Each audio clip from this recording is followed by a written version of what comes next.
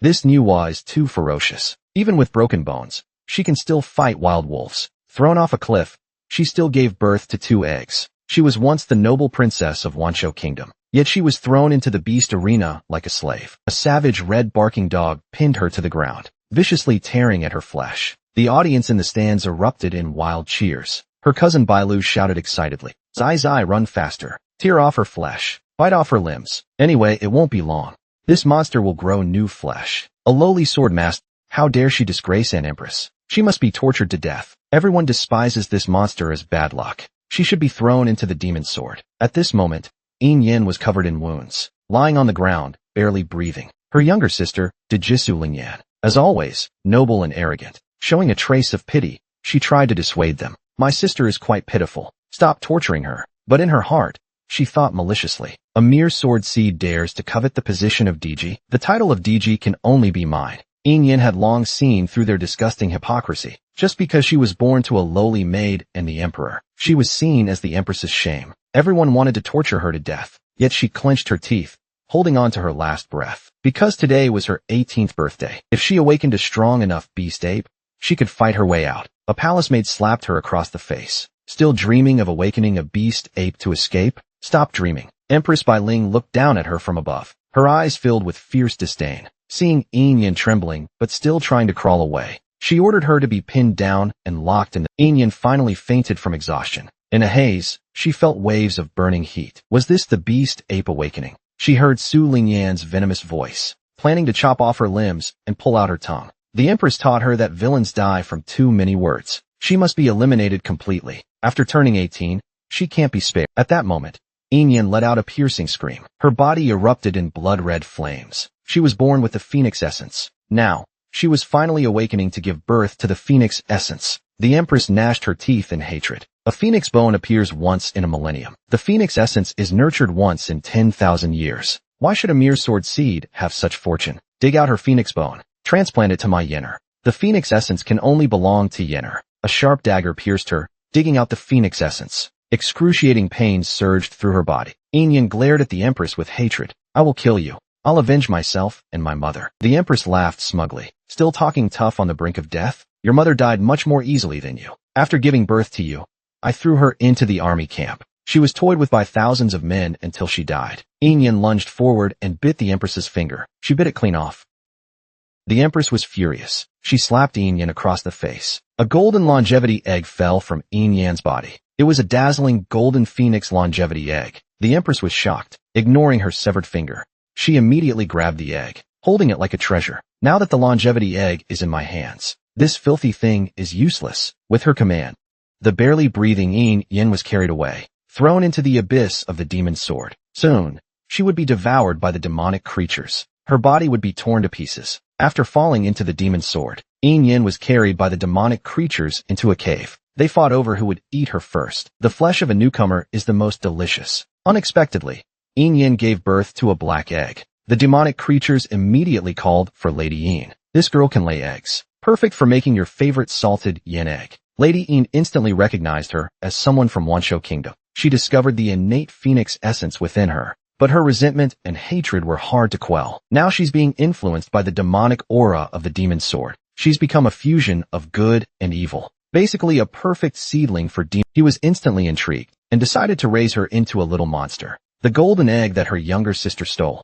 had devoured countless drops of her heart's blood, but even after 3 months, it still hadn't hatched. Su Lingyan angrily threw the golden egg away. The empress hurriedly picked it back up. "What is our daughter going crazy about now? This is a once-in-a-millennium golden egg." Su Lingyan cried and screamed in frustration. Has any imperial girl failed to hatch a divine beast? Brother Fengshuan was born with a full spirit body. What if he doesn't want me if I can't hatch this damn egg? The empress couldn't bear to see her upset. Dragon scale grass is the best catalyst for hatching. With it, the egg can hatch. The empress immediately issued a decree, ordered Fengshuan to take a large team and head into the mountains to find dragon scale grass. Bailu trembled with fear. This place is a forbidden zone. Who knows what dangers lie ahead? Fengshuan impatiently glared at her. "If you're scared, take it back yourself." Bailu had no choice but to summon her courage and follow. Brother Fengshuan's identity is mysterious. Even the emperor and empress tread lightly around him. She dared not offend him.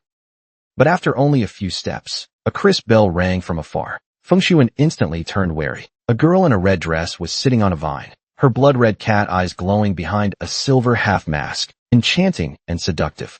Bai Lu immediately noticed that she was holding dragon scale grass in her hand, but the girl's crimson eyes and sparkling gaze reminded her of that wretched outcast who should have died long ago. She was instantly furious and embarrassed. She immediately ordered the crimson bark dog, "Seize that filthy wench." Yin Yen let out a soft laugh. Didn't expect this coward to show truly a narrow path for enemies. This time, none of them will escape. Hands on her hips, she calmly pulled out a long whip. With a flick, it wrapped around the crimson bark dog's neck. The ferocious beast let out a painful wail. It dropped to the ground whimpering. Bai Lu was stunned in disbelief. How could a lowborn girl defeat the crimson bark dog? Yin Yen's aura exploded into the sky, each step sprouting lotus flowers like a hellish predator. Everyone trembled in fear. She's a ninefold spirit body. Yin Yen beamed sweetly as she ordered, "Good boy. Pull out her teeth one by one. I'll make a necklace out of them." The whip turned into a black serpent, wrapping tightly around the crimson bark dog. Bai Lu was both anxious and angry. That was her bonded spirit beast. She immediately ordered someone to kill this filthy girl.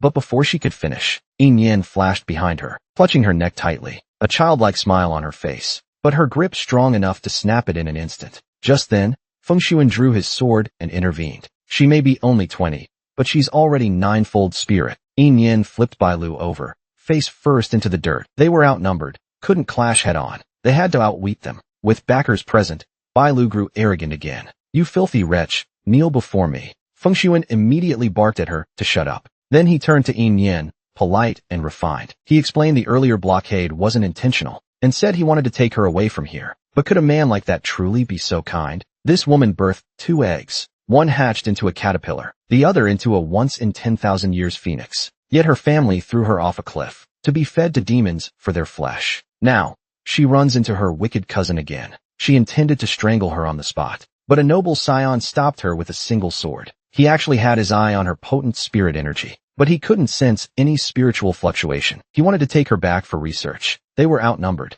They couldn't fight head-on, had to use wit. Yin Yen waved her hand and summoned her spirit beast. The black snake flew back into her body. Yin Yen patted Bai Lu on the shoulder. She secretly placed a parasite into her body. Bai Lu threatened in a vicious whisper, "Brother Sun is mine. You fox spirit, stop dreaming." Then, at Feng Sun's invitation, Yin Yen followed them along the path. Watching her run around frantically, Yin Yen showed a knowing smile. The group arrived at a cliffside. There stood a deep purple spiritual herb. Its aura was eerie and overwhelmingly intense. Feng Sun couldn't resist reaching for it. Yin Yen was instantly alarmed. The old Demoness said never to touch this. Feng Sun scoffed with pride. "There's nothing I can't touch." With boldness, she yanked the herb out. A thunderous boom followed. Yin Yen's face turned pale. "Damn idiot." Meanwhile, magma erupted from the mountain base. A white jade coffin emerged. Inside lay a celestial-looking handsome man. His eyes were closed peacefully, but he emitted a world-shaking pressure. The next second, his long fingers twitched slightly. The entire mountain range began to quake. Even Yin Yen, at Sacred Body 9th level, was powerless before such force. With no time to waste, Feng Sun crushed a jade token in her hand. A powerful aura burst skyward instantly, barely enough to resist the pressure. It was a spatial token from her teacher, only allowing 2 people to pass. Bai Lu pleaded desperately, "Take me.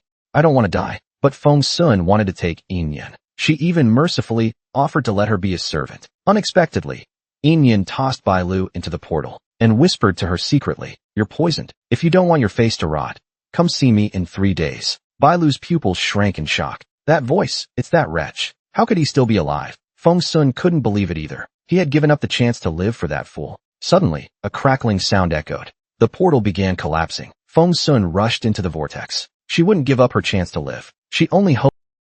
In the next moment, the portal shut completely. Just before being crushed by the pressure, Yin Yen tore off the bell on her ankle. A dark purple vortex appeared before her. Yin Yen closed her eyes and let it devour her. Meanwhile, in the imperial palace, the empress watched the quaking mountains in the distance. Her face turned pale with terror. How is this possible? Could that person still be alive? But Su Lingyan only cared that her dragon scale grass was lost. The empress worried more about Feng Sun's survival. How would she explain to the Feng family? At that moment, a gust of wind swirled through the chamber. Feng Sun and Bai Lu emerged in a mess. Su Lingyan immediately rushed over in panic. "My dragon scale grass. Weren't you going to bring it back?" Feng Sun's expression turned cold. "So this is my beloved fiancé?" She only cared about her dragon scale grass. The Empress quickly pulled her. She whispered sternly, "That's inappropriate," then explained with a smile. She was just scared by the white-robed revolt. But Feng Sun noticed something off. Didn't they say the princess had great talent and phoenix blood? She should have been able to awaken the beast, even without the grass. Could she be hiding something? Su Lingyan panicked inwardly. She forced a laugh and apologized, saying she was just too anxious earlier. But Bai Lu was seething with rage. These people only cared about the grass and Feng Sun. No one cared whether she lived or died. The poison in her stomach was already raging. She was in pain and terrified. That wretch had really poisoned her.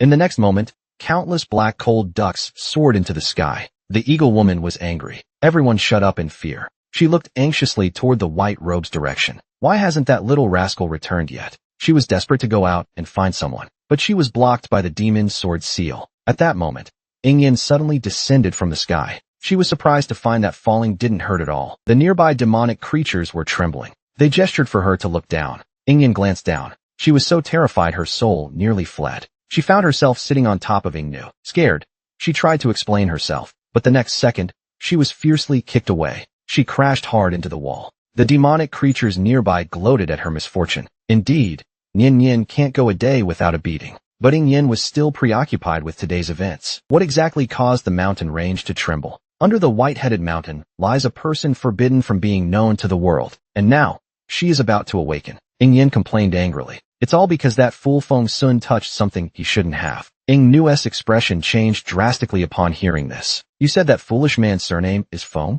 But before she could ask further, someone suddenly shouted excitedly, Yin Yin, come quick. Your beast egg is moving. A black, stubby tail poked out. Everyone waited nervously in anticipation. What kind of divine beast would hatch? To their surprise, a fuzzy little creature crawled out. It was clearly just a caterpillar. The demonic beasts were instantly dumbfounded. This was the most useless and worthless insect beast. Nian Yin really got the short end of the stick. The caterpillar was a bit hurt by the mockery. Ing Yin quickly scooped it up and comforted it gently. The next second, the caterpillar suddenly puffed. It transformed into a 3-year-old boy. The adorable little boy called out, Master, in a tender voice. The demonic creatures couldn't stand to watch. It's okay if you're weak. Your master will protect you. The caterpillar, out of their sight, smirked provocatively at the demonic creatures. So young, yet already two-faced. The little one's name was Bai Bian. Seeing it reminded Ing Yin of the stolen golden egg. She wondered if it was being mistreated, so she decided to leave the mountain for revenge, and to take back the golden egg.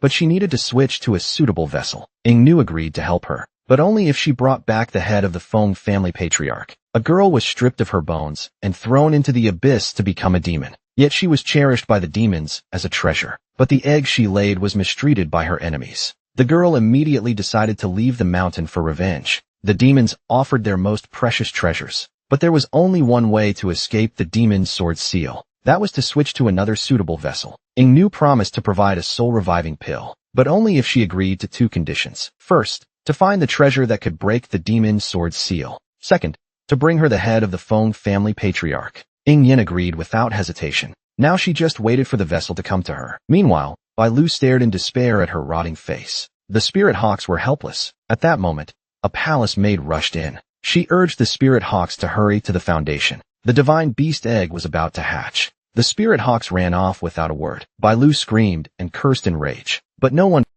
At that moment, Su Lingyan and the Empress were staring intently at the golden egg. They thought that wretched girl was dead, and that the beast egg wouldn't hatch. But then the golden egg cracked open with a snap. A golden wing stretched out. The next second, a fire phoenix broke free from the shell. Its body blazed with blood-red flames. The Empress's eyes gleamed with excitement. It was a fire phoenix, a rare sight in a millennium. Then the fire phoenix transformed into a 3-year-old girl. The delicate little face was full of defiance. With hands on her hips, she disdainfully glanced at the two. She angrily demanded to know who they were. The Empress quickly pushed Su Lingyan forward. This is your master. Su Lingyan was about to give her a name, but the fire phoenix scornfully refused. My name is Lala. You're too ugly to be my master. Su Lingyan flew into a rage. The phoenix mark on her body suddenly glowed. It forced Lala to kneel under its suppression. I am your master. I am born with the phoenix destiny. If you dare disobey, I'll beat you to death. Lala couldn't resist the suppression of the master-servant contract.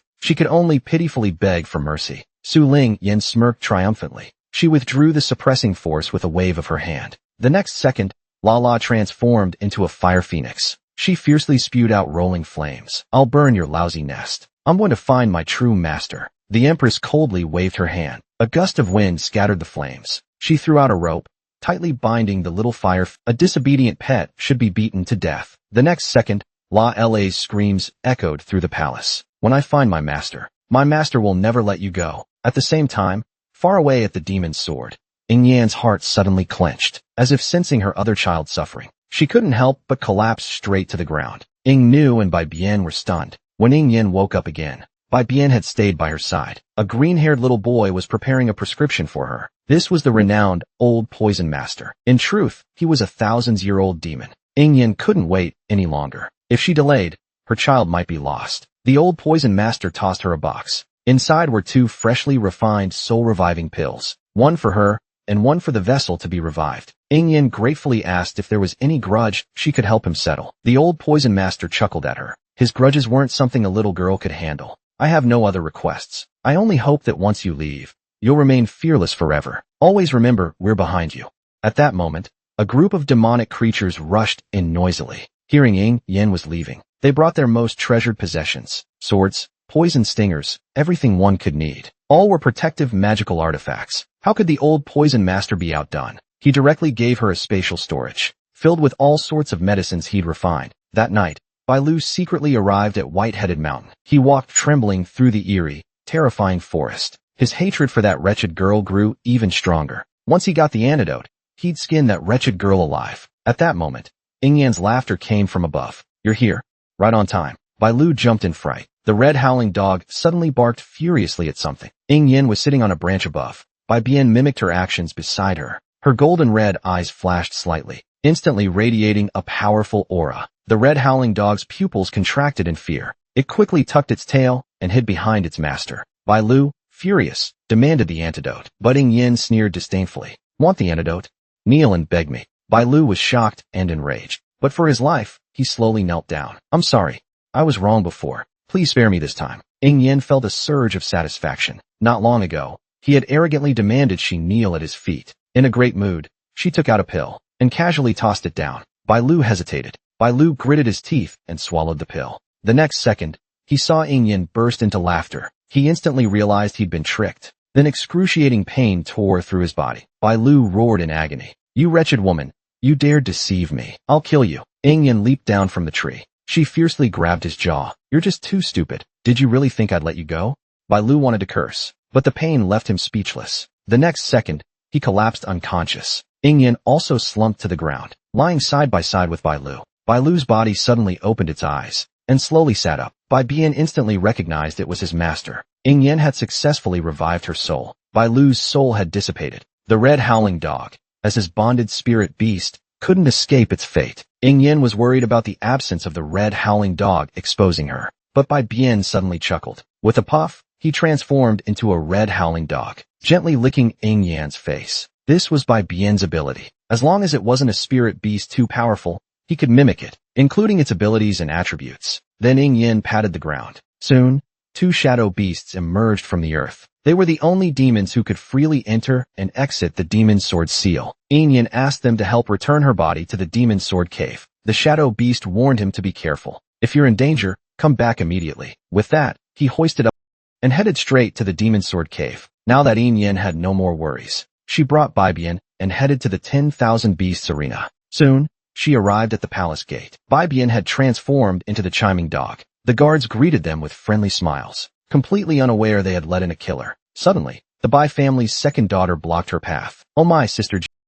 With a face like that, you still dare go out? This woman was dead, but her body was taken by an ancient monster sealed for 10,000 years, used as a pillow, hugged and caressed daily. Meanwhile, her soul entered her enemy's body and went to blow up the palace. Ing Yen had just arrived at the gate when Bai Qianqian blocked her path. Though Bai Lu and Bai Qianqian were sisters, they were like enemies. Since childhood, they fought over family resources. Bai Qianqian viciously reached to pull off her veil, trying to expose her rotting face. Unexpectedly, she was whipped and sent flying. Bai Qianqian was stunned. She had no talent for cultivation. How could she use spiritual power? Ing Yen had already prepared her excuse. After being poisoned strangely, she actually gained unexpected benefits. Bai Qianqian backed away in fear. Such a ferocious sister was not someone she could provoke. Just then, Su Lingyan appeared. Yin clenched her teeth in hatred. Finally, she saw her enemy. Su Lingyan was also shocked to see her. What's with the spiritual fluctuations on her? Yin forced a smile and explained. Maybe I got lucky after being poisoned. Su Lingyan pretended to care and said Ling, you should examine her. But in her heart she vowed she would never allow another dual spirit wielder to exist. Meanwhile, the shadow beasts were struggling to carry Yin's body. At that moment, inside the mountain, the man's eyelashes twitched slightly. The entire mountain began to shake violently. He opened his eyes coldly, a grievance in his expression. This coffin is so hard. I really want a pillow. He looked up toward the mountaintop. His gaze pierced through the rock layers and saw two shadow beasts carrying a woman. He lazily snapped his fingers. Suddenly, the entire mountain split open. The shadow beasts fell with Yin's body. All three crashed directly into the man's coffin. The man pulled Yin's body under his head as a pillow. The soft, bouncy feel was too comfortable. The shadow beasts stomped angrily. Give Yin back to us. Annoyed by the noise, he casually flung them out. Then he hugged the soft body and snuggled it.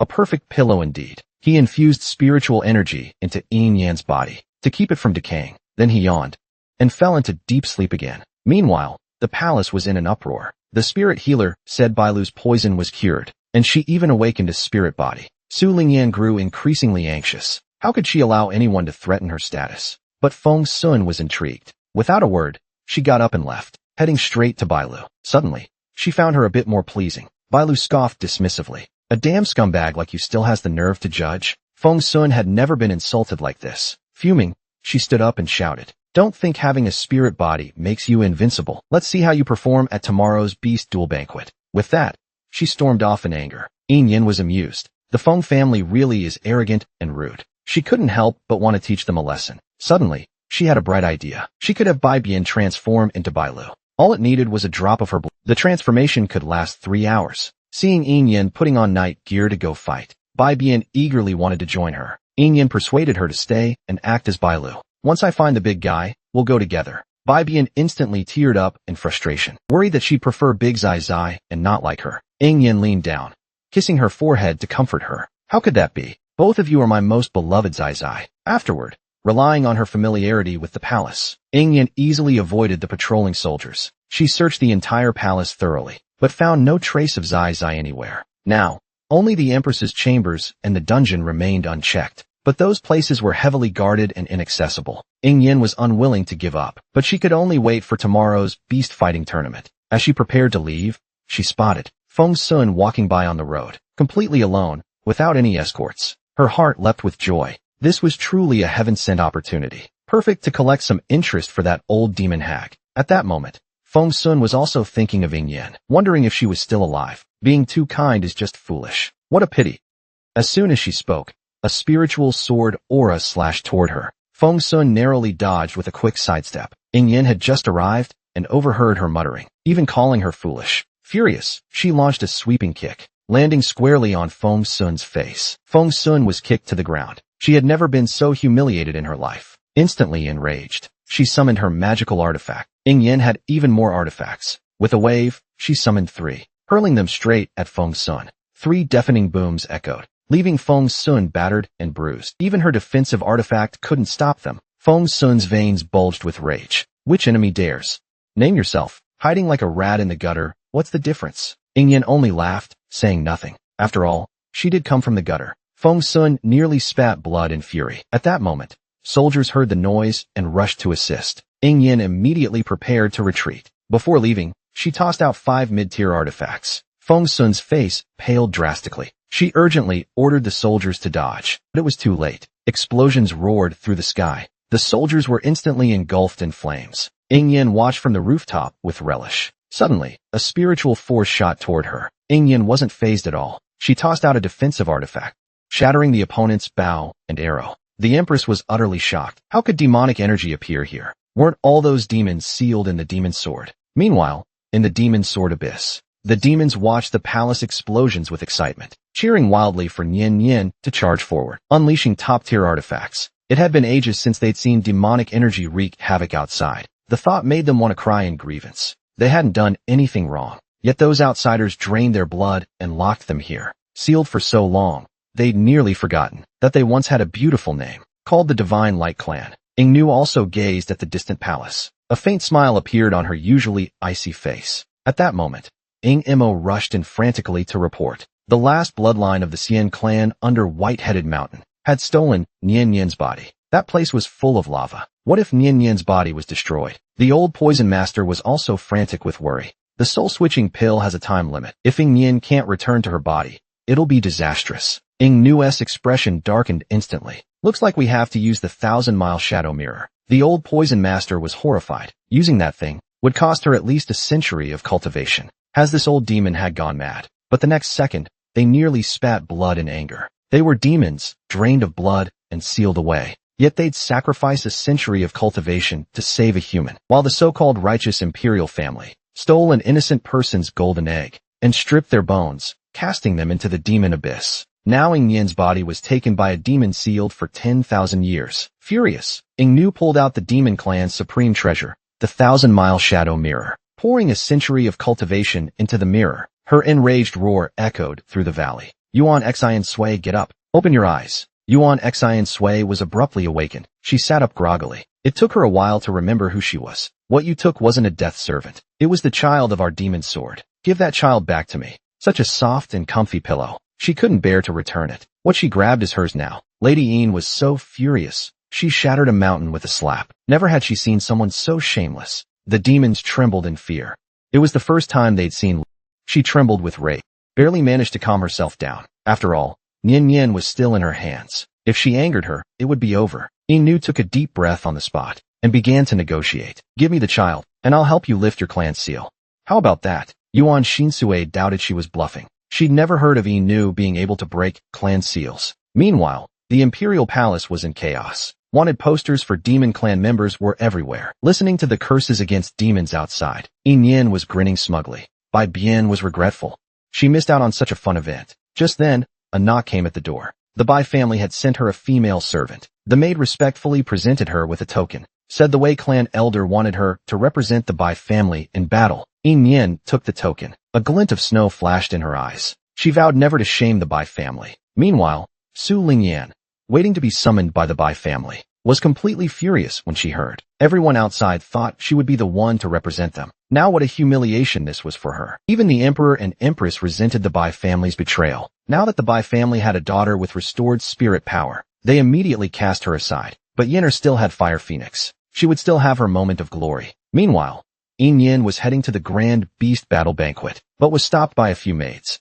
How could the eldest miss just walk there by herself? That would be a disgrace to the Bai family. They brought out several Snow White Pegasi with wings on their backs. Bai Chanqian's eyes turned green with envy. These were the Grand Elder's most treasured Pegasi, only 8 in the entire Bai clan, and they gave one to this useless girl. Yin Yan hadn't even spoken yet, but the maid snapped harshly. The eldest miss represents the Bai family's honor. It's not the second miss's place to interfere. Bai Chanqian flinched, eyes welling up but too scared to speak. The maid turned back and respectfully invited Yin Yan, gently asking her to board the carriage. Bai Chanqian was about to explode with rage. She was just a waste before. How did she change overnight? Yin Yan had just reached the Pegasus when the beast suddenly neighed wildly, charging madly toward her like a lunatic. The groom couldn't hold it back, breaking into a cold sweat. Bai Chanqian laughed maliciously. Crash. Kill her. But instead of attacking, the Pegasus rubbed its head affectionately on her, nuzzling her like a pet. Bai Chanqian was completely dumbfounded. What the hell was going on? The maids were both shocked and thrilled. Before, the eldest Mrs. Beast Affinity had only been level 4. But now, even without testing, it was clearly above level 8. A true blessing in disguise. The groom eagerly lifted the carriage curtain and respectfully invited her inside. But the Pegasus wouldn't have it. It kept pawing and flapping its wings. One even winked flirtatiously at her. Yin Yan was completely speechless. Pegasi flirting these days. Who would believe it? Bai Bian was fuming with rage. These little studs were openly seducing her right in front of her. Absolutely outrageous. In the end, Yin Yan saw time was tight, so she picked the winking Pegasus. After all, horseback was faster than riding a carriage. By now, the Grand Beast banquet was already filled with guests, but what truly drew everyone's attention was the second young master of the Zhou family, Zhou Xiaoyu, lazily reclining on a sedan chair, followed by the Wu family's precious daughter, Wu Shui. Everyone is here for the millennium-old phoenix essence of the DG. Zhou Xiaoyu was growing impatient. It's been so long, and the DG still hasn't appeared. What a grand show-off. The Great Elder reassured him not to rush. Wanshou Kingdom intends to give the DG a grand stage, so she's bound to be the finale. Zhou Xiaoyu, hearing this, was unconvinced. A so-called Millennium Phoenix Essence. We'll see if it lives up to its name after a fight. Wu Shui chimed in with a sarcastic tone. Every time a Phoenix Essence maiden appears, it elevates Wanshou Kingdom to rival the 5 great families. Zhou Xiaoyu's Phoenix Essence Maiden. Wu Shui continued her mocking tone. Every time a Phoenix Essence Maiden appears, Wanshou Kingdom becomes a peer of the 5 great families. But I heard the DG can't even hatch that divine beast egg. Maybe today will bring some drama. At that moment, the crowd erupted in commotion. The two looked up sharply. A group of young prodigies flew through the air. They were from the Holy Mountain sect. Beside them, the refined and handsome ones were from Lintian Academy, and the cold, black-robed figures were from Chigue Valley. This is absolute madness. How are people from a sect, a valley, and an academy all here? The Holy Mountain sect and Lintian Academy were all smiles on the surface, but Chigue Valley kept to themselves, not mingling. The Empress and Su Lingyan stood on a high tower, watching this scene with hearts full of excitement. These major forces were all here for their daughter. Suddenly, a sacred, crisp cry echoed through the sky. A young woman in pale golden robes arrived atop a Qinghuan bird. As the Qinghuan bird landed, Su Lingyan gracefully descended, bowing elegantly to the crowd. Welcome, everyone, to Wanshou Kingdom. The crowd stared, mesmerized. The DG was breathtakingly beautiful. Feeling the crowd's fervent gazes, Su Lingyan flashed a smug smile. The next moment, the Phoenix essence within her blazed fiercely, its powerful aura enveloping the entire venue. The crowd cheered with excitement. This is the once-in-a-millennium Phoenix Essence Maiden. But amidst the crowd, only the Bai family was frantic. The opening ceremony had passed, and Bailu still hadn't arrived. The next moment, a melodious cry rang out from the horizon. The elders finally breathed a sigh of relief. Su Lingyan, interrupted by the sound, looked up in displeasure. Bailu was soaring through the sky on a heavenly horse. Su Lingyan gnashed her teeth in hatred. Her mother had tried to borrow the heavenly horse from the Bai family for her entrance, but the Bai family refused. Yet now, they let Bailu use it. But the next moment, an even more shocking scene unfolded. Zai Zai was stolen and bled dry. The young woman infiltrated her enemies to save Zai Zai, nearly becoming the head of their household. Today, she stole the show at the beast fighting banquet, descending from the sky on a rare heavenly horse, a mount even the DG couldn't secure. Su Lingyan's expression twisted with jealousy. The next second, the Phoenix essence within her surged uncontrollably toward Ying Nian, easily wrapping around her. Ying Nian's heart skipped a beat. She hadn't expected this Phoenix essence to also be a blade master. Luckily, an artifact at her waist glowed faintly, concealing her aura, preventing her identity from being exposed. At the same time, the spirit beasts in the arena grew restless, all wanting to rush to Ying Nian's side. Their handlers could barely hold them back. The crowd was stunned, jaws dropping. Her affinity with spirit beasts was terrifyingly powerful. The Bai family elders seized the moment and shouted an order. Bailu immediately tossed down a token. The token shot into the Bai family's sacrificial altar, igniting a towering flame with a boom. It formed the character Bai in the sky. The crowd gasped in awe. Since when did the Bai family have such a prodigy? The heavenly horse landed smoothly. Ying Nian dismounted, and the heavenly horse playfully nuzzled her. Su Lingyan couldn't resist approaching with a sarcastic remark. This wretched girl dared to steal her spotlight. Ying Nian didn't even glance at her, calmly walking past her toward the Bai family's section. The elders looked at her with delight, but Ying Nian knew their true nature. These were the people who tormented her and her mother endlessly. One day, she would make them pay 100-fold. Ying Nian suppressed the hatred in her heart. Outwardly, she respectfully, Elder Zhu kindly let her sit beside him. Looks like your affinity has increased again. Have you retested it yet?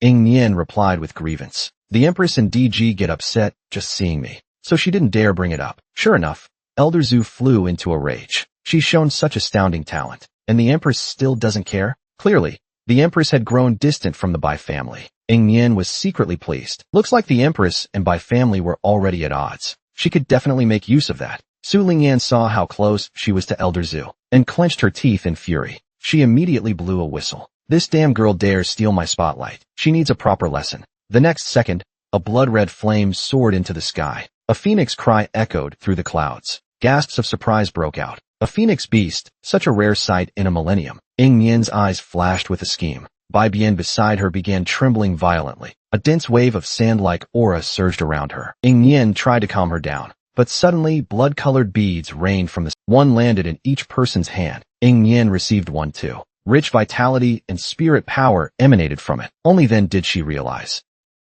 This was phoenix blood. Phoenix blood, whether consumed or refined, was incredibly beneficial. Everyone rushed up excitedly to grab more. But Ying Yin gritted her teeth in hatred. So much phoenix blood, how much pain her little one must be in. The Empress, smiling, declared publicly, "This phoenix dew is a small gift from Wanshou Kingdom. The Beast Duel Banquet officially begins now." She had certainly stolen the show, but the phoenix collapsed weakly to the ground, trembling in pain, curled up. Its leg was still bound by a shackle, but it kept glancing in one direction. Just now, it seemed to sense its master's presence. The master must be here to rescue her. Ying Yin felt a stabbing pain in her heart. Elder Zhu suddenly handed her a phoenix dew bead. "This is a rare treasure. Eat more and fight for the Bai family's honor later." Ying Yin clenched her fist in anger. "Today's matches are by draw, but tomorrow, we get to pick our opponents. I will choose Su Lingyan tomorrow. I'll make her bleed like my little one did." Suddenly, someone gently tapped her shoulder. Ying Yin jumped in surprise. She spun around instantly and met Zhou Xiaoyu's smiling face. She curiously asked how Ying Yin got the spirit beast to like her. Even Elder Zhu didn't stop her. She was from the powerful Zhou family of the 5 provinces. Making friends with her was a big advantage. Ying Yin wasn't interested. She casually replied, "I was born with it." Zhou Xiaoyu immediately jumped up to challenge her. "Fight me in a duel. I want to see how strong this natural gift of yours really is." Ying Yin twitched her lips in frustration. Is this girl looking for a beating? The next second, a Zhou elder waved his hand. An invisible force dragged Zhou Xiaoyu back. She kept flailing, insisting on a duel. The Zhou elder pinned her firmly to a bench, warning her not to cause trouble. He signaled her to look across. There, the disciples of the Sacred Mountain sect were staring with envy in their eyes. Zhou Xiaoyu snorted in disdain. The Sacred Mountain sect always acts like that when they see talented people. Besides, that Bai girl looks pretty tough in a fight. Otherwise, I wouldn't be so eager to spar with her. Just then, the first match began. Ying Yin straightened up nervously. She stared at the arena intently. Su Lingyan stepped onto the stage with a little girl in a red belly band. The girl's face was pale, and she looked pained. Ying Yin immediately recognized her. It was her little one. She silently prayed for her to win. Lala could sense her master nearby. Her spirit lifted at once. The referee, DG versus Li Jia and Li Ku. Everyone sighed in relief. It wasn't them. Only Ying Yin was filled with regret. Lala sensed her master's presence nearby and was desperate to rush over immediately, but she was blocked by her opponent's spirit beast. Lala immediately became anxious. "Get out of the way. You're blocking my view." Li Ku's spirit beast was a frostfang wolf, a carnivorous, high-offense type. It growled and lunged straight at her. Lala's body erupted in blood-red flames. She charged directly at the frostfang wolf. Without even using any proper moves, she defeated the frostfang wolf instantly. Li Ku trembled in fear. Was DG's strength truly this terrifying? Su Lingyan proudly looked up at the viewing platform. Indeed, she was the true star of this match. Lala immediately recognized her master. She waved excitedly. Everyone's jaws dropped in shock. The Bai family's affinity was shockingly high. Even DG's spirit beast grew. The Bai family elder quickly tried to stop her. "Even if you're provoking someone, don't be so obvious." Ying Yin helplessly shrugged. "Fine, I'll provoke her later." The elder was fuming and about to scold her, when suddenly, distant Whitehead Mountain began shaking violently. Everyone descended into panic. Ying Yin's expression changed dramatically. Could something have happened at the Demon Sword? The man had slept for 9,900 years, and upon awakening became the #1 in the world. But she had no desire to rule the world. She only wanted to play with dolls. Yin Nu spent 100 years of cultivation, just to lift her seal. As promised, Yuan Xinshui carried Yin Yin's body to the Demon Sword. The demons wept in sorrow and pity. They reached out to receive her, but Yuan Xinshui hugged her tighter possessively. "She's mine. I only brought her for you to see." Yin Nu's smile froze awkwardly. This girl had been locked under the mountain since birth, like a child. She could only gently coax her. "If you make a promise, you must keep it. That's what good kids do." But Yuan Xinshui refused to be fooled. "I'm not a good kid, and I never promised anything." Then she kissed Yin Yin's forehead. "This is my little doll. No one else can take her. Little doll, I'm taking you away." Yin Nu panicked. She can't go outside. She'll die just like her kin. Yuan Xinshui's face darkened instantly. How could she forget such deep hatred? Layers of magic arrays formed beneath her feet. Lightning cracked. The earth trembled. Yin Nu was completely stunned. Even after losing 90% of her power, she was still so strong, and no one even taught her cultivation. After leaving the Demon Sword, Yuan Xinshui found unmoving dolls boring, so she searched for Yin Yan's soul through the formation. She discovered she was now in Wanshou Kingdom, and immediately flew in that direction. The demons cried out in grief, unwilling to part. Nian Nian had been taken just like that. Meanwhile, the second match in the Beast Arena had begun. This time, the one stepping up was Yin Yan. Everyone scoffed at her chiming dog. That's even weaker than that Han Yuanlang earlier. Her opponent was Zhuang Xian from Baichao Manor. The crowd burst into laughter at the name. Baichao Manor hadn't competed for 2 years. A clan once rivaling the Bai family had long since declined, and Zhuang Xian was even a sickly weakling. She started coughing nonstop as soon as she entered. Yin Yan was taken aback. She didn't even bring a spirit beast with her? Zhuang Xian explained shyly. Her spirit beast was a bit shy. The others immediately mocked and jeered. Probably too weak to show its face, huh? But Yin Yan stood ready and focused. Zhuang Xian was stunned deep down. It was the first time someone had looked at her as a real opponent. She instantly became serious. With a single slash of her hand in midair, a summoning array began to form. In an instant, golden light and overwhelming beast pressure enveloped the entire beast arena. A radiant armored spirit beast roared as it charged out. The crowd instantly doubted their own eyes. That frail girl actually awakened a holy cavalier beast. But Yin Yan wasn't afraid at all. Instead, she looked eager to fight. The opponent's beast radiated holy light and charged forward with searing flames. Yin Yan glanced worriedly at Bai Bian. She wanted to win, but not at the cost of Zai Zai getting hurt. Bai Bian let out a sudden roar. Blood-red flames exploded, and her form grew dozens of times larger. Just because she transformed into a dog doesn't mean she is one. The two divine beasts unleashed their full might. Their immense spiritual powers clashed, instantly altering the very heavens. The sky darkened in an instant. The Bai family elder jumped to his feet in excitement. A mutated beast like this appears once in a millennium. The next second, both beasts launched simultaneous attacks. White holy light and black blazing fire collided. The Red Ghost Valley's leader exclaimed in shock. That youngling spirit beast's power is even stronger than a human spirit mirror expert. But soon, the major clans all realized such a powerful energy shockwave could easily hit the spectator stands. Before they could come up with a solution, the match was over. The massive holy cavalier beast collapsed with a crash. Zhuang Xian was injured internally by the shock, but the crimson bark dog stood tall and steady, surrounded and protected by Yin Yan's spiritual energy, completely unaffected. The Bai family elder was instantly overjoyed. Unexpectedly, she's a genius with dual spiritual cultivation. Su Lingyan, however, was grinding her teeth in hatred. That wretch practically trampled her DG's face into the dirt. Diho was even more furious with shame. This Bai Lu is just as annoying and troublesome as that vile spawn. Ing Mian, as the victor, can freely choose tomorrow's opponent. The Bai family elder happily reminded her. Pick anyone except DG, and you're guaranteed to win. Who would have thought Ing Yan would stand before the list of competitors, then conjure a red eagle spear with her spiritual power, and fiercely stab it into Su Lingyan's name. Her murderous intent was barely concealed. The elder nearly spat out a mouthful of blood. Isn't this girl courting death? Zhou Xiaoyu genuinely admired her boldness. A fight should be against a tough opponent to be interesting. Su Lingyan smirked smugly, seeing this girl dare to challenge her.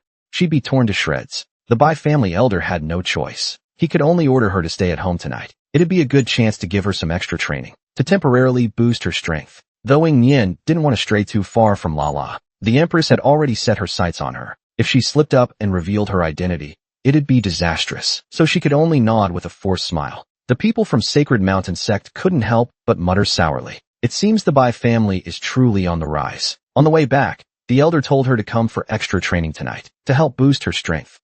Ing Yan was somewhat surprised to hear this. She hadn't expected such a good opportunity. Soon, the two arrived back at the Bai mansion. As Ing Yan stepped out of the carriage, she heard a commotion nearby. Curious about what was happening, a maid told her it was the owner of Red Rock Tower. Seeing Yuan Xinsue's beauty, Hong Yan's heart stirred with desire. She immediately told her to abandon the person she was with and follow her back for a life of luxury. But Yuan Xinsue completely ignored her, brushing past her to move forward. Hong Yan was instantly humiliated and enraged, reaching out to forcibly drag her back. The next second, her hand was enveloped by a formation. Countless blood-red threads emerged from it, causing Hong Yan to scream in agony as the pain corroded her flesh. She hadn't expected this beauty to be a master of subtle techniques. Immediately, she fell to her knees with a thud, clutching Yuan Xinsue's hem, sobbing and begging for mercy. Yuan Xinsue looked at her blood-soaked hem, feeling utterly defiled. With a flick of spiritual power, she sliced off the contaminated fabric. No worries. If you die, I won't hold a grudge. With that, a lethal formation enveloped Hong Yan's head. Hong Yan kowtowed frantically, her head banging loudly. Spare me, my lord. I'll do anything for you.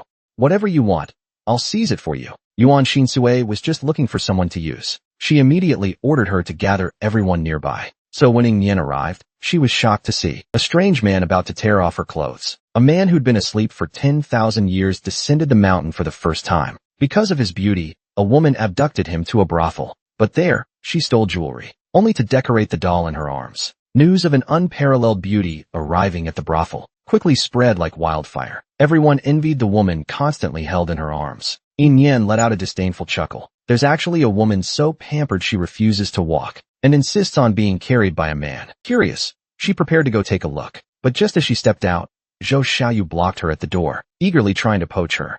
Bai Bian flashed her a toothy grin. Zhou Xiaoyu immediately whined in grievance. This spiritual beast is so rude. But when Yin Yen turned to look, all she saw was Bai Bian's adorable demeanor. Stop talking nonsense. There's no beast more polite than my Bai Bian in this world. Zhou Xiaoyu's mouth twitched. Is this woman blind? And this spiritual beast is such a hypocrite. But she didn't dwell on it, continuing to warmly invite Yin Yen to join the Zhou family. The Bai family's second elder had initially been reluctant to, but when others came to poach right on their turf, he realized she'd eventually become the family head. There was no need to keep those secret techniques hidden anymore. Meanwhile, as Yin Yen walked down the street, she ran into Su Lingyan and Feng Sun. Seeing Feng Sun's bruised and swollen face, looking like a pig's head, Zhou Xiaoyu burst into laughter, tears streaming down his face. Which brave soul did this? He should hurry and make friends with them. Feng Sun lets out an angry huff. That's a remnant of the demon sect. If you're not afraid of death, go ahead. Wu Shui tells him the demon sect remnant, they might come for him at any moment. Zhou Xiaoyu, however, is completely unafraid. If we meet, we'll fight. Who's afraid of whom? Yin Yen has no patience for their nonsense. He's worried he might not be able to suppress his killing intent. But Su Lingyan insists on provoking him. Cousin, are you jealous of my relationship with Brother Sun? That's why you deliberately chose to fight me, isn't it? Our Brother Sun is widely recognized in the 5 regions as the most talented and handsome man. No wonder cousin is so madly in love with him. Zhou Xiaoyu feels secondhand embarrassment. He thinks he looks better than that guy. How dare she praise him like that? Yin Yen's lips twitch in irritation. Even the people at Hongyan Tower look better than him. Where do they get such confidence? Feng Sun instantly flies into a rage. How dare they compare him to those filthy things? They must be tired of living. Zhou Xiaoyu can't stand his self-righteous attitude. They only mentioned looks, but he's acting like they insulted his entire being. He loves stirring up trouble. He immediately drags Yin Yen to Hongyan Tower. Let's see who's truly the better-looking one. Meanwhile, Yuan Shinsue stands by Yin Yen's bedside. Hongyan has gathered the most beautiful women in the tower. He refuses to believe this man can remain unmoved. Sure enough, Yuan Shinsue suddenly turns to look at one of the women. The woman shyly approaches him, but Yuan Shinsue only lifts his hand to remove her hairpin. The woman is instantly devastated. Is he really less appealing than a cheap hairpin? Yuan Shinsue holds the hairpin up to Yin Yen's face, then tosses it to the ground in disgust. This hairpin isn't pretty enough. It's not worthy of my darling. Hongyan is so scared her legs go weak. She quickly orders someone to find the most beautiful hairpin. Yuan Shinsue hears that everyone has gathered. He immediately ascends to the top floor of Hongyan Tower to look outside. At this moment, Hongyan Tower's courtesans and male escorts, already waiting on the balcony as mascots, have attracted a huge crowd. Su Lingyan looks on with disdain. This man isn't even a tenth as good as Brother Sun. Feng Sun grits his teeth in hatred. How dare they compare him to such trash? He fiercely grabs Yin Yen's collar. He wants to beat him to death on the spot. Just then, a commotion erupts around them. My goodness, I've never seen such a beautiful man. The two curiously look up. At this moment, Yuan Shinsue sits atop the high tower. A woman gently leans against his shoulder. Hongyan stands nearby, bowing subserviently. Yuan Shinsue spots Yin Yen in the crowd at a glance. Found you. I found my darling. Su Lingyan and Wu Shui are already mesmerized. Blushing, they can't tear their eyes away. But then Yuan Shinsue notices Feng Sun's hand gripping Yin Yen. His face instantly darkens. He reaches out and grabs forcefully. A massive formation appears in midair. A powerful pressure booms, forcing everyone to their knees. Recognizing this as the formation master Xiao Xinjing, Wu Shui lowers his head, not daring to meet his gaze. Su Lingyan trembles in fear. She looks to Brother Sun for help. But Feng Sun, as Yuan Shinsue's direct target, has already been crushed to the... Only Yin Yen feels no pressure at all, standing out among the kneeling crowd. He immediately tries to kneel with everyone else, but an invisible force holds him up. No matter what, it won't let him kneel. Yuan Shinsue snaps his fingers. Yin Yin is uncontrollably lifted into the air and lands directly in Yuan Shinsue's arms. Before he can react, the man cups his face and plants a firm kiss on his forehead. Yin Yin freezes completely. His cheeks flush bright red. Why is his body here? He immediately wants to reclaim his body, but Yuan Shinsue is faster. He picks up the body and starts to leave. Yin Yin can only pull him toward a room. This matter can't be discussed in public. As he leaves, the pressure on the scene vanishes. The crowd feels intense pain all over their bodies. Zhou Xiaoyu looked around, still shaken. To his shock, the Bai clan member had vanished. Wu Shui was also pale with fear. He was taken away by that lord. Most likely, he won't survive. Zhou Xiaoyu hurried home to get help. Meanwhile, Yuan Shinsue took out a spirit-filled bone and tried to offer it to Yin Yin. Yin Yin was utterly furious. Did he look like he was in the mood to eat? He just wanted his body back. Yuan Shinsue immediately blocked the body possessively. No way. I found it. Where did you find my body? Mount Baitu. I live there. Yin Yin was instantly alarmed. The person the old hag mentioned being trapped there was him. His head throbbed in pain. What exactly must he do to get his body back? But Yuan Shinsue was completely confused. It's my doll. Why should I return it? Yin Yin was on the verge of collapse. What the hell is a doll? He quickly asked what Yuan Shinsue planned to do after leaving Mount Baitu. Maybe if he helped, he could trade it for the body. Kill someone. A flash of bloodlust crossed Yuan Shinsue's eyes. Everyone I see. I want to kill them all. But he really liked his doll. Of course, he wouldn't hurt him. He said this while tugging open his clothes, trying to remove the seal on his chest. Yin Yin exploded on the spot. What the hell are you rubbing? Just then, an elder from the Bai family rushed in to save him. Yin Yin quickly put on a pitiful act to coax Yuan Shinsue away, but he hadn't expected to see such a horrifying scene. All 9,900 Buddha statues wailed every day because each one contained a living person, and they were drained of blood and bone marrow daily. This torment had been going on for tens of thousands of years. The people inside the statues cried out every day, "Kill us." As soon as Yin Yin reached the ancestral hall, he saw thick black fog billowing out. He vaguely heard the sobs of a woman, but the elder acted like he heard nothing, calmly opening the door to the ancestral hall. Yin Yin was stunned as soon as he entered. The hall was big enough for thousands. It was filled with Buddha statues. The great elder had him sit cross-legged, then stretched out his hand toward a statue. Immediately, energy surged. The Buddha statues began to tremble violently. The faint cries grew more miserable. Drops of white light shot out, gathering into a pearl in the elder's palm. The elder told him to apply the pearl to the center of his brow. Yin Yin did as instructed. Pure spiritual energy exploded inside him. He instantly broke through to the one-star spirit realm. The elder proudly told him, "This is the Bai clan's greatest treasure. When I ran out of foundations back then, I jumped straight from 1st to 4th realm." Yin Yin, of course, didn't reveal his true cultivation. He only claimed he had reached the 9th spirit realm. The elder thought he was bluffing. Without a word, at 9th spirit realm, one's flesh should be immune to Sure enough, his hand was unscathed. The elder was instantly stunned, then overjoyed beyond belief. Royal heirs and divine, they were nothing compared to a Bai family genius. While the elder was in a good mood, Yin Yin carefully asked what he had just used, and what those Buddha statues really were. The elder's expression turned strange. They were crafted by elite artifact forgers and formation masters hired by the Bai clan. This was the Bai clan's secret to longevity. The elder gathered power in his palm again. A Buddha statue in front of him began to respond. Its front suddenly opened like a door. "It hurts so much. Please let me go. Just let me die." The shrill cries. An overwhelming stench of blood erupted. Inside each statue, a living person was imprisoned. Healing formations kept them from dying, suppressing his nausea. Yin Yin asked as calmly as he could, "Where did these people come from?" The elder replied smugly, "There are ones from Wanshou Kingdom and from the 5 states. There are so many people, I can't remember them all." Yin Yin looked at the Buddha.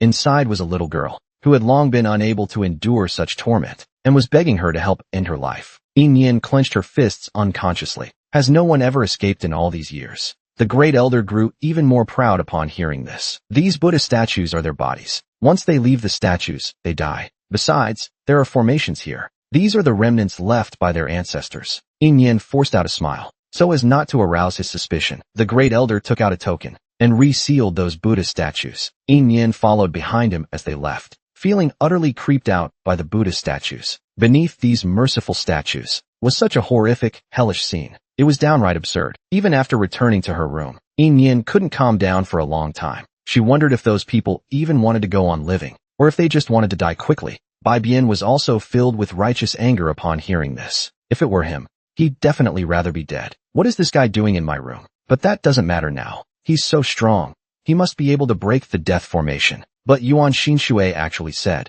a death formation can only be destroyed. A living formation can be. Yin Yin was instantly disappointed. So those people can only sit inside and wait to die? Yuan Xinshui suddenly picked him up and walked toward the bed, saying he was going to sleep with him. Startled, Yin Yin broke free and jumped back 3 steps. Who just sleeps with someone right after meeting? Yuan Xinshui looked completely innocent. You're about to advance. The demonic energy in your body is about to overflow. If you need to advance, just do it. Holding it in too long is bad for your body. Just sleeping will automatically help you level up. Yin Yin didn't believe a word of it. He'd never heard of sleeping to level up. Who doesn't train hard to get stronger? Yuan Xinshui just looked confused. Why bother cultivating? Doesn't spiritual energy naturally enter your body? He set up a barrier around them, so people outside wouldn't sense the demonic energy. After all, that ugly demon's sword had said they couldn't let people detect demonic energy. Yin Yin's mouth twitched at that. He'd never met someone so sharp-tongued, but seeing him help with the formation, he decided to let it slide. The next moment,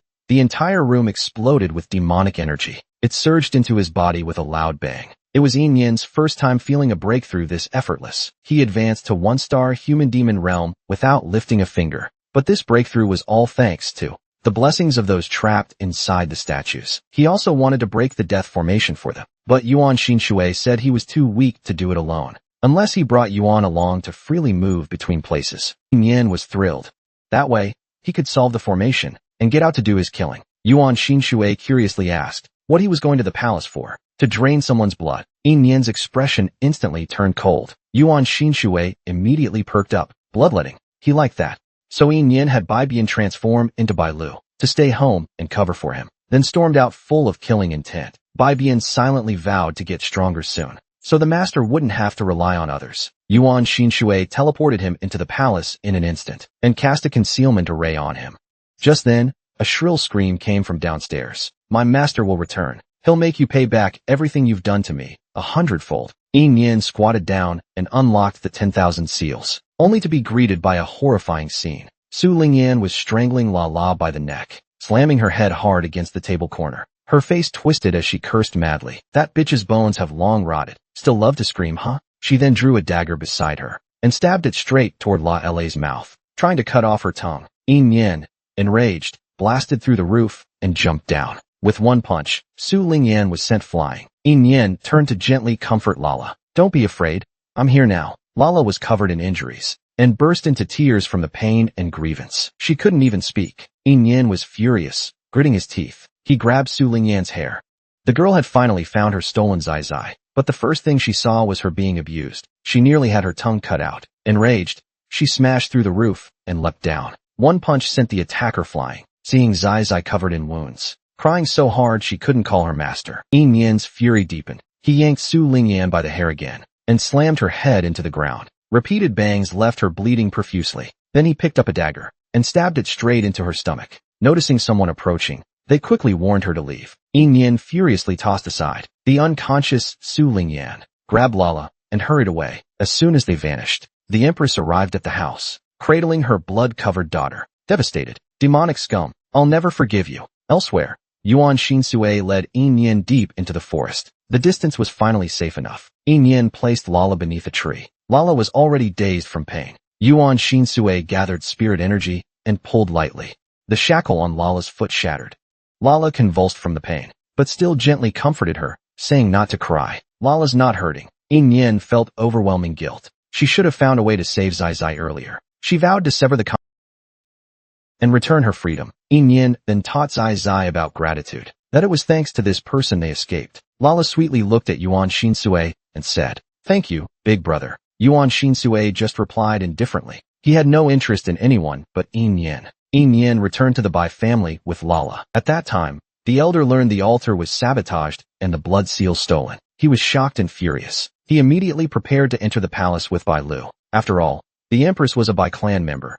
She couldn't be easily dismissed. But what he didn't know was Bai Lu had already been replaced by Bai Bian. She was bored and eager to go out and play. Meanwhile, after bringing Lala back to her room, Yin Yin discovered the Bai family had gone to the palace. So she took the chance to unlock the death formation at the ancestral hall. The moment they entered, Yuan Xinshui frowned. His sharp senses immediately picked up on the heavy stench of blood. Yin Yin was helpless before the statues. The control token was always carried by the Great Elder. She had no way of getting it. All hope rested on Yuan Shinsui, and Yuan Shinsui didn't disappoint. With a single wave, he destabilized the death formation, sealing the entire space. To be cautious, before opening the statues, Yin Yin gave them both masks to wear. Then Yuan Shinsui raised his hand and released spiritual energy. Golden energy dispersed and struck all the statues. With a loud crack, the statues began to split open. The people trapped inside slowly looked up. Were they finally being rescued? But most of them started cursing angrily. They were wearing Bai family robes. The Bai clan are flesh-eating devils. They all deserve to die. Their hateful gazes were full of eternal resentment. Yin Yin knew those eyes too well. They were the same eyes from when she was thrown off the cliff after losing her phoenix bone. Eyes full of hatred and curses.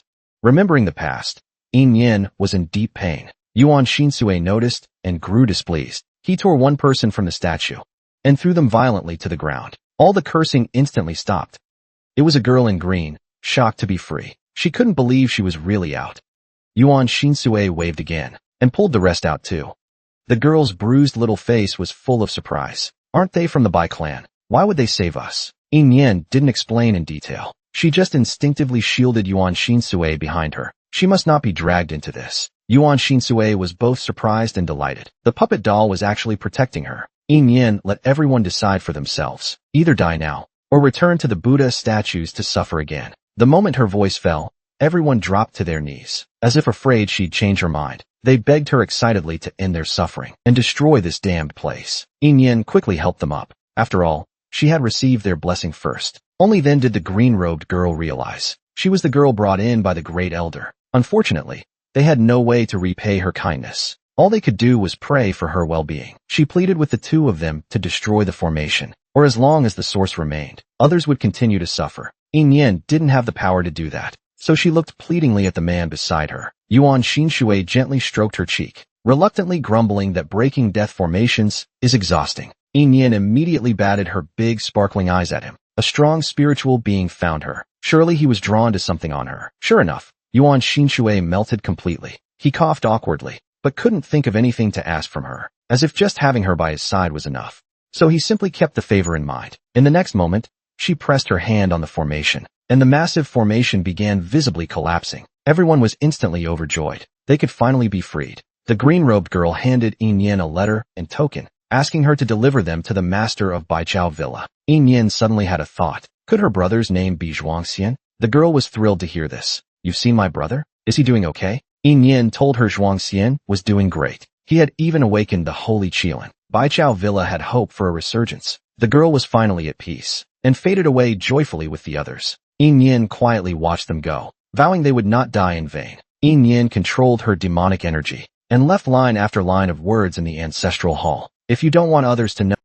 kill the imperial princess, then destroy the Bai clan. The demon clan will settle this blood debt. With everything done, Yin Yin told Yuan Shinsui to go upstairs and sleep. Yuan Shinsui frowned in displeasure. Isn't the puppet doll going to sleep with him? Yin Yin froze completely. Why would she sleep with a grown man? Yuan Shinsui's face turned icy. He was her puppet doll. Of course she had to sleep with him. Hasn't it always been this way? Yin Yin nearly lost it. Did that mean this guy had been sleeping with her body all along? Did he mean sleep literally, or the kind that involved taking off clothes? Yuan Shinsui was confused by her expression. Why would you need to take off clothes to sleep? Did she have a fever or something? Yin Yin finally sighed in relief. Thankfully he didn't understand anything. Otherwise her innocence would be gone. Little did she know this moment opened the door to a whole new world for Yuan Shinsui. Later, when he returned to the palace, he was caught by Feng Sun again. The man was a cultivation master with 10,000 years of Dao balance. He could command storms and treasure-seeking crowds outside, but at home he had to babysit the kid. Zai Zai always acted up in front of the master. The wife complained about how hard he was to raise. The man gently tapped a plate. A burst of pressure made Zai Zai tremble, falling silent. Who said he's hard to raise? See? Isn't he being good now? When the wife wanted to storm the palace, Yuan Shinsui snapped his fingers and instantly teleported Yin Yin to the palace. Turning his head, he saw Baibian. The 8-meter-tall Baibian pounced into his arms, crying and acting spoiled. Yin Yin finally calmed Zai Zai down and was preparing to go find Su Lingyan. But she unexpectedly ran into Zhuangxian on the way. She had been sent by the Empress to deliver elixirs to Su Lingyan. Yin Yin couldn't help but feel bad for her. Her sister was framed by the Bai family. And even the Empress and Su Lingyan had a hand in it. She's still being used to treat illnesses. But she hadn't figured out what to say. Feng Sun passed by them in a sedan chair. Spotting Yin Yen, he deliberately coughed twice to get her attention. But Yin Yen didn't even glance at him. Feng Sun was instantly humiliated and furious. He called out to stop Yin Yen, glaring at her. Not long ago, she was eagerly calling out to him. So why was she so cold now? Yin Yen turned and walked away, unimpressed, calling someone over and then staying silent, truly sick. Unconvinced, Feng Sun wanted to chase after her. His maid quickly reminded him of his engagement to DG. Feng Sun had no interest in marrying a disfigured waste without a divine beast. He immediately thought of finding an excuse to break the engagement. Meanwhile, Yin Yen and Zhuang Xian entered the palace. They saw the Empress in a towering rage. If my Yenner doesn't wake up, all you useless fools will be buried with her. Yin Yen immediately stepped forward, feigning comfort. Auntie, don't be too upset. The Bai family still has me. Let cousin focus on recovering. The Empress gritted her teeth in hatred. This wretch was clearly provoking her. She immediately sent Yin Yen flying with a strike. The Bai family isn't for a little girl like you to decide. Yin Yen spat blood from the blow, but a smile played on her lips. This was exactly what she wanted. She immediately cried out in fear. Elder, save me. Auntie's gone mad. She's going to kill me. The Empress's face darkened with rage at her words. This wretch dared to sow discord. She moved to tear her mouth apart, but a beam of spiritual light struck her hand, stopping her action. The Empress's heart sank. She realized she'd fallen into a trap. The Bai family elder, heartbroken, shielded Yin Yen behind him. He first gave her a spiritual pearl. Seeing she was fine, he sighed in relief. At that moment, the elder was deeply disappointed in the Empress. She'd taken her anger out on an innocent for her daughter's sake. The Empress was furious beyond measure. She insisted Bai Lu had provoked her first. Yin Yen cowered behind the elder in fear. I only told Auntie not to be sad, and not to worry too much about the Bai family. I don't know what I said wrong. To make Auntie try to kill me. The Empress couldn't stand being provoked to her face. In her rage, she moved to strike her dead. The elder immediately shielded Yin Yen. Yin Yen pitifully begged the elder to help her break the contract with the Qi Ming dog. She might die soon. And breaking the contract would leave the Qi Ming dog behind to continue serving the Bai family. The great elder patted her hand, comforting her that she'd be fine. But Yin Yen still wanted to know how to break a contract. In case she faced this situation again, she could ensure the Qi Ming dog stayed. The great elder sighed helplessly, thinking it was wise to plan ahead. He told her that to form a contract with a spiritual beast, both parties must each consume a beast god fruit. The great elder mixed a drop of his heart's blood into the beast source. But no one knew the beast god fruit tree had a 1 in 1,000 chance of not bearing fruit, instead producing a black, conical flower. Consuming the drop of dew within that black flower would break the contract. Sadly, the Bai family didn't have such a rare item. Yin Yen was overjoyed. She finally knew how to break the contract between La La and Su Lingyan. Back at the Bai family, seeing Yin Yen's severe injuries, the elders suggested going to the ancestral hall to fetch pure dew to heal her. Yin Yen secretly gloated. Their expressions would surely be spectacular. As expected, they found the ancestral hall in ruins. The elders' jaws nearly dropped in shock. The Bai family's foundation was completely gone. They cursed the demon clan furiously. Yin Yen quickly covered her mouth, afraid she'd burst out laughing. In the end, she could only pretend to be devastated, and dramatically fainted. The two elders were horrified. They urgently sent for the master mage of Shao Xinjin town. Meanwhile, Yuan Xinsue was still at the Red Tower, racking her brain to pick beautiful jewelry for her doll. She suddenly recalled something Yin Yen had said. Curiously asks if Hong Yen takes off clothes when sleeping with others. Hong Yen's lips twitch in embarrassment. When a man and woman are willing, of course they take everything off. Yuan Xinsue, deep in thought, looks at the doll. So you have to take off clothes when sleeping? Just then, a Bai family maid rushes in to report. The young miss has fainted. Please come back to check on her. Yuan Xinsue's heart tightens. She grabs the doll and runs out. Hurrying back to the room, she kicks the door open, only to see the mother and two children happily. Yuan Xinsue is instantly speechless. All that worry for nothing. Yin Yen quickly pulls her inside and shuts the door tightly. If those female servants saw, their cover would be blown. She presses Yuan Xinsue down at the table, inviting her to try the demon sword's specialty. Meanwhile, the two kids, fighting over meatballs, have gone from arguing to shoving. Yin Yen feels a headache coming on. Raising kids is exhausting. Yuan Xinsue picks up a spoon and lightly taps the edge of the pot. A boom sends an invisible wave over the two kids. They instantly swallow hard in fear and immediately quiet down. Yuan Xinsue leisurely eats the hot pot. See? They're easy to manage. watching her compete with the kids for food. Yin is speechless. How old is this guy really? Truth is, Yuan Shinsue doesn't even remember. She used to carve days on the underground walls to keep track. But when the walls ran out of space, she stopped. Yin is curious how she escaped, but worries she might not want to talk about it. I drew out 90% of my power. The seal thought that was my true body, so I took the chance to escape. Next time, just ask whatever you want. You and I, Yin, are as close as can be. Yin's heart skips a beat at the flirtation. She can barely hold her chopsticks steady. This person has the face of an immortal, yet manages to spout nonsense so seriously. Yin feels a bit embarrassed, and quickly gets up to leave. It's about time to deliver a message to the Bai family. Yuan Shinsue initially wants to go with her, but suddenly feels a sharp pain in her chest. She silently looks east, thousands of miles away. Her sister was taken, nailed to a Buddha statue with peach wood, having her blood and marrow drained daily. Her brother, frail and sickly, stays at the ruined manor, refusing to leave, fearing his sister won't find her way home, unaware that the junior he's helping treat is the mastermind behind his sister's death. Yin arrives to deliver a message per a girl's last wish, only to find her father and brother arguing. Since Baichao Manor has fallen, Holy Mountain Sect wants to take Zhuang Xian as a disciple, but Zhuang Xian refused. He knows those bandits only want the manor's spiritual herbs. They're just looking to rob them. He can't bear to hand over his ancestors' legacy, and for those herbs, they've killed so many at the manor. Even his sister fell victim. Hearing this, Yin confirms he indeed has a sister. Then hears Zhuang Xian's anguished cry. If the manor is gone, my sister won't find her way home. I'll stay here and wait for her. The father's expression darkens. He hates that he's now a useless man, unable to protect the manor. Yin sighs softly at this.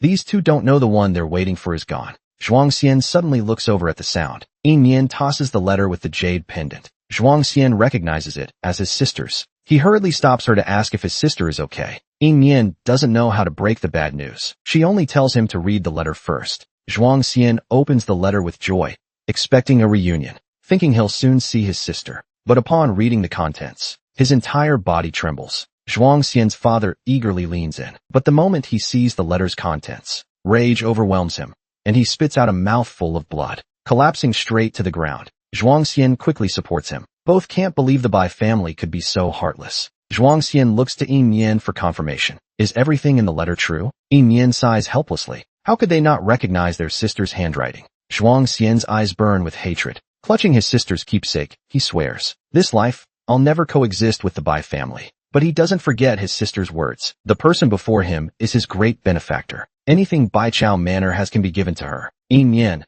struggling to find the path to the sacred fruit flower, tries asking about it. To her surprise, Zhuang Xian says Baichao Manor has that herb. Without hesitation, he has Pu Tsong fetch it. He also gives Yin a waste token. With it, she can freely enter and leave Baichao Manor. Yin urges him to take care of himself. His sister's final wish was for him and the manor to thrive. Zhuang Xian vows not to let his sister down. He'll restore the manor to its former glory. Relieved, Yin bids farewell and leaves. Zhuang Xian watches her go. For some reason, she feels oddly familiar. Soon, Yin returns to the Bai family, eagerly calling the two kids to her. She gives the condensed pearl to Lala to eat. The next second, Lala writhes in agony, as if something is being forcibly torn from her. Yin quickly holds her, soothing her gently. The phoenix bond on her body begins to glow and heat. A massive formation appears beneath their feet. At the same time, Su Lingyan in the palace screams. Jolting awake from her coma, she tumbles off the bed, writhing, letting out piercing, anguished cries, frantically clawing.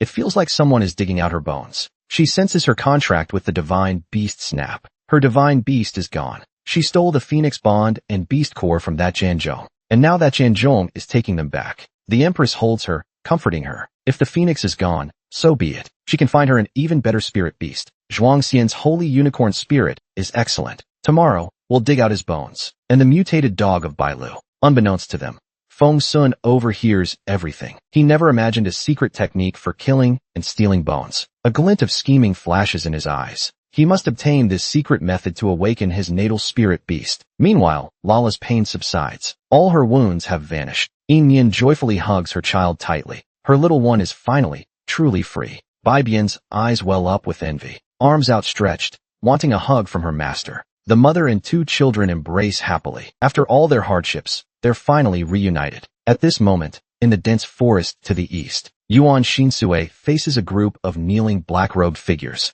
Their aura feels strangely familiar. She thought the Xian clan had been wiped out. Yet here's a whole group still alive. The black-robed figures tremble with excitement. They're none other than the elders of Qigui Valley. Back when the Xian clan was at its peak, the greed of the 5 regions people led to its annihilation. They were on a mission abroad and got trapped, which let them escape the massacre. Over the years, they secretly keeping the Valley Master's seat empty for the young lord. They kneel, begging the young lord to take her place, to avenge the Xian clan's destruction. Yuan Shinsui's expression remains indifferent. Just kill them all, and it's done. The black-robed figures are overjoyed. They respectfully invite the young lord back to Qigui Valley. But Yuan Shinsui tells them to go ahead. She wants to stay with her doll. The doll is out handling business. She needs to wait for her doll to return. The black-robed figure's lips twitch. First time hearing a doll can handle business on its own. They're not at ease. They can't lose their hard-found young lord. They insist on following her every step. Yuan Shinsui doesn't mind. Follow if they want. With that,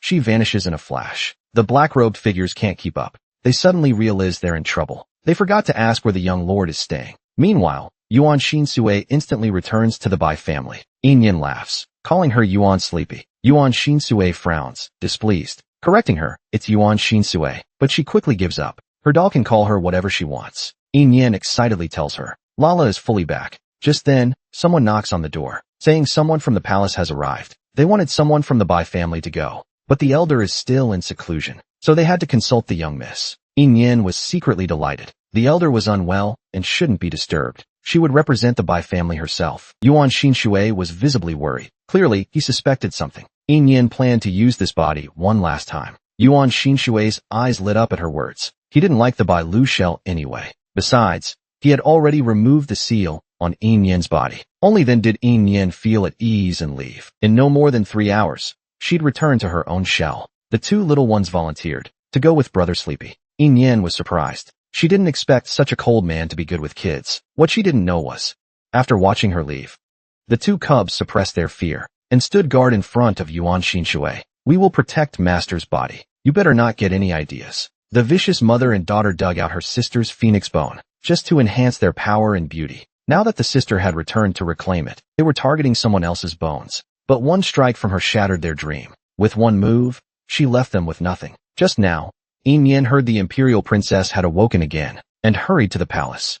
The 2 cubs volunteered to stay behind, bravely guarding Yuan Shinsui. They swore to protect their mother's body, and wouldn't let this shady guy touch it. Yuan Shinsui irritably twitched his fingers, and only after a while suppressed his killing intent and walked out. If he harmed these annoying brats, Yin would definitely be furious. At the same time, Yin's carriage reached the palace, but it collided with another funeral carriage. Zhuangxian stepped out from the other carriage and apologized sincerely. Sorry, Miss Bai. My carriage was too fast again. We collided again, huh?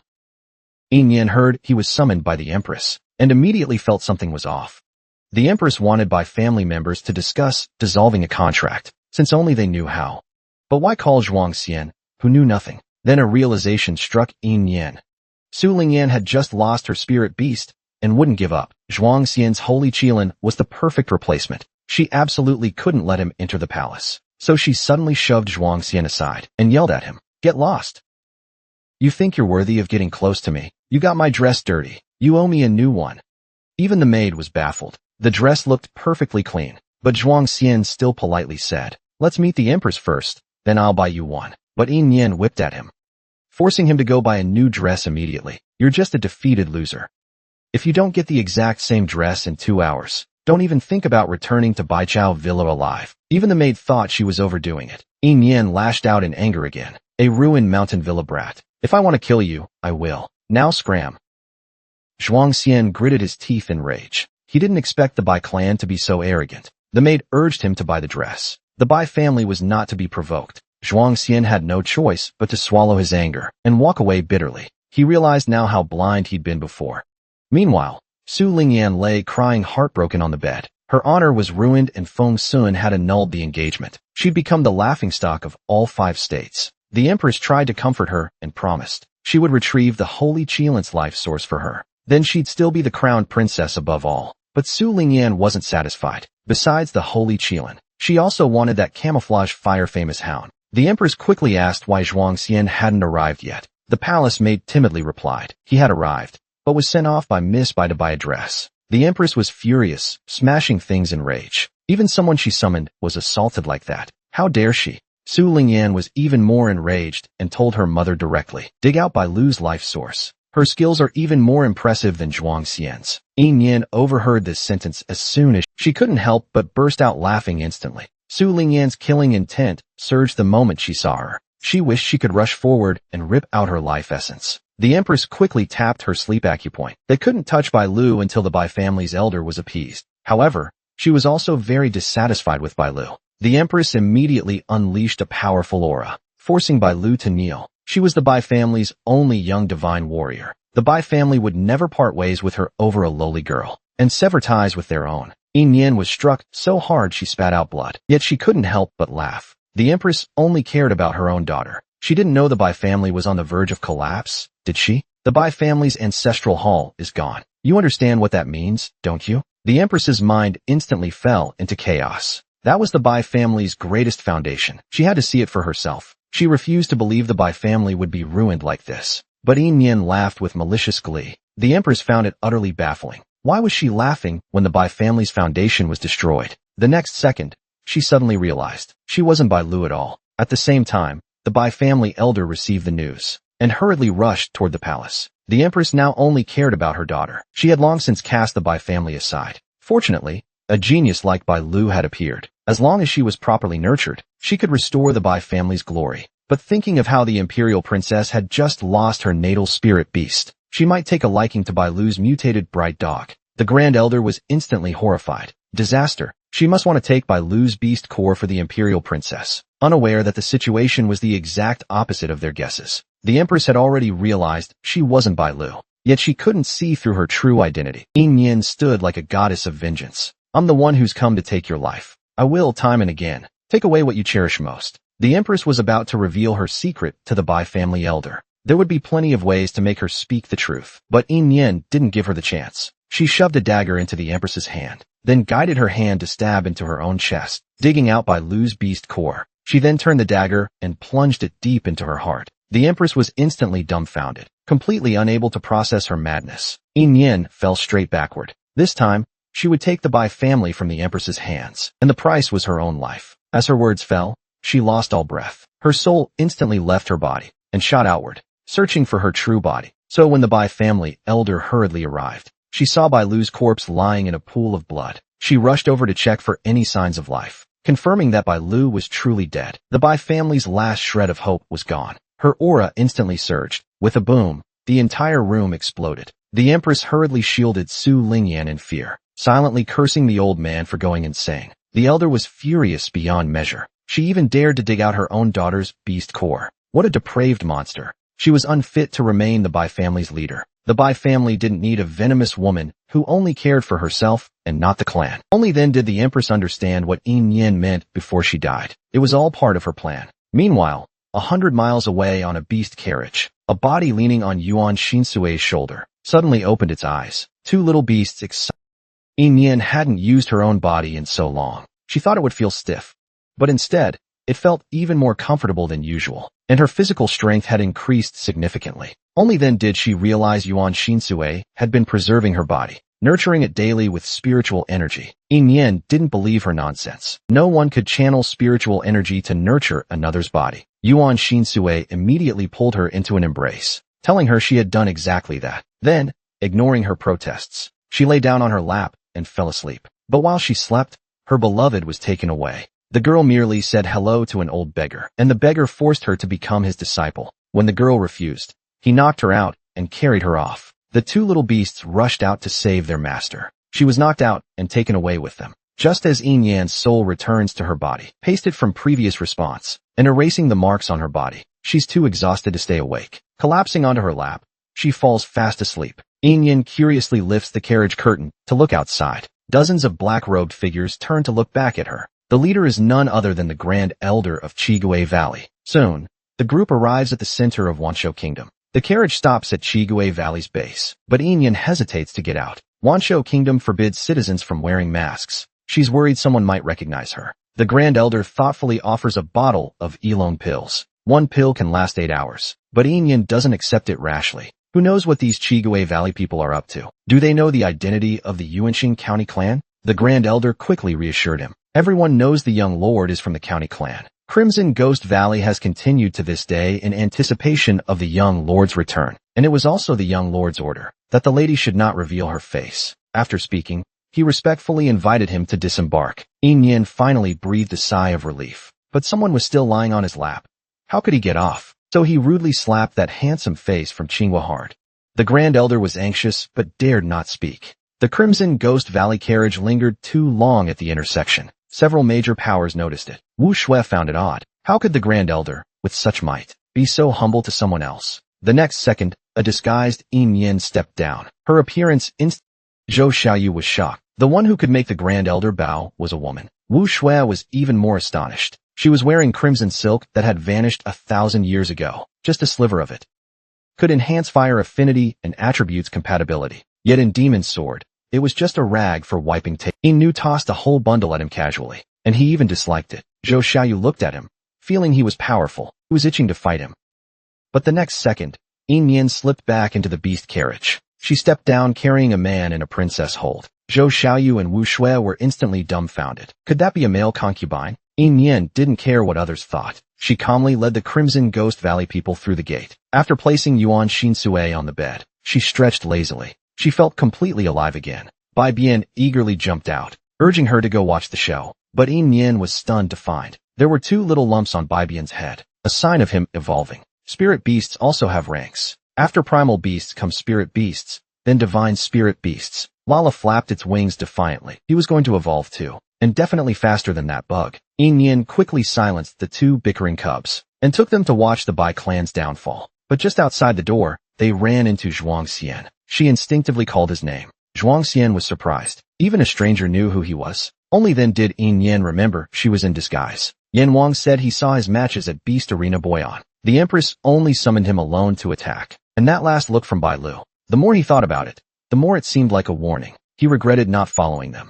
Perhaps Bai Lu wouldn't have died. Zhuangxian suddenly felt a chill down his spine. If the Empress really wanted him dead, she'd act again. He had to return to the manor quickly. Bai Bian couldn't care less about his mood swings. He urged his master to hurry to the palace to watch the show. The trio bypassed Zhuangxian and prepared to leave. Suddenly, powerful auras surged around them. Bai Bian and Lala immediately shielded Yin. In the next moment, dozens of black-robed figures surrounded them, and each one was at the Emperor's tomb level. Zhuangxian realized at once. These must have been sent by the Empress. The black-robed figures didn't deny it. They ordered them to go to the palace obediently, to avoid unnecessary pain. Zhuangxian didn't want to drag others down. He offered to go with them alone. But the black-robed men raised their blades at Yin's group. Since they saw it, they had to be silenced. Yin immediately released spiritual energy to protect them. Bai Bian also shielded his master. Suddenly, a spirit blade sliced across a black-robed man's neck. In an instant, his throat was slit and blood gushed out. He fell over dead. Everyone nearby was shocked. Yin was startled too. She spun around, only to see a ragged old beggar, said to have been summoned by Zhuang Tianwen for help. Zhuangxian was overjoyed at the news. He recognized him as the master grandfather his father often spoke of, but the old beggar waved him aside in disgust, telling him to stand aside and wait. Then, smiling, he asked Yin, "Girl, do you have a master?" The 2 cubs instantly stood protectively in front of Yin, glaring at the old man warily. The old beggar scowled at them. Damn midgets are such a nuisance. But before she could finish, her eyes widened in shock. She clearly recognized their true identities. Yin immediately pulled Bai Bian and Lala behind her, shielding them from the old beggar's strange gaze. They say Wanshou Nation has many gifted foundation cultivators, but you don't even compare to 1/10 of this little girl's talent. While they were talking, the man in black suddenly turned and fled. Their boss got his throat slit in one move. They weren't about to stick around to die. Yin urgently reminded him not to let them escape. But before she finished speaking, a red line flashed by, and the man in black was sliced in half at the waist. In an instant, the old beggar held a fine red thread in his hand, still wearing that same smiling face. "So, girl, want to be my apprentice?" Yin looked at the savage killing method. She couldn't afford to accept someone with an unknown identity like that. She forced a smile and tried to refuse. But as soon as she spoke a word, the old beggar knocked her out with a single hand chop. Before she could react, she collapsed limply. The old beggar slung her over his shoulder and left. If she didn't say no, that meant yes. Lala and Bai Bian roared in anger and charged at the old beggar furiously. He knocked both out and carried them on his shoulder too, getting 1 apprentice and 2 divine beasts. What a steal. Zhuang Xian stood frozen in shock. Quickly urged his grandmaster, "This girl is innocent." But the old beggar replied righteously, "Didn't you see her agree to become my disciple?" Zhuang Xian's mouth twitched uncontrollably. She was just about to refuse when you knocked her out. Taking in a disciple should be mutual consent. She might already have a master. The old beggar impatiently knocked him out too, and carried him along, then headed off to settle the score with that old witch. The Empress. How dare she hurt his disciple? Wasn't that a slap in his face? She's gone too far. The old beggar stomped the entire palace into rubble, and punched the Empress's spirit beast till it vomited blood. That old witch dared send assassins after his disciple. She'd better prepare to be crushed to dust. But after all the fighting, she realized she didn't even know her disciple's name, because Yin Yin never wanted to acknowledge her as master. But the old beggar wouldn't take no for an answer. He simply knocked her out and carried her away. 2 divine beasts and a mountain estate, air in tow. She planned to return to the mountains and prevent escapes, but then remembered the assassins who tried to kill her disciple, sent by that old witch in the palace. She was instantly furious. Hurting her disciple was like slapping her in the face. She couldn't let that slide. So the old beggar first brought everyone to Baichao Villa, and dumped them all on Zhuang Tian. Zhuang Tianwen excitedly called out, "Master!" But the old beggar smashed his cane with a punch. He warned him long ago not to defy fate. That day, their master-disciple bond ended. Today, saving his people was repaying the last bit of debt. From now on, they'd never meet again. But he would take Zhuang Xian as a new disciple, and stormed off to teach that wretched empress a lesson. Zhuang Tianwen was left speechless. After all these years, Master had gone completely mad. Meanwhile, the Empress was furious in the palace. A bunch of useless fools couldn't even catch a sickly boy. Even the White family's ancient elders refused to obey her. All of them were trash. At that moment, a loud boom rang out. The entire palace shook. Curses filled the air like thunder. "You wretched woman dared target my disciples. Come out and face your death." The Empress came out and was stunned. The intruder was 800 meters tall. A little divine mirror expert from the giant clan, chugging wine from a huge jug without a care. Hadn't the giant clan disappeared 2 centuries ago? The Empress didn't dare underestimate him. She waved both hands and activated a massive magic circle. With a roar, a huge spirit beast leapt forth, its back covered in long stalks of rice. A momentary skip or cut. Hadn't the giant clan long vanished? What's going on? The Empress told them they hadn't disappeared. Some rare-blooded races only withered, not extinct. That didn't mean none of them remain. The royal experts didn't understand. Why did he invade the palace? Did the giant clan no longer respect the royal family? The old beggar kicked down a palace in rage. Even stepping on him couldn't vent his anger. Who told that shrew to hurt his disciple? The Empress was startled. She had just ordered someone to arrest the one pretending to be evil. Who are these people then? This must be a misunderstanding. What is your disciple's name, and where is he from? The old beggar took a big swig of wine, but the wine was so awful. He spat it out in disgust, then angrily smashed the wine gourd, cursing under his breath. The Empress couldn't bear such humiliation. Immediately ordered the spirit beast war god to kill him. War god Ao Wu charged forward with a roar, only to be sent flying by a punch from the old beggar. With a loud crash, he landed hard and vomited blood. Couldn't even get back up. Everyone was completely stunned. Quickly tried to negotiate peace. This must really be a misunderstanding. Why don't you tell us your disciple's name first? This situation was extremely bold, but the royals were still watching eagerly. The old beggar grew angry out of embarrassment. "I said fight, so we fight. Who gave you the right to question me?" Everyone was speechless and choked up. Never seen someone so shameless. The Empress couldn't hold it anymore. Ordered War God to kill him again. The War God sprang back to full strength, charged forward with his master. The old beggar raised his hand to meet them head on. The clash was like comets colliding with the earth. A massive shockwave erupted in the sky. Even the people of Sacred Mountain sect were alarmed, remembering that the imperial princess was set to train at the Sacred Mountain sect. They had no choice but to follow to the palace and see. Although she said the sacred beast was stolen, it's hard to sever a master pet contract. Besides, Feng Yuanen has great potential, so Lintian Academy followed to check it out too. Zhou Xiaoyu and Wu Shui brought people to join the fun. By now, the old beggar had already stomped on half the palace. The royal experts were furious and attacked him together. Even if they had to stall, they'd wear him out. The old beggar scoffed with disdain, though honestly, he was getting tired. Suddenly kicked down another palace hall, then took the chance to slip away. "Ha ha ha, not playing with you anymore. I'm going home to eat." The Empress was so furious she spat blood. That old geezer is truly shameless. After returning to the villa, the old beggar simply picked up his disciples and left.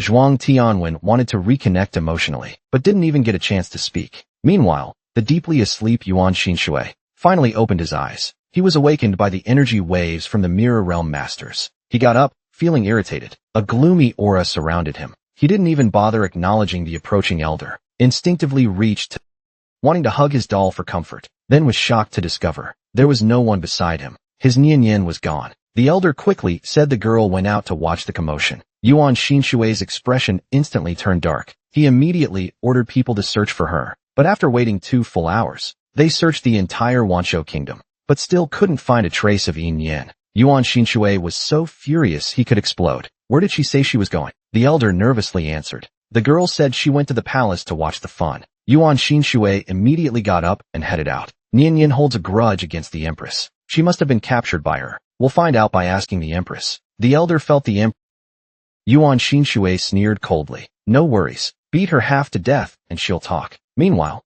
the palace was already reduced to ruins by the old beggar. The empress was pale with rage, her whole body trembling. Royal experts and the national general who came to help all demanded an explanation from her. They said she had injured someone's disciple. What was going on? The empress knew it was because of Zhuang Xian's incident, but outwardly claimed the old beggar got drunk and lost control, while War God was left battered and bruised, restless and agitated. The empress couldn't control it at all. She had to recall the spirit beast back into its space. At this moment, several major factions arrived. The Sacred Mountain sect came first, immediately asking about Princess Su Lingyan, seeing how much they valued her. The empress finally looked a bit better. Actually, what she valued at first was the powerful Red Ghost Valley known for their formations. But Red Ghost Valley was cold and indifferent. The empress couldn't stand being ignored. Faced with everyone's pressing questions, she used all her eloquence to muddle through. But suddenly, boom, a massive formation appeared. The great demon king had just taken a nap, and someone stole his wife while he slept. Furious, he charged straight into the palace. Using formation magic, he summoned hundreds of mountains, intent on crushing everyone inside into mush. The empress, already seriously injured, was hit again by this new attack. She was livid with rage. An elder of the Zhou family scooped up Zhou Xiaoyu and ran. That was a formation master rising to fame lately. A little divine mirror stage cultivator. No one dared offend him. The royal clan was stunned. How did so many little divine mirror experts appear in one day? What unforgivable sins had the empress committed to provoke so many enemies? Elder Zhou didn't even look back as he ran. Formation masters are troublesome. She must have offended someone she shouldn't have. Now they've come to her doorstep. Besides, Princess D had nothing to do with them. No need to get dragged into this mess. But the Sacred Mountain sect couldn't leave. Everyone knew they were trying to recruit DG. They were pushed to the front lines. Sacred Mountain's members were fuming. Why did the empress always cause so much? But for the sake of sect honor, they had to grit their teeth and fight. They refused to believe they couldn't win. With royal forces and the Feng family helping against one lone formation master. But Feng Sun abruptly ordered a retreat. He was stabbed hard for it. Sheng Xian Sui still remembered. This scumbag once humiliated Nian in public. She raised her hand and slammed Feng Sun into the ground, like a 1,000-year-old turtle stuck in the mud. Feng Sun was utterly aggrieved. Why was the formation master targeting only him? But Sheng Xian Sui wasn't done yet. She raised her hand again, ready to finish him off. Elders of the Feng family combined forces to block the attack. Did she think their Feng family were street strays to be bullied? Just then, Red Ghost Valley arrived with great momentum. Everyone rejoiced instantly. Red Ghost Valley specialized in formations. That man's end was near. The empress's eyes lit up too. Today, she had to kill this formation master. So she smiled and stepped forward, trying to ask Red Ghost Valley to help subdue Sheng Xian Sui. But the Grand Elder drew his sword to her neck. Before my lord gets serious, hand over Miss Nian immediately, or we'll turn this palace upside down. The sudden turn shocked everyone. Wu Shui blushed in disbelief. That man was the mysterious valley master of Red Ghost Valley, and so young and handsome too. The empress nearly spat blood from rage. She had never seen this Nian girl. Yuan Xian Sui didn't even hesitate. She attacked. Countless giant stones emerged from the formation and smashed down on the empress's head. Beat her half to death. She'd talk then. The empress had just fought a fierce battle. Her war beast hadn't recovered. She didn't want to offend Red Ghost Valley. She had no choice but to desperately explain. If they didn't believe her, they could use a truth formation to test if she was lying. Only the Grand Elder of Red Ghost Valley could use it. Once you stood in the formation, you couldn't lie. He verified the empress had truly never met Yin and urged the young master to look elsewhere. Yuan Xian Sui didn't linger. She turned to leave. If she was delayed, Nian might be in danger. Once she left, The formation faded. Only then did Feng Sun get dug out by his elders. The Empress exploded with fury. He had just ordered a retreat? Did he forget the marriage pact between their clans? Feng Sun laughed coldly at that. If it could be arranged, it could be cancelled. Moreover, this mother and daughter have been hiding many things from them. The Empress was startled upon hearing this. Could he know something? The Empress hurriedly invited him into the hall for a detailed discussion. They couldn't let the people from the Holy Mountain sect hear his nonsense. But upon turning around, she realized the palace had already been reduced to ruins. They searched for a long time before finding an intact palace. Feng Sun got straight to the point and proposed to annul the engagement. He would never marry a disfigured cripple. The elder tried to persuade him. Appearance isn't the most important thing. As long as the phoenix fate remains, the divine beast can be recovered. But Feng Sun and his group, the contract had already been severed. The divine beast could not be retrieved. The elder flew into a rage. How dare the Empress conceal such a major issue? Was she treating the Feng family like fools? The Empress gave an awkward smile and waved her hands repeatedly. She still tried to find excuses to argue, but Feng Sun had no patience for her nonsense. He had heard plenty of the Bai family's secrets. For example, that secret technique was quite valuable. The phoenix fate on Su Lingyan was dug out from someone else. The Empress was horrified upon hearing this. Her expression twisted with anger. The elder quickly stepped in to shield Feng Sun. He harshly demanded that the Empress dissolve the engagement. Keeping a useless person like Su Lingyan would only disgrace the family. The Empress gritted her teeth, refusing to yield. If the engagement were annulled at such a critical moment, her daughter would become the laughingstock of the 5 states. Feng Sun didn't press too hard. Instead, he proposed a deal. He could delay the annulment for 3 months, and wouldn't tell the Holy Mountain sect about the heir being a cripple. Otherwise, he might not even get through the sect's gates.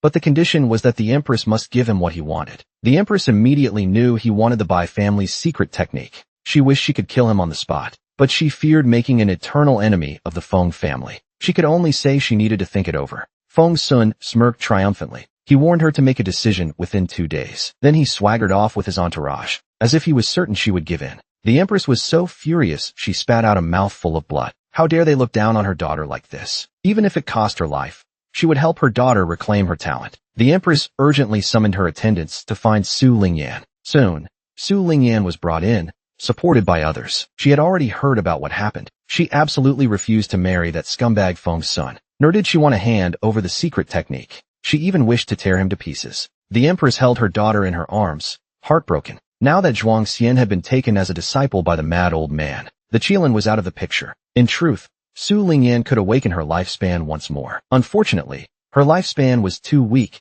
inherited from her ancestors. Now, without the divine beast or phoenix fate, she was nearly useless. The chances of cultivating a strong lifespan again were slim. The Empress planned to use her own vital blood to nurture Su Lingyan's lifespan, then transfer it to her skull. Su Lingyan was reluctant upon hearing this. This would prevent her mother from ever cultivating again. It might even cause her cultivation to regress. But for her daughter, the Empress was willing to sacrifice everything. She was determined to send her daughter to the Holy Mountain sect, to become a peerless genius, never to be humiliated again. Meanwhile, far away in the giant mountain, thousands of miles away, Yin Yan, who had been knocked unconscious, finally began to wake up. But the moment she opened her eyes, she saw a wrinkled, unkempt old face, grinning at her with a creepy smile. This opened the door to a whole new world for her. A girl, knocked out by an old beggar and taken to the deep mountains, became the group's darling. Her senior brother trained her in muscle building. A beast guarded the gate for her. They even fed her top-grade golden pills like candy. Even the fish soup was cooked in a high-grade magical artifact, all to prevent their little junior sister from sneaking away. On her first day in Giant Mountain, Yin Yan woke up from her coma and saw the old beggar's creepy grin. She was so startled she jumped up, but she accidentally stepped on Bai Bian's tail.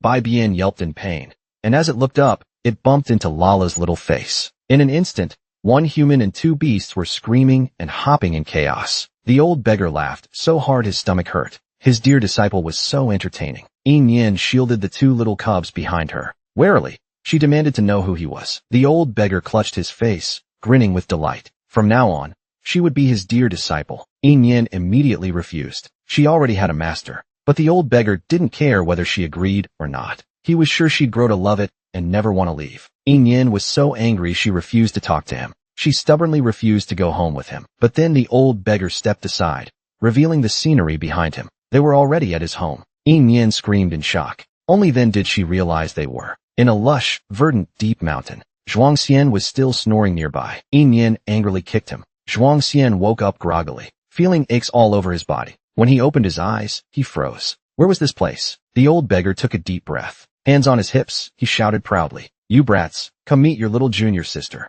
The next second, a thunderous rumble shook the ground. Figures came charging down the mountain. Soon, the ground was packed with people. There wasn't even room to stand. Yin Yin was dumbfounded. The old beggar's disciples could fill an entire mountain. Everyone crowded around her, praising how pretty their little junior sister was. Much better than the last one they brought back, Ergu. A burly man with a full beard was displeased. "Who are you calling Ergu?"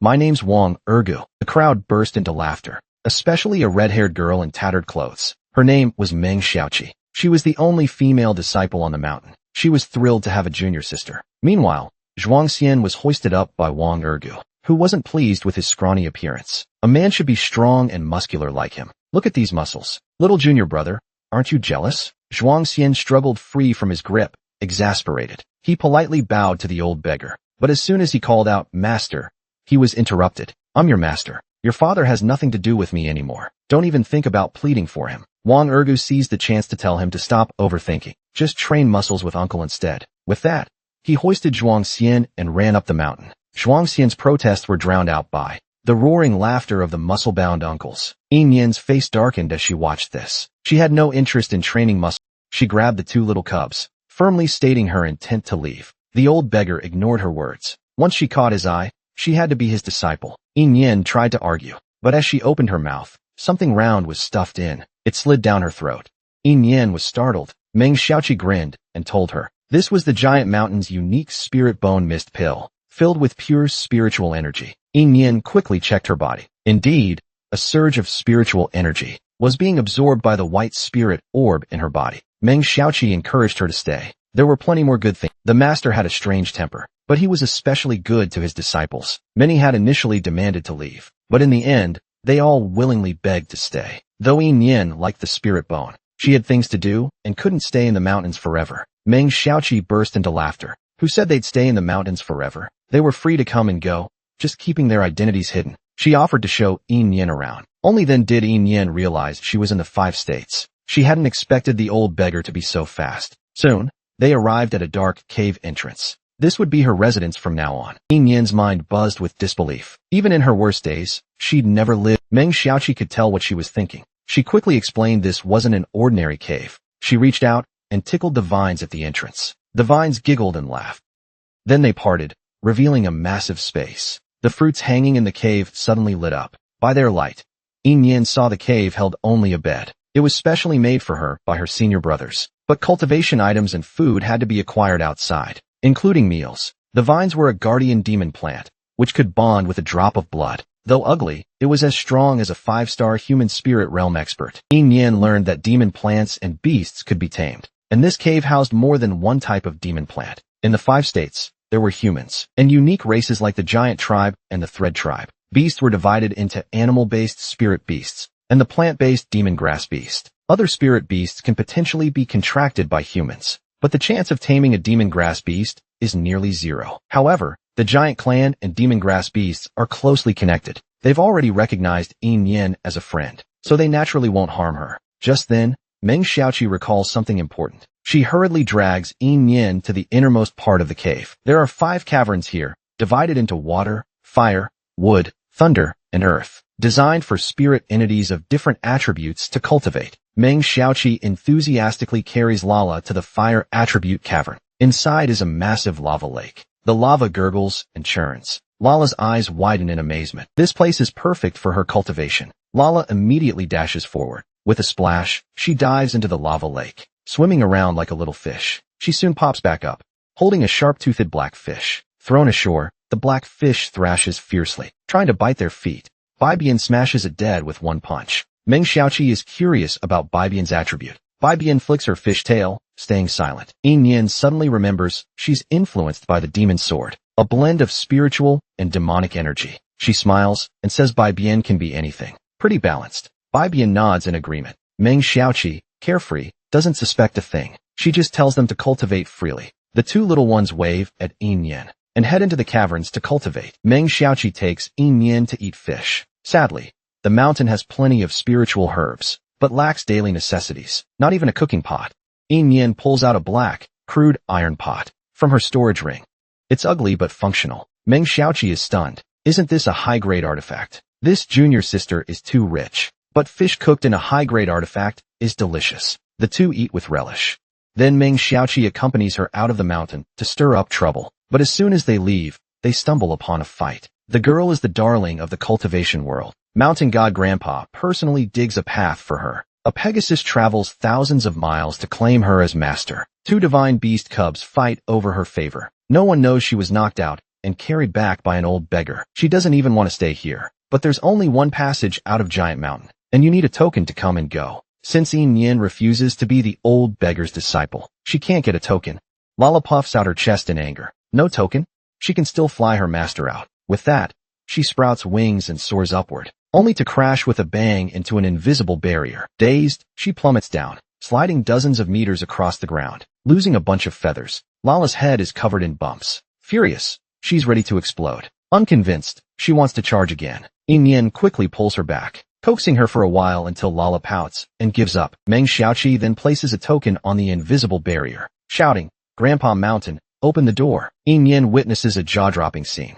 The entire mountain suddenly moves. Two giant stone hands emerge from the mountain, digging dirt from its own belly, quickly carving out a passage. Meng Xiaoqi grins and explains, "Grandpa Mountain, like Master, is a guardian deity of Giant Mountain, a demon grass beast comparable to a one-star divine mirror. The other three mountains are also Grandpa Mountains, ranked 2, 3, and 4 by size." Meng Xiaoqi puffs out her chest proudly. Though they're a remote faction, they're very strong. Meanwhile, thousands of miles away at the Bai family in Wanshou Kingdom, the Pegasi have been missing lately. A charming little girl with overwhelming charisma. So they finally hatch a bold plan to find that girl and make her their master. The lead Pegasus, impatient, roars and stomps, calling its crew to follow. The next second, the Pegasi flap their wings fiercely, quietly flying away from the Bai family. When the maids bring food to feed the Pegasi, they're shocked to find them gone.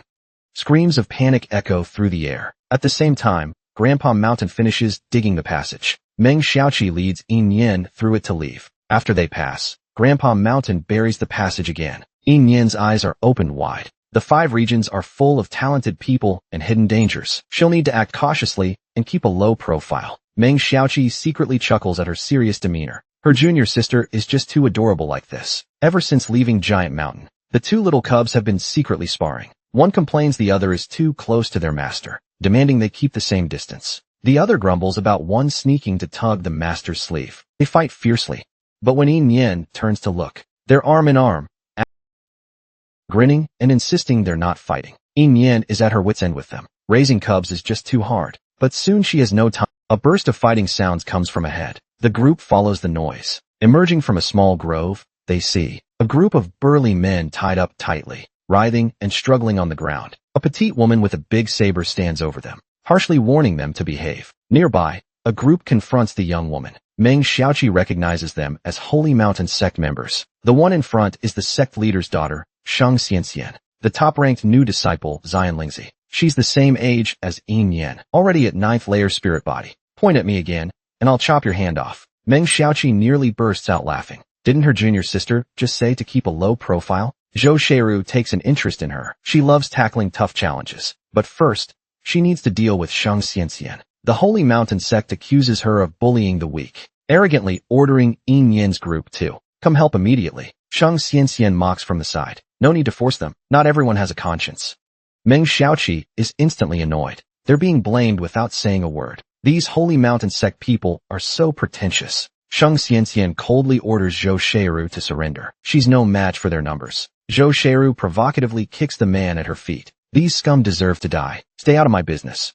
Though they have the numbers, Zhou Sheiru isn't scared at all. Brandishing her giant saber, she charges. Her momentum is fierce. But Meng Xiaoqi shakes her head disapprovingly. At 8th layer spirit body, she's likely to lose. Then Lala whispers suddenly, "Those tied-up men smell bad." But Yin Yin sniffs and smells nothing. Lala, as a spirit beast, has a sharp sense of smell. She's repulsed by the men's scent. Meng Xiaoqi doesn't want to meddle in this mess. She pulls Yin Yin to leave. But the Holy Mountain sect surrounds them. Fearing they'll report to the Zhou family, they're not allowed to go. Meng Xiaoqi is furious, clenching her fists, ready to fight. Just then, Shang Xianxian, battling Zhou Sheiru, swings her fan.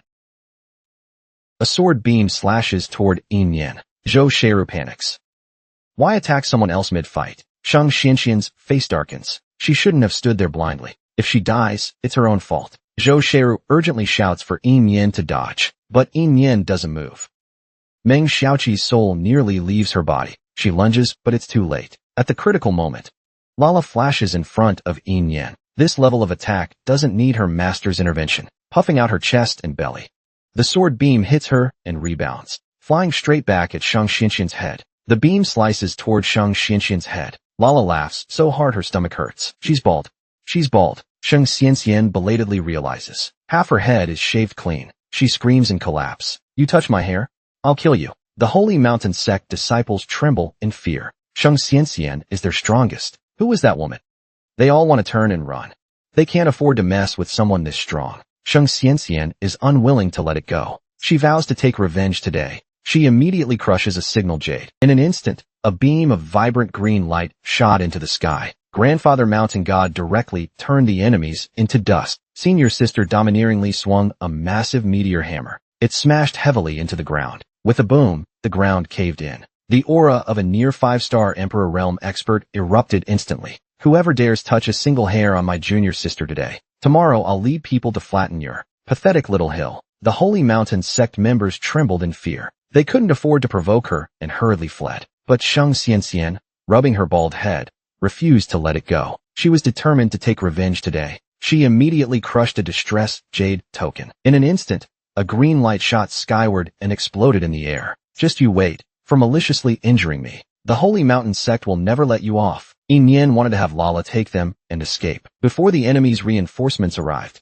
But Meng Xiaoqi was unwilling to back down. They hadn't settled the score for deliberately attacking her junior sister. Who's afraid of whom? She quietly reassured Yin Yan not to worry. They hadn't left Grandfather Great Mountain's protective range. His roots were right beneath their feet. Even if the Holy Mountain sect's people came, there was nothing to fear. Yin Yan looked down upon hearing this. Sure enough, a finger-like root emerged from the soil. It gently patted her foot to comfort her. Its movements told Yin Yan not to be afraid. If these scumbags dared to harm her, Grandfather would take care of them. It even made a fierce throat-slitting gesture. Yin Yan couldn't help but laugh. The giant tribe people were all so adorable. Shang Xianxian thought Yin Yan was mocking her. She was so angry her lungs nearly exploded. Lala, never one to miss a chance for chaos, mocked her wildly. Bald woman, rabbit-top woman, you've got no hair.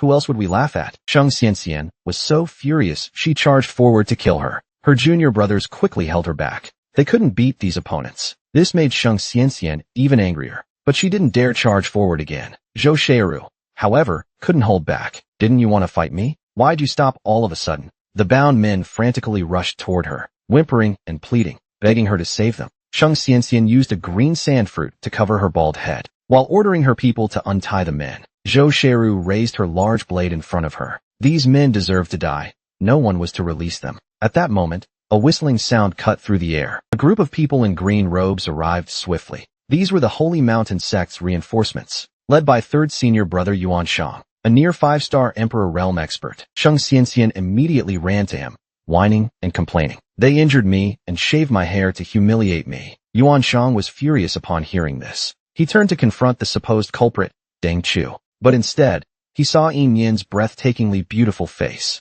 His cheeks flushed, and his eyes went wide. Yin Yan realized she'd forgotten to take her appearance-altering. Now that the effect had worn off, her true face was revealed. But this wasn't Wanshou Wu, so there was no need to hide. Zhou Sheiru also stared at her, eyes sparkling. She loved pretty big sisters like her, but she found it odd that Yin Yan wasn't on the wanted list. Why bother with a disguise? Yin Yan teased her with a half-smile. When you're too beautiful, you're afraid others will be too mesmerized to walk away. To her surprise, Zhou Sheiru nodded seriously. You're absolutely right. Shang Xianxian was nearly driven mad with anger. How could her senior brother be charmed by this wretched woman? Yuan Shang finally snapped out of it. He demanded the men be untied first. Then they'd settle the score for injuring his junior sister. Zhou Sheiru was so angry, she raised her blade to strike. Yin Yan quickly grabbed her. Do neither of these groups have mouths? Can't they hear out the full story first, and then make a judgment? If those men truly committed heinous acts, then the Holy Mountain sect is in the wrong. Zhou Sheiru reluctantly planted her blade in the ground.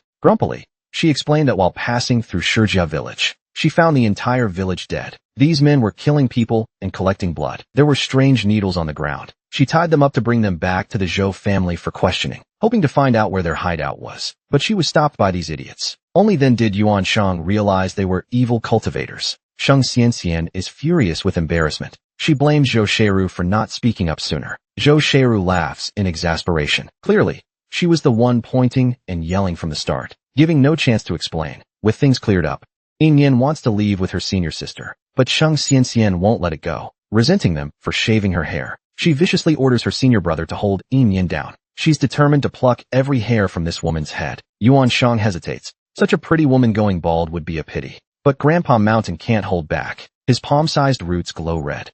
With a whoosh, they shoot skyward, growing hundreds of meters tall. They tightly wrap around Shang Xianxian, lifting her up. The roots slap her face repeatedly. Shang Xianxian wails in pain, screaming hoarsely for her senior brother to save her. Yuan Shang frantically apologizes, begging for mercy, offering to take the punishment for his junior sister. But Grandpa Mountain, annoyed, wraps him up too, gagging him to stop his talking. Shang Xianxian keeps ranting wildly. You dare touch me?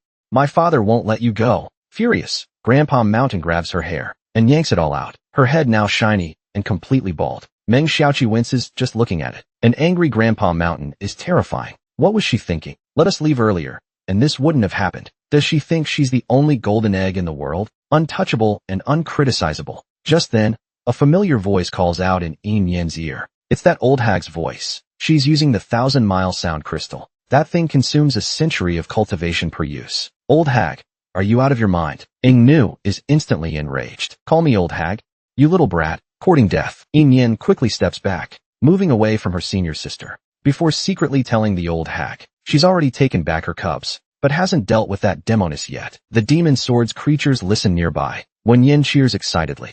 As expected, Nian Yin is the best. Need more artifacts? Just say the word. I'm currently caught by an old man from the jungle. He insists I become his disciple. But don't worry, I'd rather die than submit. The creatures roar and shout in panic. Submit. Nian Yin, submit already. Yin Yin is dumbfounded, thinking she must have misheard. Ing Nu scolds her for being stubborn. They're offering you their core techniques. Why wouldn't you learn? Yin Yin weakly protests. I only have one master, and that's you, old hag. Ing Nu is furious enough to curse. I don't have a dumb disciple like you. The giant clan is an incredibly powerful lineage. Not taking advantage of this makes you an idiot. Everyone shouts for Nian Yin to go for it. Drain the giant clan's ultimate techniques dry. Yin Yin finally breathes a sigh of relief. Why didn't you say so earlier? I thought you'd be mad. But I'm in Wuzhou right now. I want to know where to find a way to break the demon sword seal. To her surprise, Ing Nu says the Holy Mountain sect has a library. It holds the most records of techniques and formations, and methods to break arrays and seals. There might be a way to unseal the demon sword. The girl just learned she needs to infiltrate the Holy Mountain sect to break the seal. But they just thrashed the sect's disciples, leaving them in chaos, and turned the sect leader's daughter bald. Right now, Grandpa Mountain is swinging her around. The sky echoes with Shang Xianxian's heart-wrenching screams. Yin Yan is completely numb. How is she supposed to infiltrate the Holy Mountain sect now? She hurriedly begs Grandpa Mountain to show mercy, to let these poor souls go. Grandpa Mountain finally stops punishing Shang Xianxian, tossing her aside. Yuan Shang quickly catches her. Shang Xianxian looks a bit terrifying now. She touches her shiny bald head, struck as if by lightning. Even Zhou Sheiru, who despises her, swallows hard, watching the scene in stunned silence. Couldn't help but feel a bit sorry for her. Shang Xianxian was even more overwhelmed. Foaming at the mouth, she fainted. Just then, Yin Yan walked over. Smiling sweetly, she tried to greet them, but couldn't remember his name. So she simply called him third senior brother. Yuan Shang's scalp tingled. He held his junior sister and backed away 3 steps. Trembling, he begged her to show mercy and let them go home. But Yin Yan said she wanted to take a stroll in Shang Tsung's sect and asked if he could introduce her. Everyone was instantly speechless. She beat them up and still wanted to visit? They had never seen such shamelessness. Yuan Shang's smile froze completely. Was she planning to storm their sect with those weird beast plants? Seeing how scared he was, Yin Yan gave up. He waved them off to leave. Yuan Shang finally sighed in relief, thanked her for sparing them, then fled with his juniors at top speed, afraid that staying even one more minute would doom them. Zhou Sheiru also hurried away, snickering awkwardly while dragging her sleeves. She didn't want to end up bald. Meng Xiaoqi stretched lazily. At last, the matter was settled. They could finally continue shopping. Ahead was the central town of Tiani Continent, full of treasures and wonders. The 5 great continents were 5 land masses joined together, named Tian 1 through Tian 5. Yin asked her senior sister where Red Ghost Valley was. If it wasn't far, she wanted to visit Yuan Xingsui. Hearing that, Meng Xiaoqi was overjoyed. Her little junior sister finally called her senior sister. That meant she wanted to stay. Yin smiled a bit shyly. If Master still wanted her, of course she'd stay. Want you? That old guy. A sudden voice startled Yin. It was the old beggar, appearing behind her. He patted her shoulder with a proud smile. Meng Xiaoqi was fuming. Master had been secretly tailing them. Why didn't you step in earlier? The old beggar looked down on her. You've got such a big hammer. Why not use it? Such a good fight. You just wasted it. You only grow stronger by fighting. If you lose, run. Then come home and let Master back you up. Yin nodded excitedly. She loved having such a protective master. Then the old beggar teased shamelessly. So, little disciple, why asking about Red Ghost Valley? Got a little lover over there? Yin's mouth twitched awkwardly. Her master was so sleazy when he talked, but she did want to ask. How to get into Sacred Mountain's Grand Library. Surprisingly, the old beggar nodded casually. That's nothing difficult. Yin thought he was bluffing. They literally beat people up just now. The old beggar picked his nose casually. As long as we didn't beat up the sect leader, it's fine. I'll just chat with someone. It'll be settled. If that doesn't work, I'll beat them until they agree. Yin didn't even have time to stop him. The old beggar disappeared on the spot. Meng Xiaoqi told her not to worry. There's no way they could keep up with Master anyway. So the two of them went to a hotel to eat. The food there was all made from spirit beast meat. Delicious. Bibian cupped her face and yelled for fish. Lala waved her tiny hands and echoed.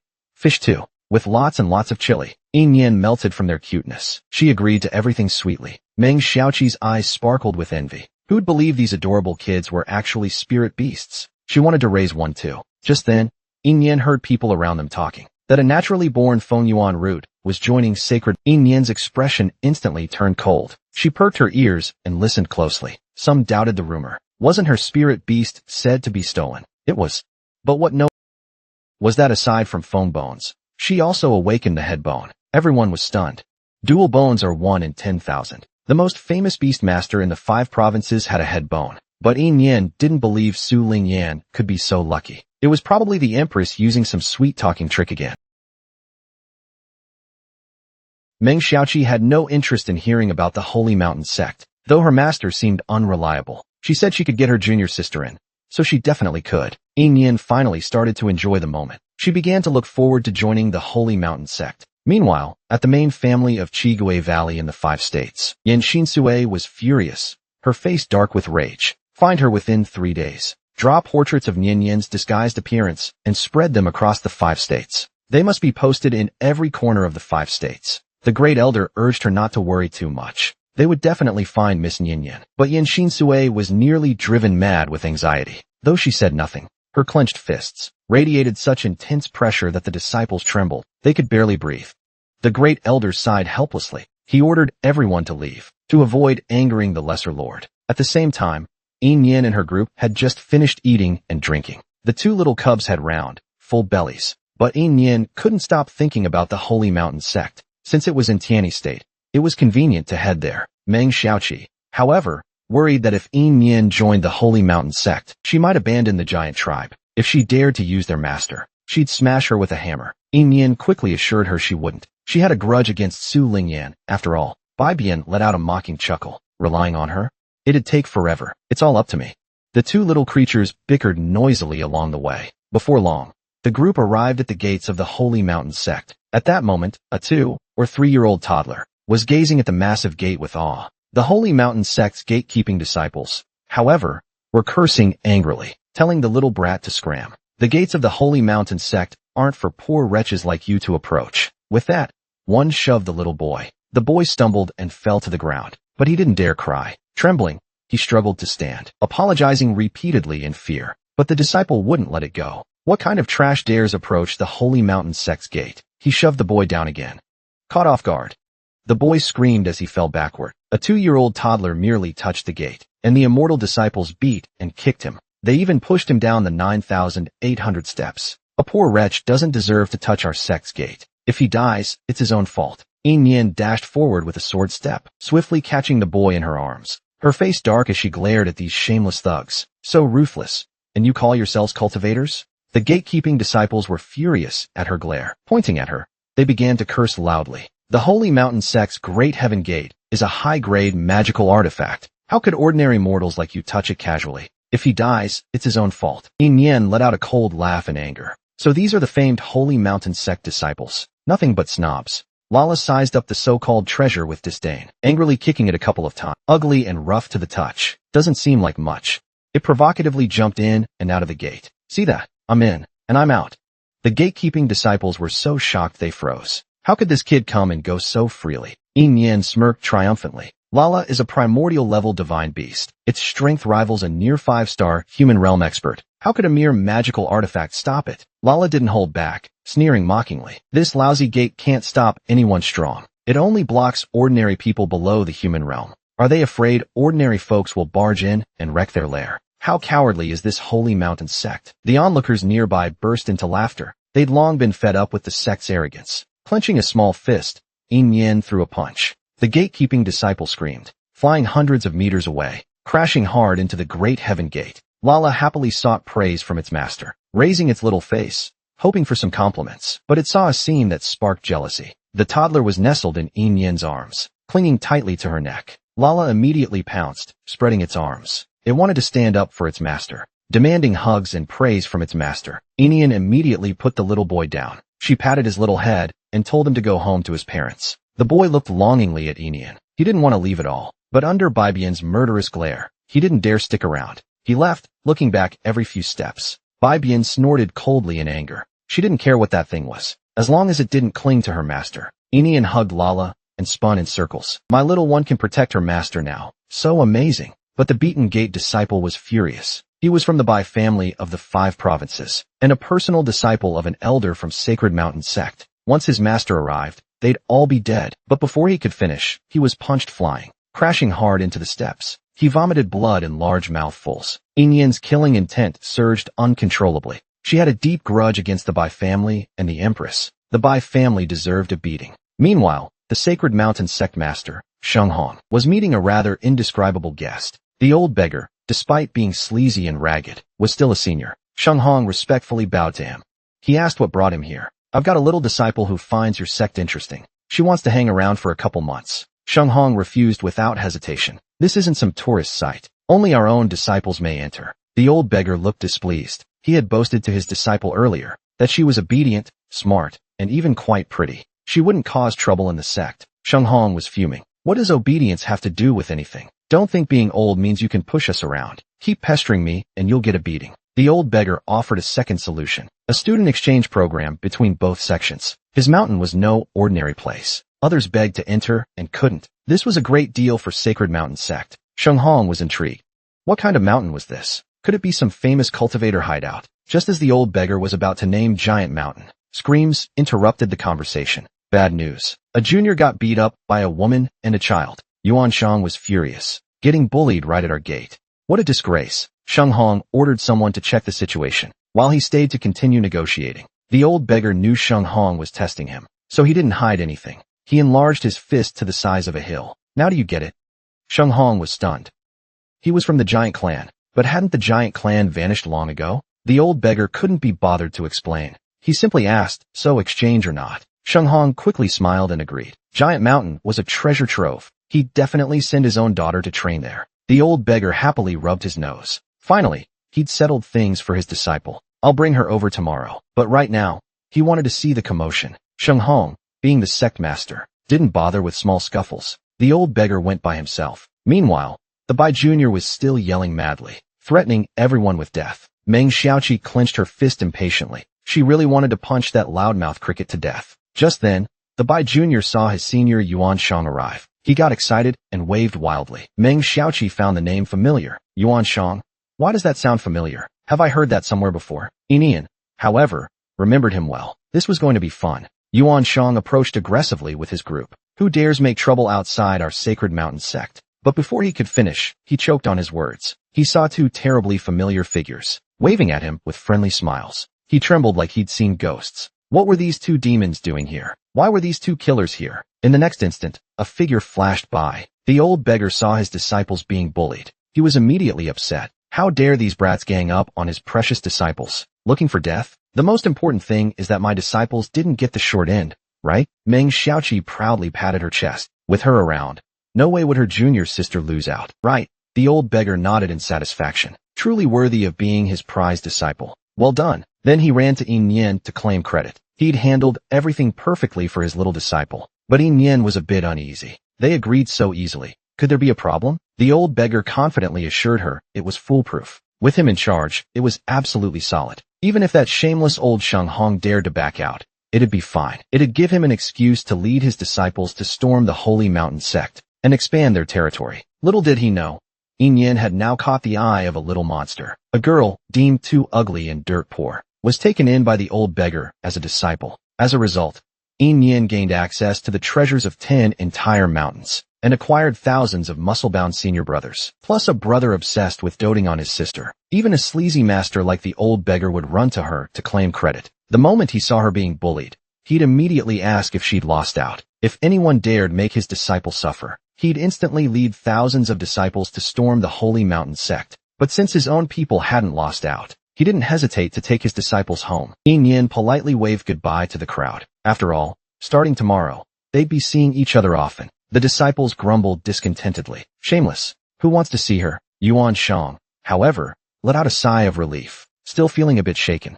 His junior brothers thought he was too cowardly. Why fear a delicate little woman? Yuan Shang was so angry he nearly ground his teeth to dust. A bunch of idiots who talk big without the pain. Didn't they see she had 2 monstrous demon beasts protecting her? If they didn't leave, they'd all die here. His junior brothers were still unconvinced. They'd lost all face today. When Disciple G arrives tomorrow, they'll take revenge. Meanwhile, a man found the rescued toddler. Relieved to see he was unharmed, he handed him a candied hawthorn stick he'd bought, then took his son home. But as they neared their alley, seeing no one around, the toddler stopped. He was tired of this father-son game. He'd planned to fake his death to mess with the unreasonable Holy Mountain sect folks. But unexpectedly, he got a bonus. He found a particularly interesting person. Now he was off to find his new master. This man was no longer useful. The toddler's eyes gleamed with golden light, snapping the man out of his hypnosis. The man was initially annoyed. Why was his son spouting nonsense? But the next second, his mind buzzed. He snapped back to reality. Looking at this unfamiliar child, he urged him to hurry back to his parents. The toddler, he handed him a large sack, payment for playing the game. After watching the boy leave, the man still felt puzzled. Curiously opening the sack, he found it full of gold coins. He'd struck it rich. Meanwhile, Yin Yen, her master, and senior sister returned to Giant Mountain together, not forgetting to thank Grandfather Great Mountain for his help. Grandfather Great Mountain extended slender tendrils, affectionately rubbing against Yin Yen. In his excitement, he wrapped her into a cocoon. The old beggar angrily stepped in to intervene. This shameless old thing, not afraid of scaring the kid to tears. Grandfather Great Mountain was instantly furious. His tendrils twisted provocatively at him. The old beggar hopped in rage. Want to fight? Bring it on. Whoever's scared is a puppy. 2 old geezers, hundreds of years old combined, rolled into a brawl, grappling fiercely, scratching, pinching, twisting, biting, using every trick, completely without dignity. Meng Xiaoqi quickly pulled her junior sister away. Just as they escaped the tunnel, a deafening boom shook the ground behind them. The cave was blocked by rubble. Meng Xiaoqi wiped cold sweat, shaken. 1 step later, and they'd have been buried in the cave. Masters always like this, fighting without a care for bystanders. Yin Yen, however, was unfazed. Adults are always like this. She was used to it. They had just taken a few steps when the senior brothers enthusiastically came out to greet them. But besides welcoming the junior sister, they were more eager to watch a fight between Mirror Realm powerhouses. It might even help with their cultivation. Bibian and Lala were too short. They could only peek through the legs of the muscle guys. Yin Yen scanned the crowd of curious senior brothers, and finally spotted Zhuang Xian squeezed in the back. While no one was paying attention, she pulled him aside for a private talk. Zhuang Xian was eager to escape the muscle brothers' watch. He hurriedly dragged his junior sister away. Once out of sight, he quickly removed the Xian iron on his feet. That thing was way too heavy. He couldn't even take a proper step with it on. Ergo followed along, scolding him for being ungrateful. The Xian iron is a mid-tier magical tool. Wearing it helps train the secret movement art, Divine Step, which could double the results and enhance physical training, a win-win. But Zhuang Xian only wanted to be a royal instructor. He had no interest in physical training. Ergu was about to argue with him, but was interrupted.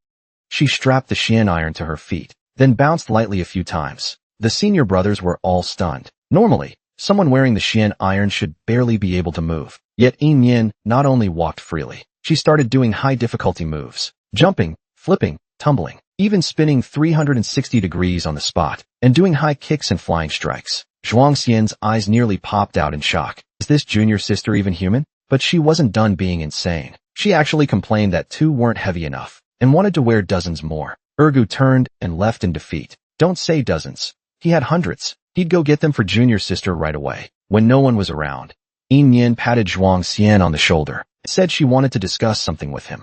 But first, she took out a token with a big Zhuang character on it. Zhuangxian's eyes trembled instantly. He recognized it as his sister's belonging. So he was the mysterious man who saved her. This time, Yin Yin didn't deny it. Zhuangxian bowed 90 degrees respectfully, thanking him for rescuing his little sister. You are her savior. Also the benefactor of Baichao Villa. If there's anything you need, just say it. I'll definitely help.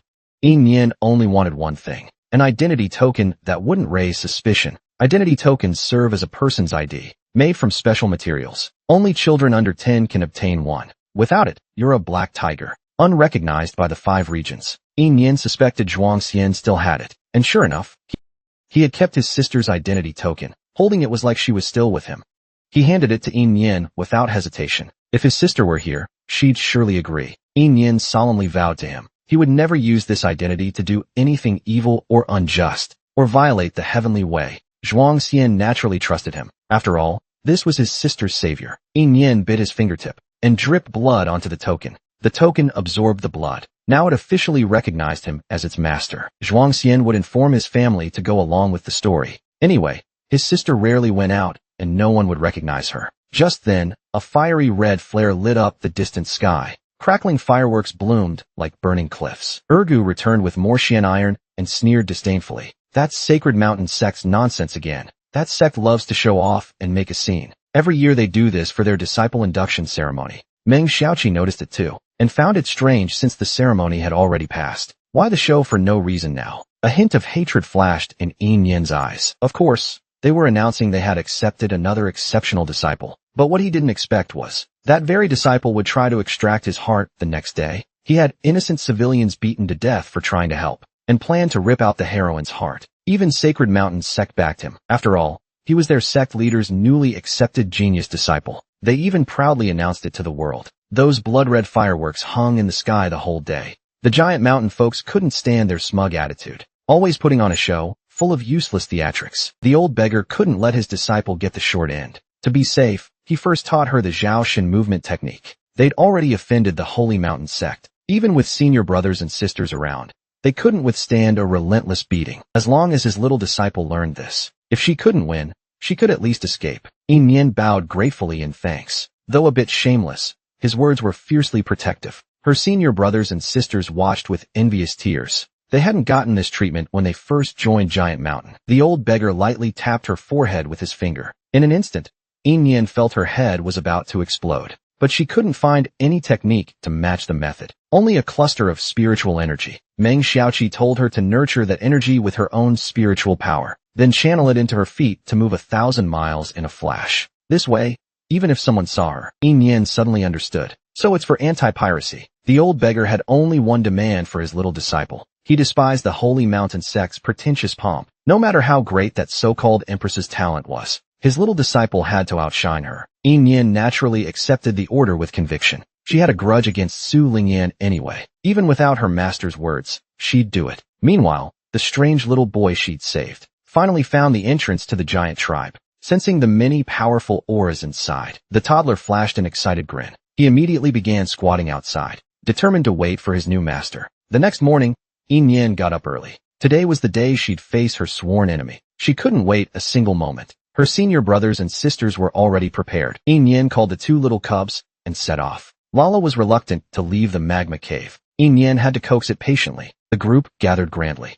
Senior brother Ergu gave her a pair of gauntlets, a magical artifact every Giant Mountain disciple uses. This time, she'd be a prime target. So Ergu gave her the gauntlets originally meant for Zhuangxian. Zhuangxian hadn't reached the human spirit realm yet, so he couldn't use them. Zhuangxian had no objections. She was his sister's great benefactor. She deserved anything. The gauntlets were called Blazing Fire. Among mid-tier artifacts, they were top-notch, and crafted personally by their master. Her senior brothers were eager to see her unleash their power at the Holy Mountain sect. The old beggar also said he'd check on them regularly, meaning he'd have their backs. Led by their master, the group set off grandly. Just as Yin left the cave, a tendril wrapped around her. The tendril slipped a scroll into her arms, gesturing to her lips, signaling secrecy. This gift was for her alone. Yin nodded gratefully, curious about what Grandfather Great Mountain had given her, but seeing her senior siblings didn't have one. She tucked it away to check later. After the group emerged from the mountain, the toddler,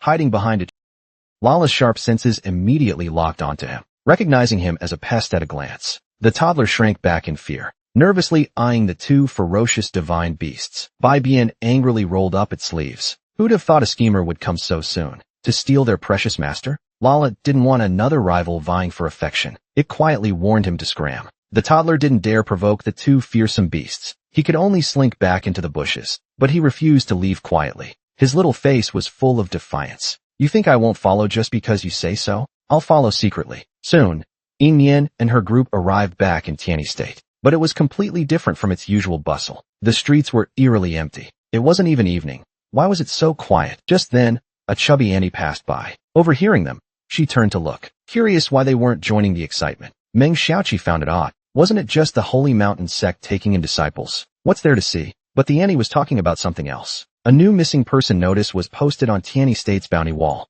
The reward was so huge it made everyone drool. The auntie didn't have time to chat more. She hurriedly ran off to join the commotion. Meng Xiaoqi was tempted to check it out, but Ergu reminded her to focus on their mission at the Holy Mountain sect, snapping her out of her money-hungry days. Meng Xiaoqi is so angry her nose practically twists, but she can only obediently focus on the task at hand. As the group approaches the Holy Mountain sect, the sky erupts with a booming red cloud, blanketing the heavens, blocking the sun. A full team of spirit beasts clears the way ahead. Su Lingyan sits atop a massive bull demon. Half her face, where her eyes are wet, is masked, leaving only the unscarred half exposed. On her shoulder perches a golden, snake-like creature, but with horns and four-clawed legs. The onlookers gasp in waves of awe. The princess has hatched a dragon. No wonder the spectacle is so grand. Thundering footsteps rapidly approach. Led by Fat Shun, a group charges fiercely forward. Su Lingyan assumes they're here to admire her glory. She straightens up, awaiting the worship of these foolish mortals. But to her shock,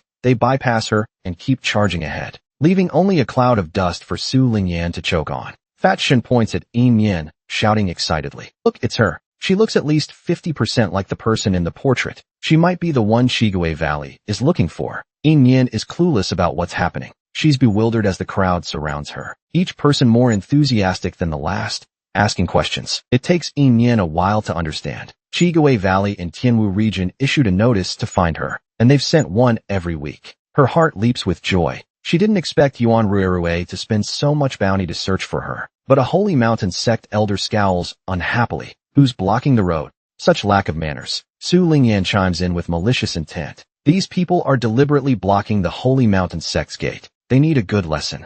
So disciples rush over to disperse the crowd. How dare they block the Holy Mountain sect? No shame or upbringing at all. Yin, annoyed, steps to block the path, smirking at Su Lingyan. This time, she's not holding back. Su Lingyan is scared out of her wits, screaming, "Ghost! That Jianzhong is back. She's here to take my life." Because the girl was too beautiful, the vicious princess had her bones dug out and threw her off a cliff. Now she's returned with a divine beast. The princess immediately slanders her as a demon and wants to carve out her heart's blood. Senior brother Ergu smashes down with a mighty hammer. Who dares harm my junior sister? They'll be pounded into meat paste. Just moments ago, Yin boldly stood in front of Su Lingyan. Su Lingyan's face pales, screaming in terror. "Ghost! That Jianzhong is back to claim my life." The elder quickly pulls her into his arms. A group of senior brothers surrounds her, all comforting her not to be afraid. Su Lingyan finally realizes, this Jianren is...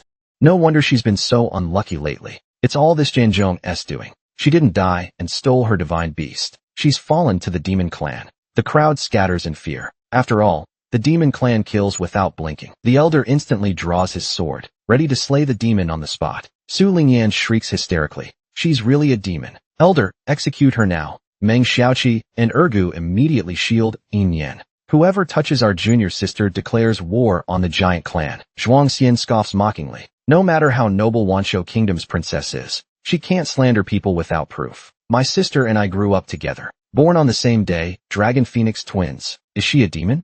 I'd know." The princess clearly lost a divine beast. Grief-stricken and crazed, she's spouting nonsense. The crowd bursts into laughter. They've heard these rumors too. Su Lingyan, enraged, points and curses at everyone. Insolent peasants. Zhuang Xian seizes the moment to rouse the crowd's anger. No matter how noble Wanshou Kingdom's princess is, she has no right to throw her weight around in the 5 regions. We don't tolerate high and mighty attitudes here. Meng Xiaoqi and Ergu are stunned. Who knew a scholar could roast someone so well? The crowd cheers even louder. A mere princess dares act superior in Tianyi region? Go back to your Wanshou Kingdom. The elder is so angry his nose practically twists. How dare lowly peasants disrespect the Holy Mountain sect? Our disciple says you're a demon clan remnant. So you are, unless you can prove your identity. Su Lingyan keeps fanning the flames. I bet this Jinzhong can't produce an identity token. Yin Yin refuses to play their game. She has an identity token, but won't show it. Who do they think they are? Why should I let them inspect me just because they say so? Does the princess think she can bully others just because she's backed by the Holy Mountain sect? Su Lingyan is even more convinced she's guilty. No token? Then you're a demon remnant. Ergu curses furiously. Meng Xiaoqi quietly comforts Yin Yin. As long as your heart is righteous, no matter what you are, we'll accept you. Yin Yin's heart swells with warmth. Her senior brother and sister are so sincere. Though she can't yet reveal the truth, she'll never drag the giant clan down. Yin Yin promptly pulls out Zhuang Xiaomei's identity token, holding it high for all to see. Su Lingyan is struck as if by lightning. She refuses to believe the token is real, urging the elder to draw her heart's blood, to check if she has any demonic elements. Ergu is so angry he stomps hard. With a bang, the ground splits into a huge pit. Ergu grows to 800 meters tall. His peak earth spirit mirror aura radiates instantly. Does the Holy Mountain sect think the giant clan has no one? Fat Shun is amazed at how powerful this young man is, not far behind the Holy Mountain sect's top disciple, and judging by Yin Yin's earlier reaction, she's clearly the one Chigue Valley is looking for. While everyone's distracted, he sneaks off to report to Chigue Valley for the bounty. The elder quickly raises a defensive barrier, protecting all the disciples within. Holy Mountain sect leader Sheng Hong senses the disciples' crisis, rushing over to save them. The elder runs to tattle, exaggerating to pin all the blame on Yin Yin. This girl started it all. Sect leader, you can't let her go. But Sheng Hong doesn't act immediately. She notices Ergu is from the giant clan, so she proceeds cautiously, first demanding Yin Yin show her identity token. Yin Yin tosses the token over, showing no fear of her whatsoever. Sheng Hong checks the token and finds no issues, but questions why she doesn't resemble Zhuang Xian. Yin Yin remains unfazed. Men and women look vastly different. Isn't it normal not to look? Su Lingyan excitedly clamors, urging the sect leader to take her heart's blood. Sheng Hong wants to smack this fool, under everyone's watch. How could she do something so brutal? The elder also warns her not to be rude. Sheng Hong doesn't take Yin Yin's heart's blood, but demands she prove her innocence. Just one drop of blood will show if you have demonic elements. Yin Yin demands a guarantee. If I'm clean, Su Lingyan must apologize. Sheng Hong scoffs disdainfully. Don't be delusional. Refuse and leave now, before negotiating terms with others. Make sure you have the strength to back it up. A powerful aura surges toward them. How could Ergu let his junior sister be wrong? Worst case, they'll skip the Holy Mountain sect. But Yin Yin doesn't budge. For the demon sword seal, she must go. No one knows she's both spirit and demon, able to switch freely at will. Yin Yin shifts to her spiritual form, bites her finger to produce a blood bead. Wrapping it in spiritual energy, she hands it to Sheng Hong. Sheng Hong envelopes the bead with her mental power. After probing, she finds no demonic elements, casually inviting them to enter the Holy Mountain sect. But Su Lingyan isn't, refusing to believe she's Zhuang Xian's sister. Zhuang Xian mocks her lack of manners, twisting truth and calling her Jinzhong what a filthy mouth. The crowd murmurs with disdain. So the princess is this crude and vulgar. Su Lingyan's face pales, feeling she's lost all face in this lifetime. She dares not speak again, but Meng Xiaoqi won't let it go, slamming her hammer into the ground, demanding Su Lingyan apologize to her junior sister. Su Lingyan sneers with contempt. A noble princess apologizing to a Jinzhong? Never. The nearby disciples chimed in to back her up. Isn't it only right to prove your innocence? Why are you so aggressive, demanding an apology? With the crowd's support, Su Lingyan grew smug. So what if I don't apologize to you? Bai Bian jumped out, declaring a challenge. Do you dare fight me in a beast arena duel? As long as both sides agree, the duel can proceed. You can keep fighting as long as you don't surrender. As long as you don't die, crippling is fair game. Without hesitation, Su Lingyan released the spirit beast on her shoulder. She didn't believe anyone could surpass her golden dragon. The 3-year-old looking beast pummeled the golden dragon into the ground. You dare bully my master and refuse to apologize? I'll strip your pathetic dragon of its tendons and skin. Just moments ago, Su Lingyan stubbornly refused to apologize, arrogantly provoking them on purpose. Bibian immediately challenged her to a beast arena duel. As long as you don't surrender, the fight continues, even to the point of injury or crippling. Su Lingyan unleashed the spirit beast on her shoulder. She didn't believe anyone could defeat her golden dragon. The golden dragon let out a furious roar, clawing and charging at Bibian with ferocity. Bring it on. Bibian slammed a single hand into the ground. In an instant, a massive glowing array shot into the sky, enclosing both beasts within it. No one leaves until the duel ends. Su Lingyan was shocked. This kid is actually a spirit beast? Only divine ape beasts can shape-shift like that. The onlookers buzzed with discussion. Even the Empress's divine beast can't shape-shift like that. Su Lingyan couldn't afford to lose face. She immediately ordered her golden dragon to tear Bibian to shreds. The golden dragon roared and lunged at Bibian, biting fiercely. But Bibian effortlessly flipped out of the way, dodging the deadly strike with ease. Then it clenched its small fist. Powerful spiritual energy enveloped it. With a deafening boom, it smashed the golden dragon 300 meters into the ground. Then it grabbed the dragon's tail with a backhand, slamming it brutally into the ground. Each strike cracked the earth. In an instant, the arena echoed with thunderous slams. Shattered stones flew everywhere. Su Lingyan was utterly stunned. Her mightiest golden dragon had no chance to fight back. Moments later, the dragon lay twitching on the ground, like a rotting maggot, barely alive. Bibian pinned it down, coldly threatening. Apologize to my master, or I'll make you suffer. The onlooker's eyes nearly popped out in shock.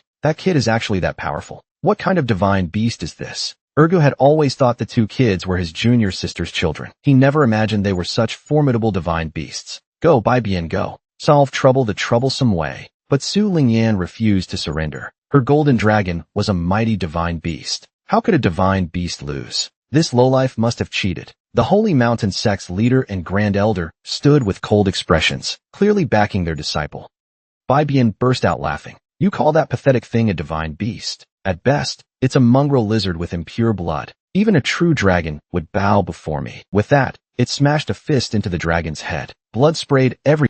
If Su Lingyan didn't surrender, it would keep beating. It'd break her beast and shatter her dragon. I'll ask you one more time. Will you bow and apologize? Su Lingyan trembled, on the verge of collapse, but she clenched her teeth, refusing to yield. Sheng Hong, displeased, stepped forward to intervene. Yin Yin cut him off with a sweet smile. Didn't you say those without strength have no right to make demands? Now that pathetic lizard is nearly beaten to death. The one without strength is Su Lingyan, isn't it? If the sect leader ignores his status and interferes, that'd be truly shameless. Sheng Hong let out a cold laugh. By that logic, her master must be pretty shameless too. Meng Xiaoqi and Erga nodded without hesitation. Yep, our master is shameless. Are you like our master too? Sheng Hong was so choked his veins bulged. Truly, like master, like disciple. But he couldn't afford to lose face. He immediately ordered Su Lingyan to apologize. Or else, if her spirit beast died, she'd never return to the Holy Mountain sect. Su Lingyan's eyes instantly welled with pitiful tears, as if she'd suffered the greatest injustice. Meng Xiaoqi let out a mocking chuckle. The one who wronged others still dares to play the victim? Is apologizing really that hard?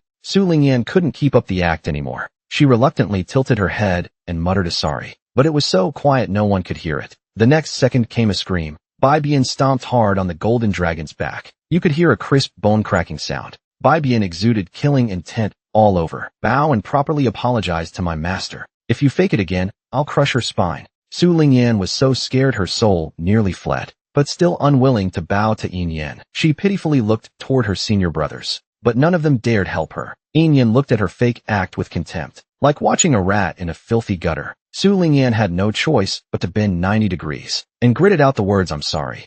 Yin Yan felt great satisfaction inside, but the pain of humiliation isn't forgiven that easily. She waited half a day before helping her up. After all, who doesn't make mistakes? Meng Xiaoqi shamelessly came over to smooth things over. We're going to keep running into each other. No need to ruin relations. Sacred Mountain sects Wen Yin twitched his lips. All giant race people this shame.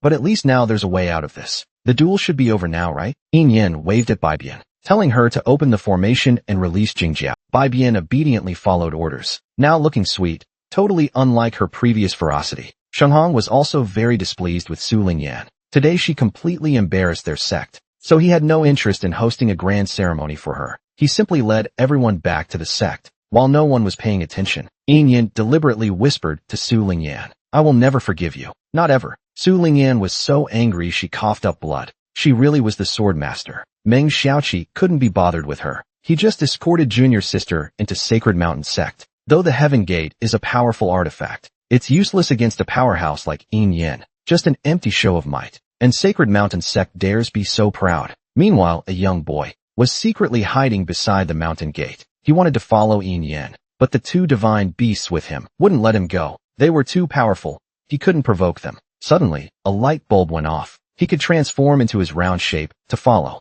No one notices him like that anyway. That round form was a cute little snail. It easily slipped through the Heaven Gate. He must win over Yin Yin and have her take him as a contract beast. The little snail proudly embarked on his journey, though in reality, he was moving painfully slow. After an hour of crawling, he hadn't even reached the first step. Meanwhile, Yin Yin had already arrived at the Sacred Mountain dorm. The disciples brought her a sect robe to change into, but Yin Yin refused. She wasn't a disciple here. More importantly, the robe was hideous. Wearing it would be humiliating. Ergu also disliked how tight it was.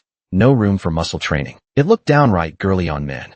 The disciples were green with anger. These guys were clearly provoking them. Shenghong didn't press the issue. Better that than having them make trouble and drag the sect down. Meng Xiaoqi laughed from the frustration. With a sect like yours, do you even have any reputation to speak of? That really infuriated everyone. They all started plotting in secret to properly teach them a lesson. As Meng Xiaoqi and Yin Yin strolled outside, they suddenly heard a familiar cry nearby. Someone was refusing to go to the giant tribe. His wife was beaten until she vomited blood. The Demon King was furious and triggered a slaughter formation. Anyone who hurt his wife would die. Even bystanders who didn't help would die. Since Yin Yan's arrival at Sacred Mountain Sect, these disciples had been secretly plotting against her. They thought living under someone's roof meant you should behave. But with Lala, the domineering divine beast, present, none of the disciples dared challenge her directly. They only dared to secretly scheme behind her back. So they suggested testing her strength first, to see what level Yin Yin really was. The elder turned to look at Yin Yin upon hearing that. They ask if he has any spiritual power. A little, I guess. Yin Yin replies with a sly smile. Junior brother by secretly rejoices. Such an arrogant person not even daring to boast fully. Clearly, they're intimidated. The elder brings out a spirit testing steel, telling him to strike it with full force. Everyone waits for him to embarrass himself. Lala laughs at these fools. How can you judge master by normal standards? Yin Yin clenches his fist. Spiritual power gathers around it. He lightly taps the steel, shattering it to pieces. Fragments fly outward, nearly hitting the disciples watching the show. Everyone jumps in shock. Yin Yin casually says, "Oops, sorry. Didn't control my strength there." Sheng Hong is stunned, jaw dropped. A beast tamer, typically weak in spiritual power. How could they be a human near realm? Yin Yin politely offers to compensate for the steel. The elder's face darkens in embarrassment. Does the Holy Mountain Sect lack a single steel? The disciples are even more indignant. Why didn't he say he was human near realm earlier? He's clearly doing this on purpose. Ergu clenches his massive fists in anger. Junior sister already offered to pay. Why are they still yapping? Yin Yin is getting impatient. Test again or not. If not, take me to my room to rest. The elder grits his teeth in frustration. He's determined to see if this girl is truly human near realm. So he brings out an even higher grade steel. Sheng Hong stares intently at Yin Yin, not believing a beast tamer's spiritual talent could surpass that of a cultivation clan's disciple. This time, Yin Yin merely places her hand on the steel, slowly releasing her spiritual power. Ergu cheers loudly from the side. Junior sister's spiritual power will blow their minds. A star lights up on the steel. The elder thinks, defeated, so it's human near realm. Suddenly, a disciple shouts in shock. Wait, there's more. Sure enough, a second star slowly takes shape, growing brighter and brighter. The elder is utterly dumbfounded. 2-star human near realm. How is this possible? Sheng Hong is filled with regret. Such talent, and she's that. I can't even poach her. Yin Yin grins at the disciples. Satisfied now. No one dares to openly Taoxin anymore. They can only lead them to their quarters. Meanwhile, at Chigue Valley in Tianwu region, the great elder rushes in to report. We've found her. She's clashed with the Holy Mountain Sect. Yuan Xinsui's eyes snap open. A brilliant light glimmers in his dark gaze. Without a word, he leaps up and heads out, ready to back up his precious girl.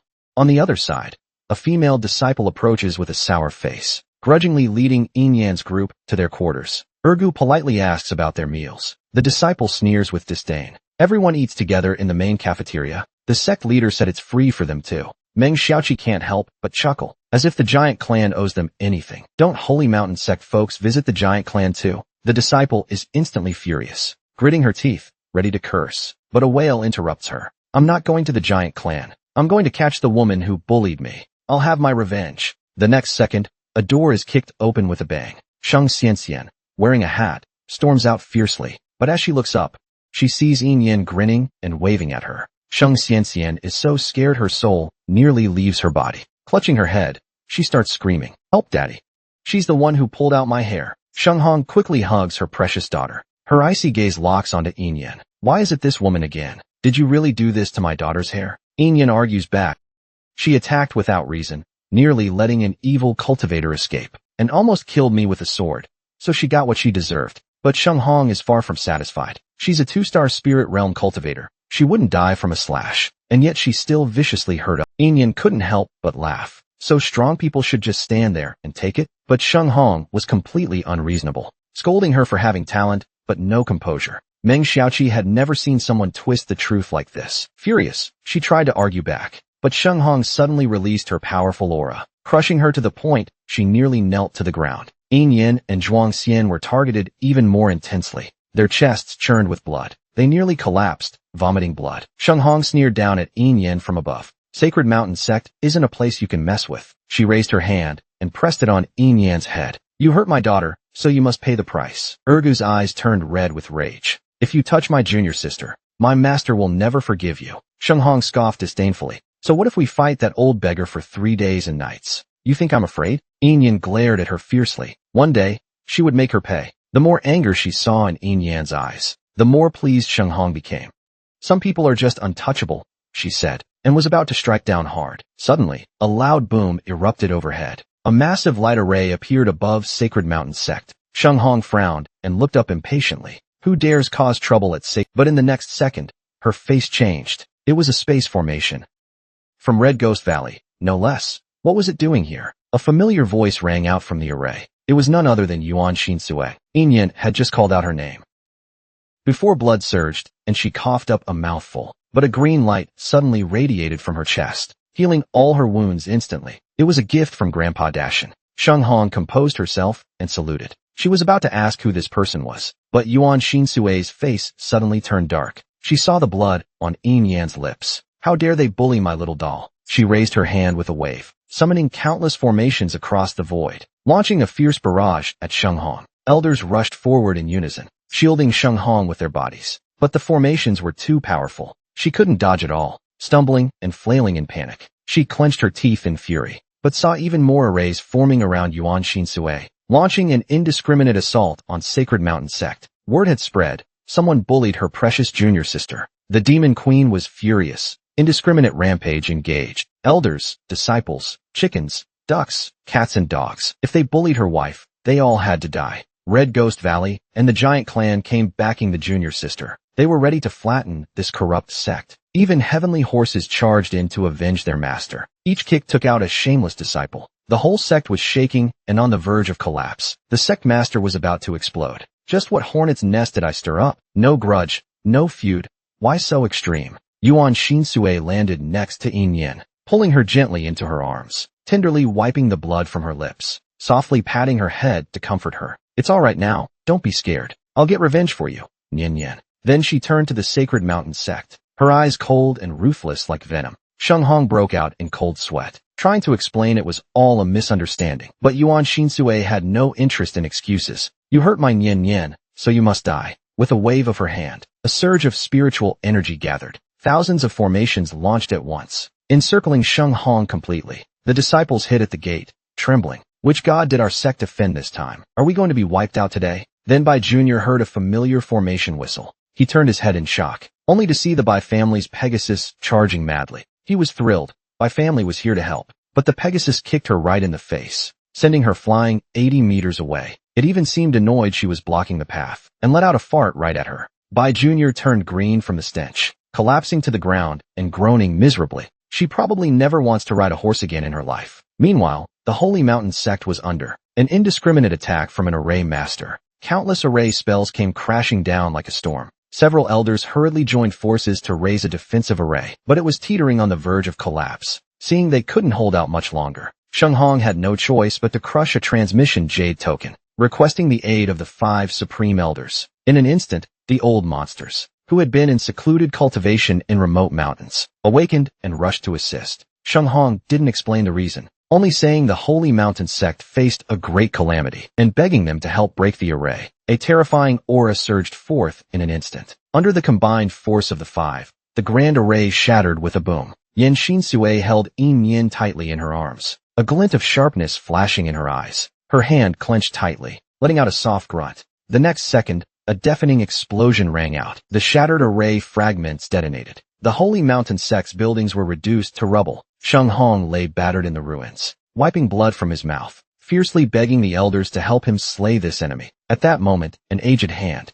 suddenly pressed down on his shoulder, ordering him to calm down. An old man with withered white hair appeared behind him. This was the old sect master of the Holy Mountain sect. The disciples were startled, hurrying forward to bow in respect. Sheng Hong clenched his fists unwillingly, not understanding why his master was stopping him. Yan Xinsui, however, showed no fear. Toying with Yin Yin's hair, she locked eyes with him, her gaze dark and intense. At that moment, they had been hidden within the burial sky array, ready to support their lesser lord at any moment. Then the old beggar appeared in the air. Didn't expect this old fossil to still be alive. Hearing that from the old sect master's expression was complicated. If he hadn't shown up, the Holy Mountain sect might have been done for. The old beggar laughed carelessly. A peaceful, reasonable guy like him, why would he resort to fighting and killing? Meng Xiaoqi immediately ran over, whining about her grievances. The old beggar's tone shifted instantly for his disciple. Don't worry, dear disciple. Master's been with you all along. I'll get revenge and beat them to a pulp.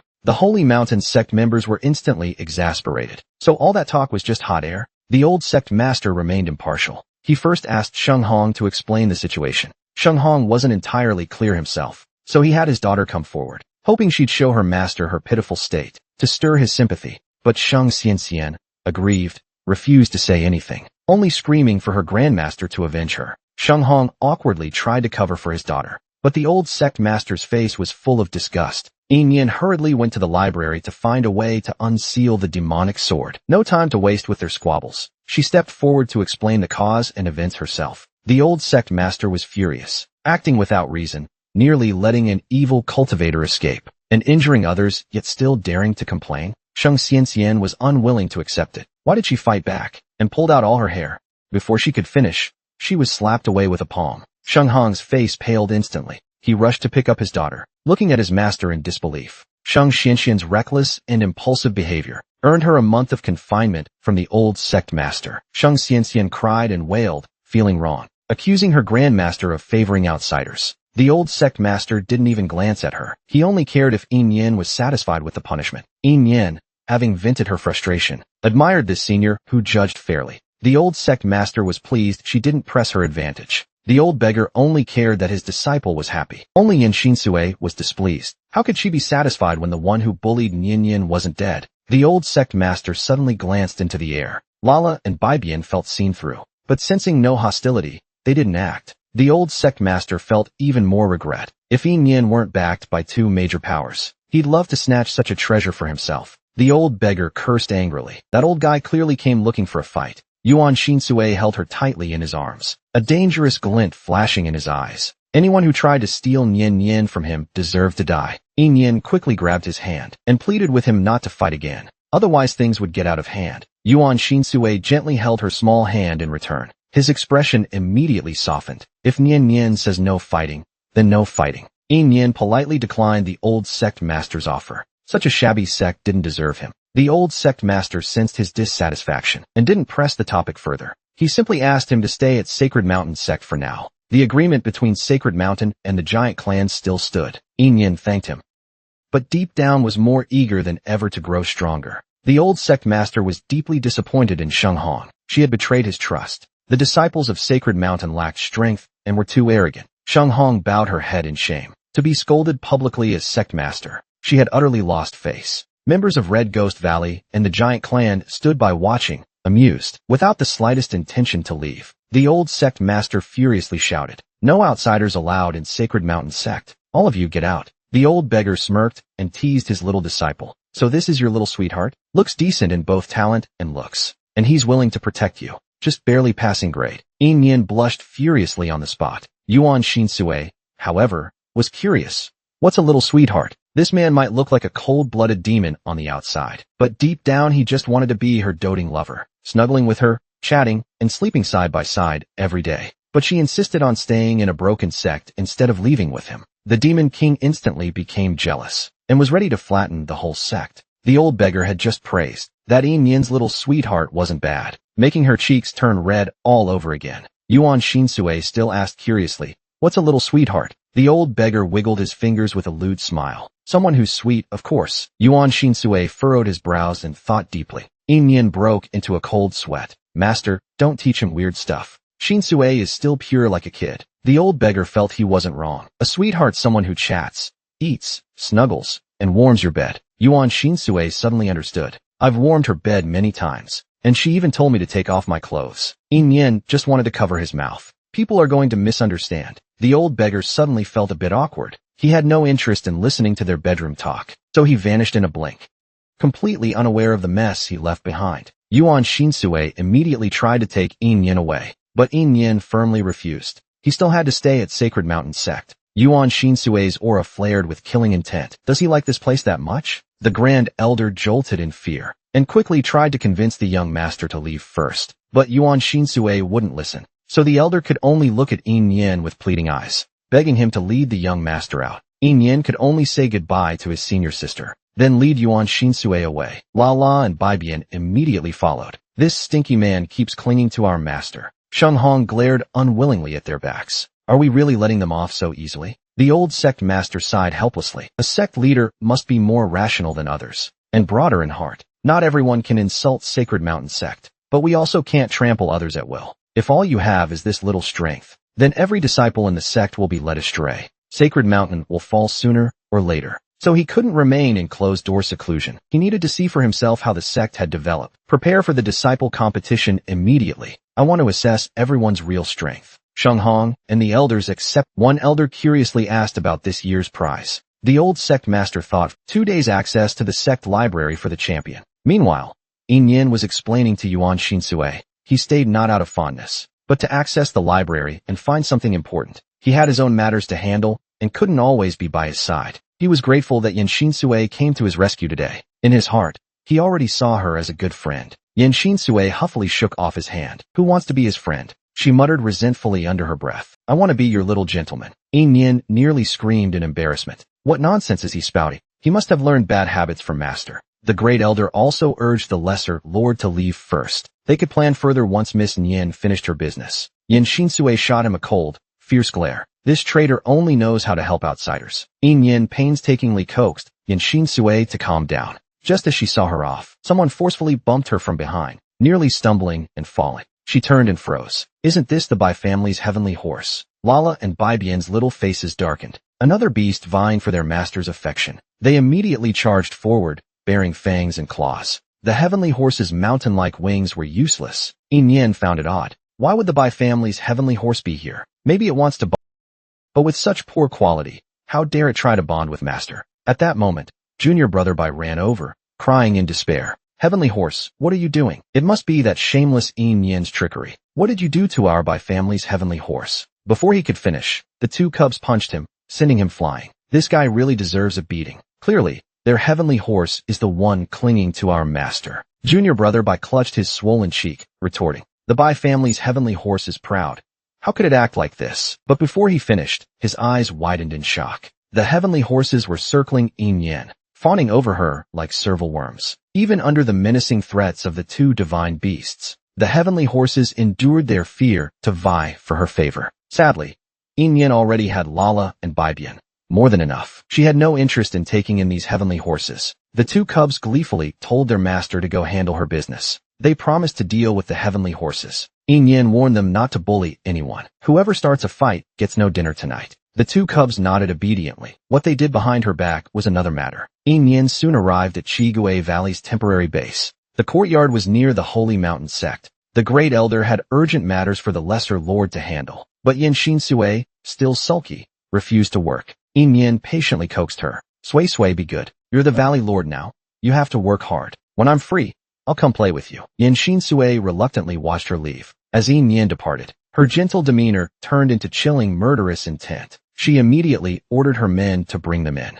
Two traitors knelt on the ground, trembling. They claimed they were only momentarily swayed. The Great Elder tried to plead for leniency. After all, they were loyal veterans. But before he could finish, flashes of light streaked by. Blood sprayed everywhere.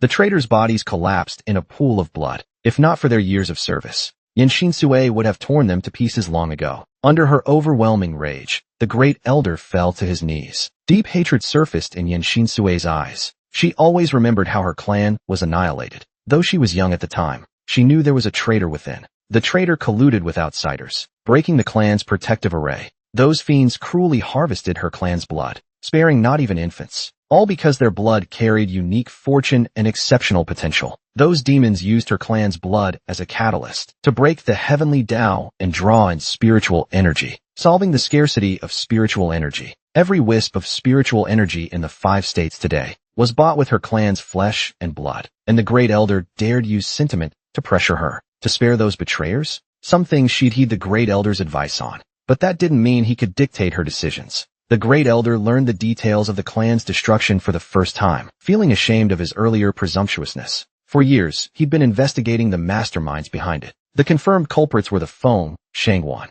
Shintu, and Wu families of the 5 states. But Yen Shinsue knew clearly, it wasn't just them. The Fortune God Tower, revered across the 5 states, gained its prestige for great deeds during the 5 states crisis. To be precise, every major faction in the 5 states was complicit in her clan's destruction. Unbeknownst to her, Yin was once again in trouble. The Sacred Mountain sect disciples tore all his clothes and bedding, waiting to see him run around naked. The 3-year-old cutie burned off all the sect elite's hair. If you dare destroy my master's clothes and blankets, then I'll strip you all bare too.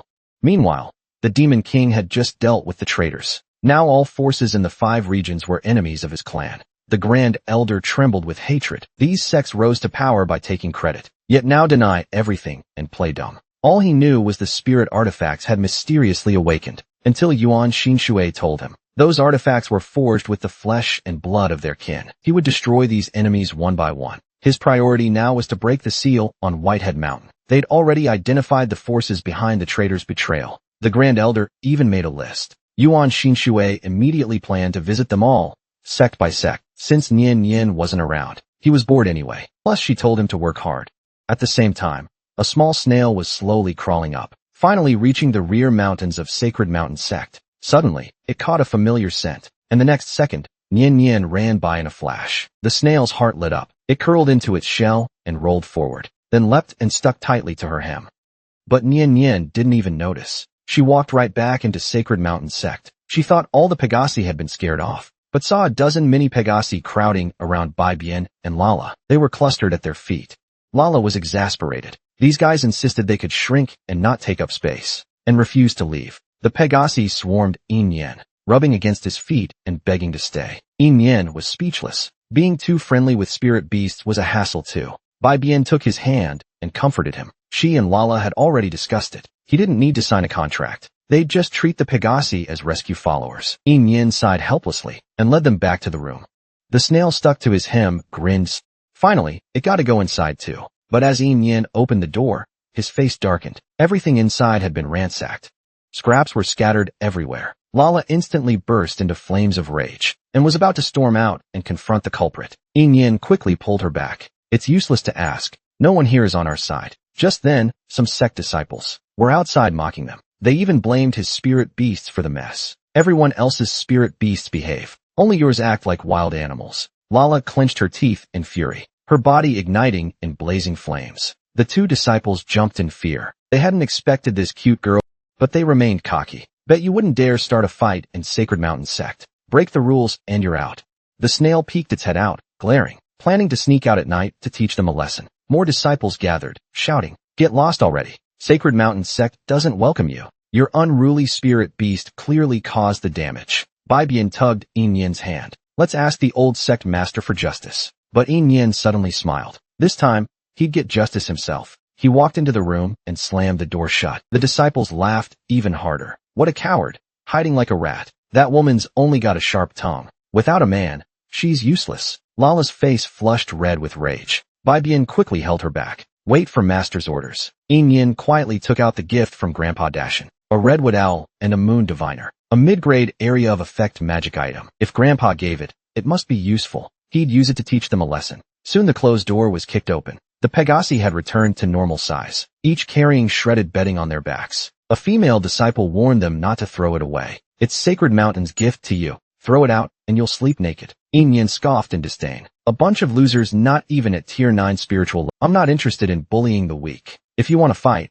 check the disciple combat rankings. The Holy Mountain Sect's disciple list clearly shows every disciple's rank and combat strength. Yin scans from bottom to top. Her gaze lands on 2-star human spirit mirror disciple Zhang Wang. She loudly declares she'll challenge Zhang Wang in a formation duel. Her voice, infused with spiritual power, echoes through the sect. Every disciple hears it. A flash of blue light streaks by. Zhang Wang instantly appears on the combat stage. Yin doesn't immediately start shouting for a fight. Instead, she has Tiamat deliver evidence, tossing the ruined items in front of him. Zhang Wang sneers with disdain. Who knows if you wreck these yourself and pin the blame on our junior brothers and sisters. His words practically scream guilty. Yin wastes no time, drawing her whip. Too lazy to investigate one by one, she asks if he dares accept the challenge. Zhang Wang has long despised her. He summons a massive axe in retaliation. Disciples cheer from the sidelines. Senior brother, crush this vile woman. Zhang Wang roars, unleashing a lethal strike, charging with his axe aimed at Yin's head.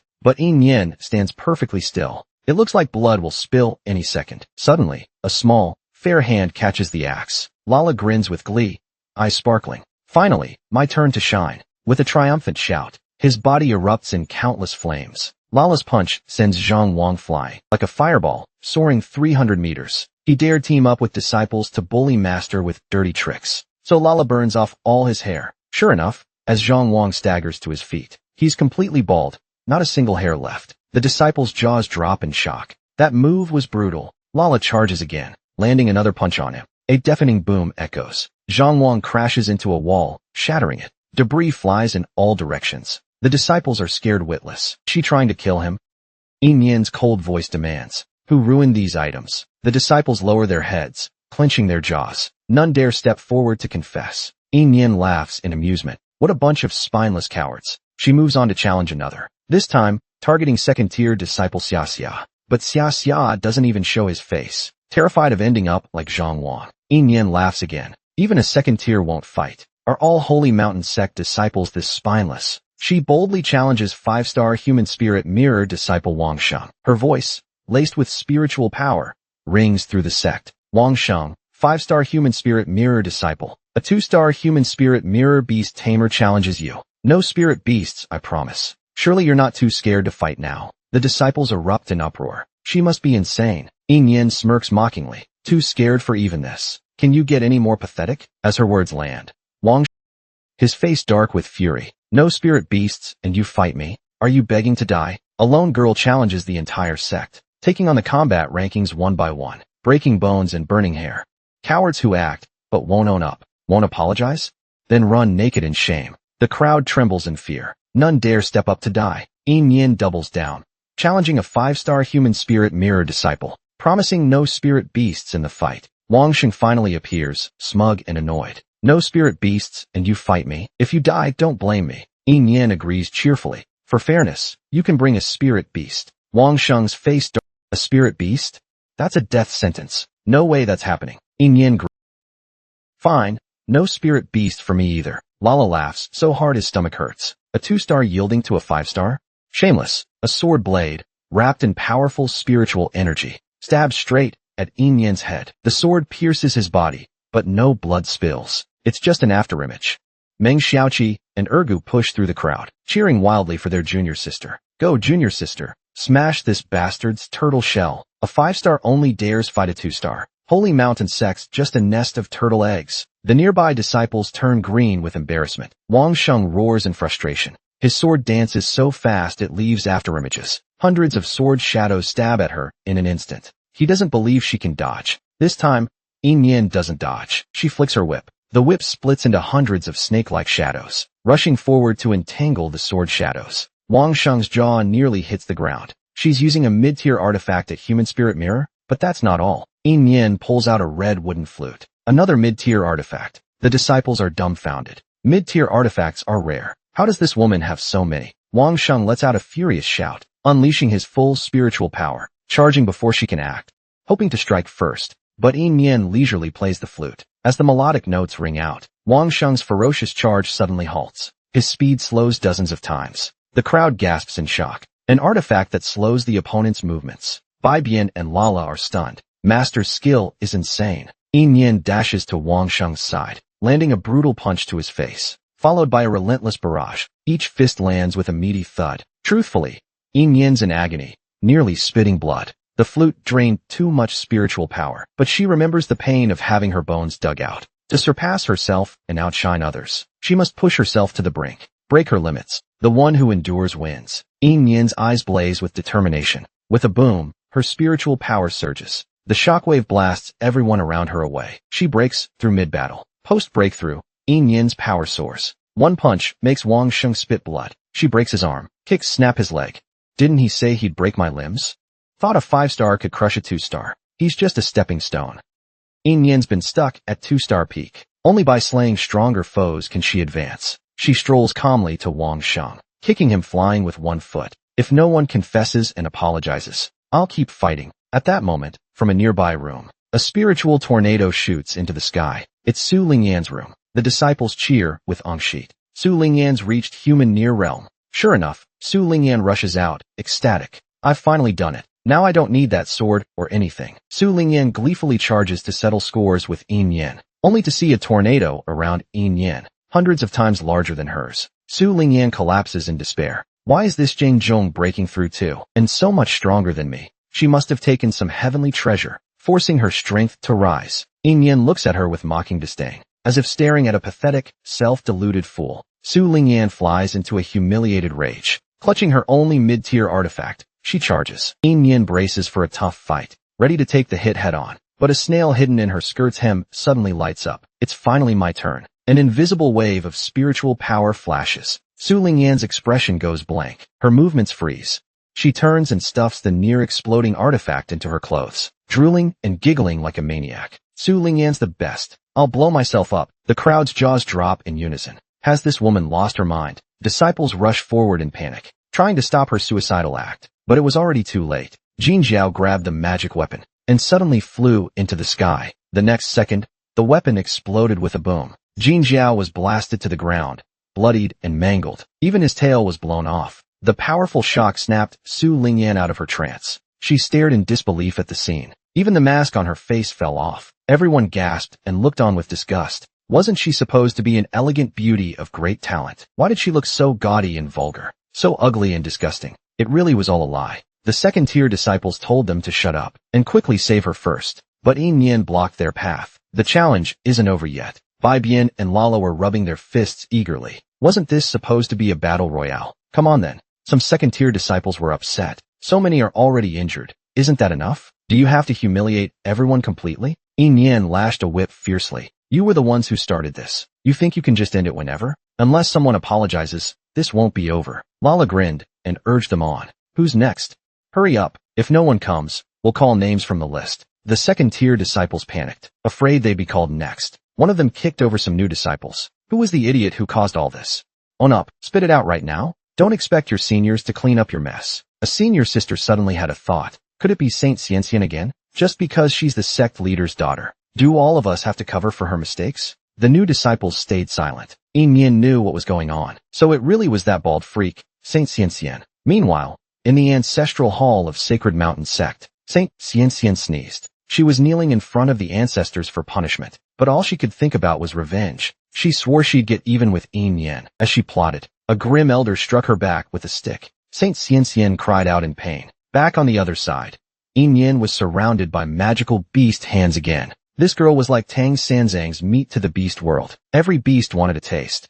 From phoenix chicks to snail seeds, they clung to her legs and refused to let go. Earlier, Yin Yen had been framed by the sect leader's daughter. She exploded with power and crushed everyone, beating the entire sect's elite to a pulp. The Sacred Mountain disciples trembled in fear and bowed their heads to apologize to Yin Yen. They had all participated in the bullying incident. A senior sister was so angry she wanted to smash them with a hammer. How could dignified disciples of a top sect bully the weak? Even the inner sect disciples were shocked. These new disciples were unbelievably shameless. Little did they know, the old sect leader was watching nearby. She couldn't help but step forward. She was disappointed in them. She didn't expect their character to be this rotten, and to make a fool of the sect. She immediately prepared a new room for Yin, then ordered all disciples to stay up that night, to meditate outside as punishment. Yin bowed and bid farewell, then headed to her new room with the senior disciples. The old sect leader even invited her to join the disciples' tournament. The other disciples protested. How can an outsider join the tournament? The sect leader immediately smacked them away. Since when can disciples question the sect leader's decisions? What has Shenghong been teaching you? What a bunch of blind fools. This is someone even the sect leader must bow to. And they dare provoke her again and again. Yin wasn't interested. She doesn't do anything without a benefit. The little ones smugly echoed her. No benefit, no action. The old sect leader was stunned. This was supposed to be a great honor. What more did she want? But Yin wasn't dumb. She saw right through the plan to make that kind of favor came with a price. The old sect leader agreed.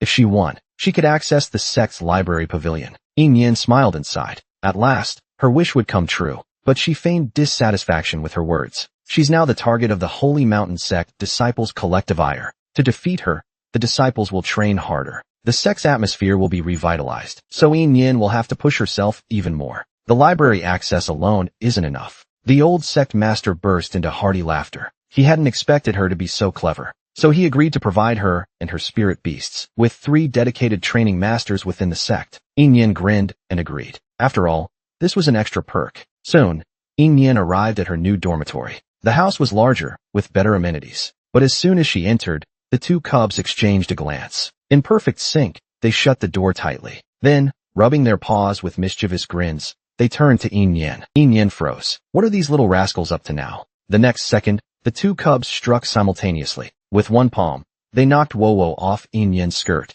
Wowo transformed into a small boy, covering his head in fear, begging for mercy. Only then did Yin realize she'd brought a divine beast back. Lala snorted disdainfully. Divine beast? Just a measly little insect beast. They could crush this guy's pathetic shell with one slap. Bibian instantly realized Wowo was behind the Su Lingyan incident. At the mention, Wowo fumed with rage. How dare she bully my master? Lala was even angrier. Who's your master? Who gave you permission to spout nonsense? He moved to toss him out. Master has us. That's enough. No need for this third-wheel beast. But Bibian stopped him. He was curious how Wowo had controlled.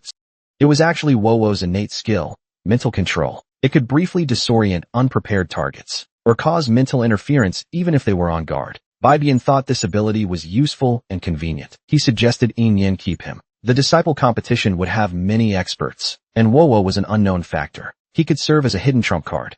Wowo nodded frantically, eager to stay. He pitched himself relentlessly. His father was the chief of the Washu clan. The Washu clan spanned the 5 states, with unmatched intelligence networks. They were the most numerous spirit beast clan. Keeping him would only bring benefits, no drawbacks. Yin was instantly convinced. Without hesitation, she agreed. She moved to form a contract with him. Wowo bounced with excitement, eager to become her beast companion. Lala was so mad he wanted to smack Bibian. Why did he convince Master to take another spirit beast to compete for her favor? Bibian wanted to kick his idiot brother. Even if he hadn't suggested it, Master would have kept Wowo. No matter how much Master doted on them, she wouldn't let them control her decisions. The 2 cubs exchanged exasperated looks. Turning their backs, they sulked silently. Meanwhile, Yin activated her Phoenix Bond. The Phoenix Bond's power linked her with Wowo. Wowo's heart surged with clarity. His spiritual energy flow sped up at least 3-fold. This meant as Master's strength grew, his cultivation speed would skyrocket. But Yin had reached her limit. With her current strength, she could only bond with 3 spirit beasts. Any more, and the Phoenix Bond would collapse. The next second, Yin coughed up a mouthful of blood. The 3 cubs rushed over, crying, to catch their master. Wowo used his spiritual energy to check Yin's condition. Her internal organs were bleeding severely. He nearly burst into tears from panic. Bibian and Lala were heartbroken, clutching each other. Master was injured and didn't even tell them. Enduring it, Yin quickly patted their heads to comfort them. Wowo cried torrents, overwhelmed with guilt. He hated that he wasn't a healing-type spirit beast, unable to heal his master. The 3 little ones looked utterly dejected, racked with self-blame. But the next second, a green light radiated from Yin's body. This was the gift from Grandfather Great Mountain. Under the light's embrace, Yin's injuries healed instantly. She grew even more curious about what this thing was. She pulled out the seed from her pocket. The green seed suddenly cracked with a pop. Yin jumped in surprise. She quickly tossed it to the ground. Everyone froze in shock. This little thing could actually talk? The tiny sprout shrank back in fear. Don't let anyone near it. It's very delicate, and it's a noble demon emperor grass, not your average demon or beast. Yin curious. A single finger was enough to knock it over. So much for sounding impressive, yet it topples over at the lightest touch. The little sprout struggled with all its might, only managing to stand up shakily after a long while. The Demon King was an insanely jealous wife guy. He even insisted on being fed by his wife. Anyone who defied her was as good as dead. He'd kill just to amuse her. This little seed thought of choosing Yin as its master. Don't be fooled by its weak, teary demeanor or clumsy stumbles, because when its tender green leaves lightly brushed against Yin's hand, his wounds instantly healed.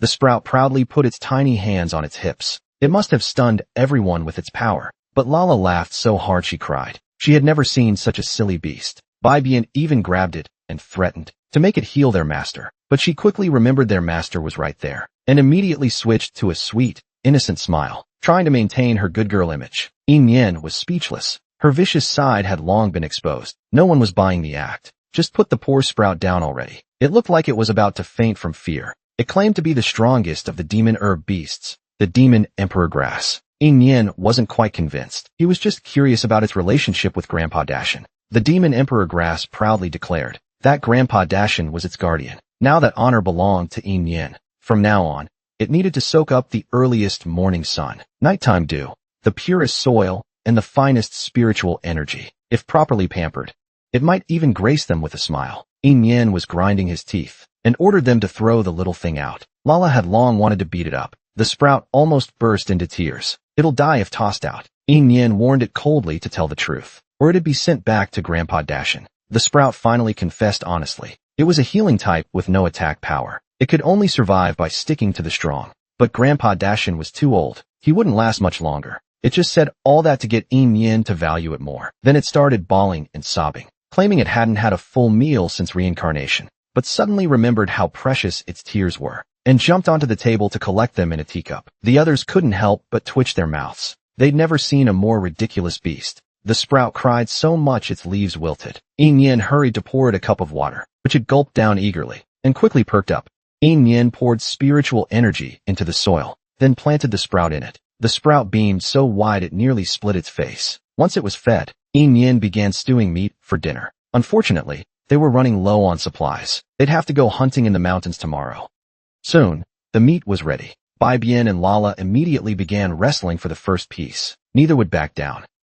Just then, Yuan Xinshui suddenly appeared behind them, curious about the giant pot of meat, and why they were fighting over it. Yin nearly jumped out of his skin. How was he always popping out of nowhere? Did the old sect master spot him? Yuan Xinshui said the old man was busy butchering pigs, but he still didn't get why they were fighting for food. Yin said, snatching it makes it taste better, then stuffed a piece of meat into his mouth. Doesn't it taste even better when I feed you? Yuan Xinshui and nodded seriously. Meat that's snatched from others really is delicious. His cute demeanor made him even more attractive. Yin's face turned red, and he quickly shook his head to calm down. Wait, what's this about pig slaughtering? Since when did the Sacred Mountain sect raise pigs? Yuan Xinshui pulled him into a hug. They did raise a bunch of pigs. Want me to show you? Then teleported both of them to the rooftop. Yin freezes at the sight. Holy Mountain sect disciples are each lifting hundreds of pounds of boulders for training. The old sect master supervises with a cold face. Not only must they carry the stones, but also do deep squats and jumps. The disciples tremble with exhaustion. A few more reps might kill them. The old sect master roars in anger. None of you train hard. All you think about is dirty tricks. Yuan Xinshui comments solemnly. Look, they're just raising pigs. Pigs squeal when you slaughter or feed them. Yin is utterly exasperated. She shouldn't go around slashing randomly when bored, or carelessly apply what she's learned. The old sect master continues harshly scolding his disciples, demanding their goal. The disciples' eyes blaze with fervor, shouting in unison to defeat Yin. Yin can't help but laugh. This old sect master is quite amusing. Yuan Xinshui, however, is displeased. These people dare to bully Yin. He asks if she needs help, offering to take them all out. Yin quickly smiles and shakes her head. Let them chase if they want. Goals are meant to be pursued. She'll be a target they'll never catch in their lifetime. Yuan Xinshui curiously asks why they're laboring with stones. Yin explains it's to train physical strength. A stronger body absorbs spiritual power faster. No need to meditate for hours like usual. Yuan Xinsui's eyes light up in realization. So you need meditation to absorb spiritual power? He casually waves his hand. dispersing the spiritual. Yin's instantly jealous. This guy's a walking Versailles, completely unaware, while the disciples toil with their stones. A flock of Tianma flies in from afar, each carrying stones heavier than the disciples, yet trotting past in neat, effortless formation. The disciples' eyes nearly pop out. They're being outdone by horses? Absolutely intolerable. They grit their teeth, vowing to train harder. The old sect master is equally speechless, but a goal's better than none. Shenghong arrives and is shocked by the scene. What are the disciples doing? The old sect master explains. They're training hard on their own. Your overindulgence spoiled them, turning them into cowards who bully the weak. Luckily, they still have some spirit. Teach them right from wrong. Curb their bad behavior, and they can be salvaged. Shenghong looks dejected. This clashes with her philosophy. She's resentful inside, but dares not defy her master. Yin feels a sense of urgency. Bidding Yuan Shinsue farewell, she bolts. They're training hard. I'll outshine them all.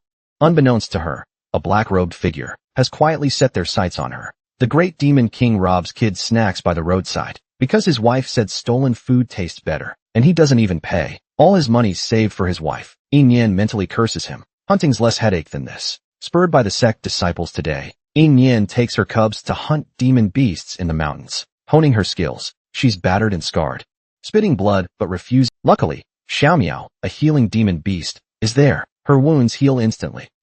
But Xiaomiao's power is limited, and Yin's injuries are too many. Xiaomiao's drain dry today.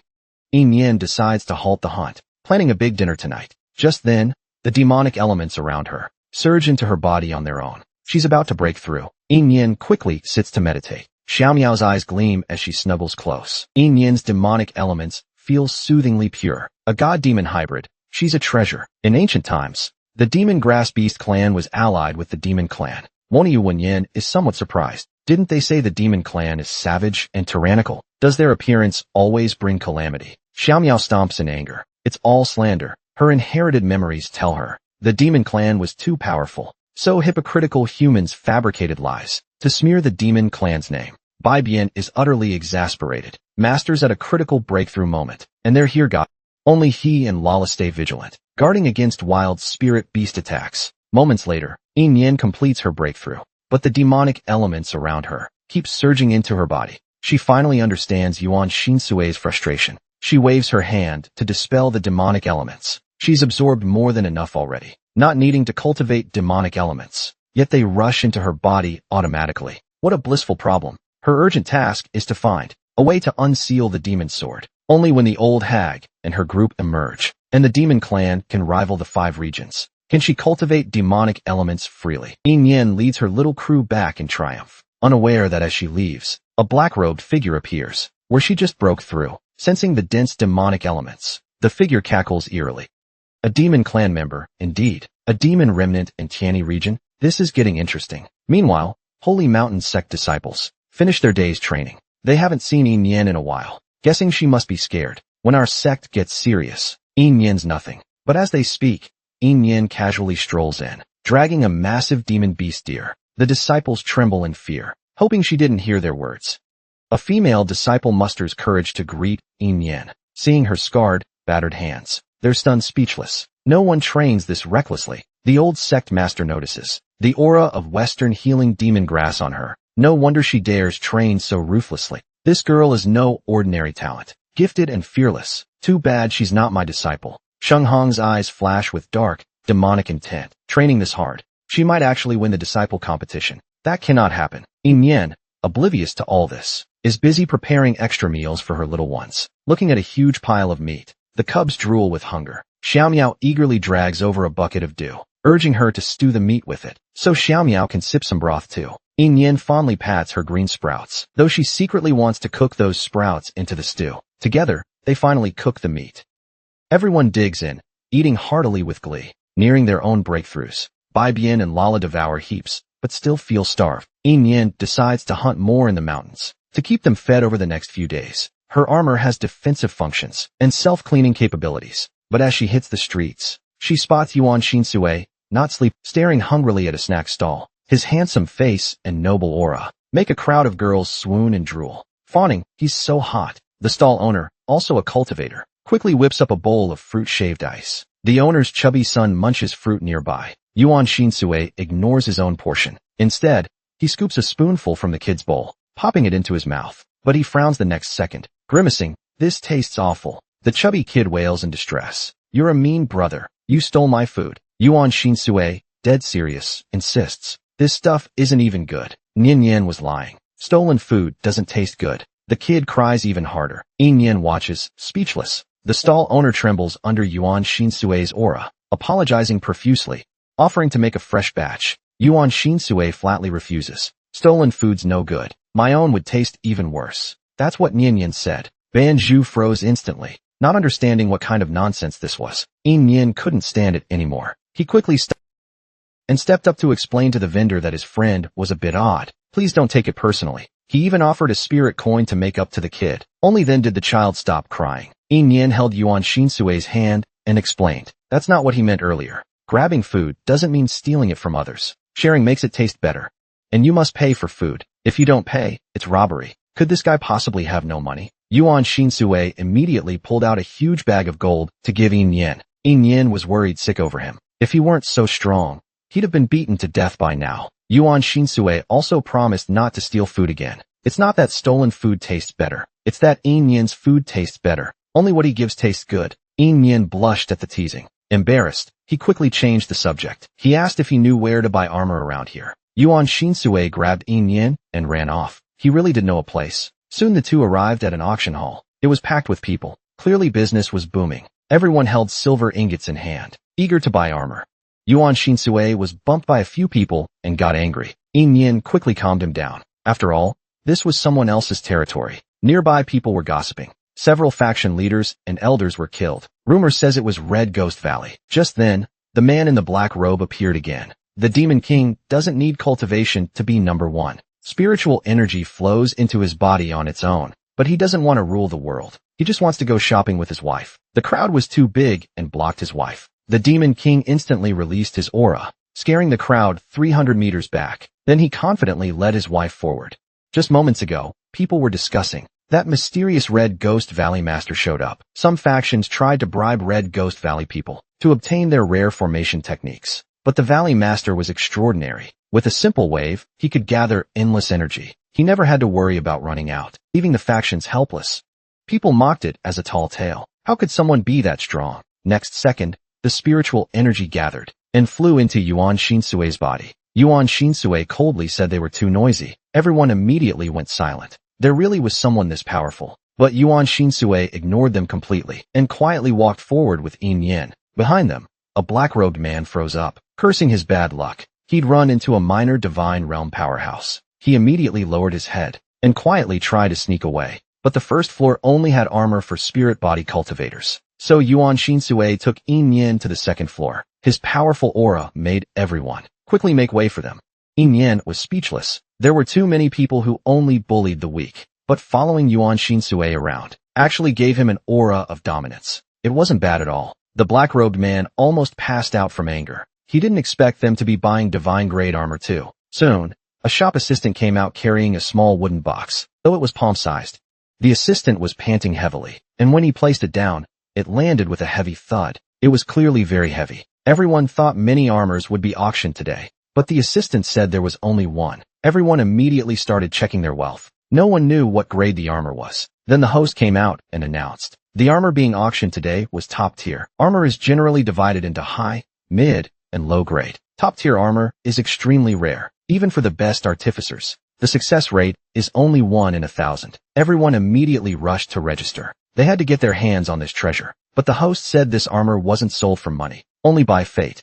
Because that's what the craftsman wanted. The supreme armor has a spirit and chooses its own master. Without its approval, the armor weighs 1,000 pounds, unusable in battle. If chosen, it's light as a feather. Anyone who earns its recognition can take it for free. Yan, hearing this, is surprised. This quirky armorsmith must be a fool with money. Doesn't even want payment. Meanwhile, the building master and armorsmith observe from the second floor. Crafting such a spirited supreme item is no easy feat. Who knows who he's giving it away to? But Yan shakes his head. The one getting a bargain today isn't the one who takes the armor, but Yan himself. He refuses to elaborate further. Only that their reputation hasn't spread enough today, likely failing to attract the one he seeks. Yan, however, remains unhurried. He can wait, no matter how long. Meanwhile, the The crowd below scrambles to try the armor. Their shouting nearly lifts the roof. Yuan Shinsue grows anxious at the sight. Doesn't Yin Yen want the armor? Why isn't she joining the fray? Yin Yen lazily yawns. She'll try after they're done. No rush. Fate can't be forced. Soon, a young noble charges up to lift the wooden box. He strains with all his might, but the box doesn't budge. Defeated, he steps down. Before long, everyone has tried. Not one succeeds. Then, a black-robed figure slowly rises. The crowd watches, expecting a show. This person looks frilier than the rest. By now, Yin Yen's bored and fast asleep. Yuan Shinsue gently lets her rest on his shoulder. The black-robed figure, seizing the moment, hurries on stage. To him, 1,000 pounds is nothing. This supreme armor would make a perfect, coming-of-age gift for his disciple. He's determined to claim it today. Effortlessly, he lifts the wooden box. Yin on the second floor widens his eyes, staring coldly. The building master gasps in shock. Found the destined one so soon. The black-robed figure smugly walks off with the box. Clearly, he's the chosen one. But the next second, the box vibrates, flying out of his grasp, landing back on the wooden table. The crowd mocks him mercilessly. Thought brute strength could fool Ascension armor. The black-robed figure's veins bulge with rage. Yin upstairs breathes a sigh of relief. That was close. Almost lost it to someone else. The building master gloats beside him. Anyone strong enough can lift it with ease. He nearly got burned. With no one else stepping up, the host prepares to pack up. He's also tasked by Holy Mountain Sect to announce a disciple competition in 3 days, hosted by the old sect master himself. Please, all are welcome to attend. With that, he picks up the box to leave. But the box vibrates violently again, bursting from his arms. Flying straight toward Yin Yen, Yuan Shinsue's face darkens at the sight. With a flick of his hand, he swats the box away. It crashes heavily to the ground. The supreme armor nearly weeps in frustration. I came to you myself, and you reject me. So unfair. The commotion wakes Yin Yen, blearily opening her eyes. She sees a wooden box at her feet, fawningly rubbing against her leg. She shrieks in alarm, kicking it away with a single foot. The pervy box smashes into the ground again. The onlookers are stunned. She just kicked away something so valuable. Yin Yen initially brushes it off. Then it hits her. Isn't that the box with the supreme armor? It's its fault for acting like a creep. Even if I broke it, it's not on me. Yin upstairs lights up with excitement. Their age gap's too wide. Maybe he wants to take a disciple. Yin Yen finally snaps to, gleefully scooting to the box. But the armor's sulking now. It hops back a step. Yin Yen doesn't care. She grabs it into her arms. Sure enough, it's light as a feather. Looks like she's the destined one. Can we take it now? The wooden box automatically opened the next second. The armor flew out of the box. It automatically landed in Yin Yen's hands. The Demon King bought a top-tier magic item, but only offered 1 coin. He even gleefully boasted to his wife about his bargaining skills. The auction staff's faces twisted in anger. Was this guy purposely trying to humiliate Master Duanzhao? That was a top-tier armor with spiritual awareness that chooses its master. Seeing that Yin Yen didn't know how to wear it, the armor actually understood his thoughts. It flew up and wrapped around him automatically. Yuan Shinsue nodded approvingly. This armor really does look great. Yin Yen was both flattered and overwhelmed. Beasts liked him because of his affinity with them. But why would this armor choose him? But now wasn't the time to think about that. Could they really just walk away with it? The host looked at seeking the owner's opinion. The owner nodded slightly at him. Only then did the host tell them they could take it. Yin Yen curiously asked the name of the armor. The host said it was called Nirvana. This was also the selection method the creator intended. Yin Yen was startled by the name. Could Nirvana have something to do with his phoenix flame? He then requested to meet Nirvana's creator. The host repeatedly waved his hand in refusal. Master Yin never meets outsiders. Everyone was stunned by the name. Master Yin was the top armorsmith of the 5 provinces. So many people begged him for armor, yet he always turned them down. Yin Yen didn't insist either. He only asked the host to pass on his thanks. On the second floor, Yin clenched his fists nervously. He clearly wanted to rush out and greet him, but he forcibly held back his emotions. It wasn't the right time yet. Meanwhile, Yin Yen was about to leave with Yuan Shinsue. Yuan Shinsue suddenly remembered something. He turned back and ran to the host and handed him a spirit coin. Yin Yen said if we take something, we should pay. The host trembled with anger. Just 1 spirit coin? Was this guy insulting Master Yin? Yuan Shinsue was completely unaware of his fury. He had just paid 1 spirit coin as compensation for taking the armor. After all, when Yin Yen bought things earlier, he paid a single spirit coin too. He was just doing as he was told. Yin Yen was horrified. He quickly turned back to retrieve the coin from the host. He explained that Yuan Shinsue was just joking. Then he dragged Yuan Shinsue and ran off. If they stayed any longer, they'd definitely get beaten up. Even now, Yin Yen still felt Like getting such a top-tier armor so easily was a dream. Like he was dreaming. The armor even adapted to his wishes, changing to the color of his original clothes. The name Nirvana truly lived up to itself. At that moment, he suddenly grew curious. Who gave Yuan Shinsue his name? Nian Nian was named by the old witch herself. Inspired by the phrase, lingering thoughts, it carried a wishful meaning. Then what did Yuan Shinsue's name mean? Yuan Shinsue said he was born weak, nearly dying as a baby. His father used a dragon pearl from a demonic dragon to save him, but his father died from the dragon's deadly poison. His father named him Yuan Sui, hoping he'd break bad luck and live joyfully every year. After his father's death, his mother added the character Xian, heart, to his name. He was too young then to ask why. Later, his mother passed away too. He would never know the reason for the name, so the name didn't matter anymore. They were gone anyway. Now he just liked hearing Yin call him. He hoped Yin would call him more. Yin felt a pang in his heart, but still smiled and called him Yuan Sui Sui. At that moment, a commotion suddenly broke out nearby. There was shouting and familiar cries. Yin couldn't bear it. He pulled Yuan Shinsue to check it out. As soon as they stepped into the alley, they saw the fruit smoothie vendor being kicked to the ground, vomiting blood. His chubby son was pinned down by the thugs, forced to watch his father getting beaten. The chubby boy cried out in sorrow. The Scarface thug found him annoying, so he grabbed his neck on the spot. Just as she was about to strike, she sensed a wave of killing intent from behind. She whipped around to see a stunning man and woman glaring daggers at him. Scarface immediately threw the boy aside and ordered his men to surround Yin. He leered as he crept forward with a sleazy grin. Yin's killing intent surged. She conjured a stone blade from dark magic, and in a flash, chopped off Scarface's arm. His severed arm hit the ground with a spurt of blood. He clutched the bleeding stump and screamed wildly.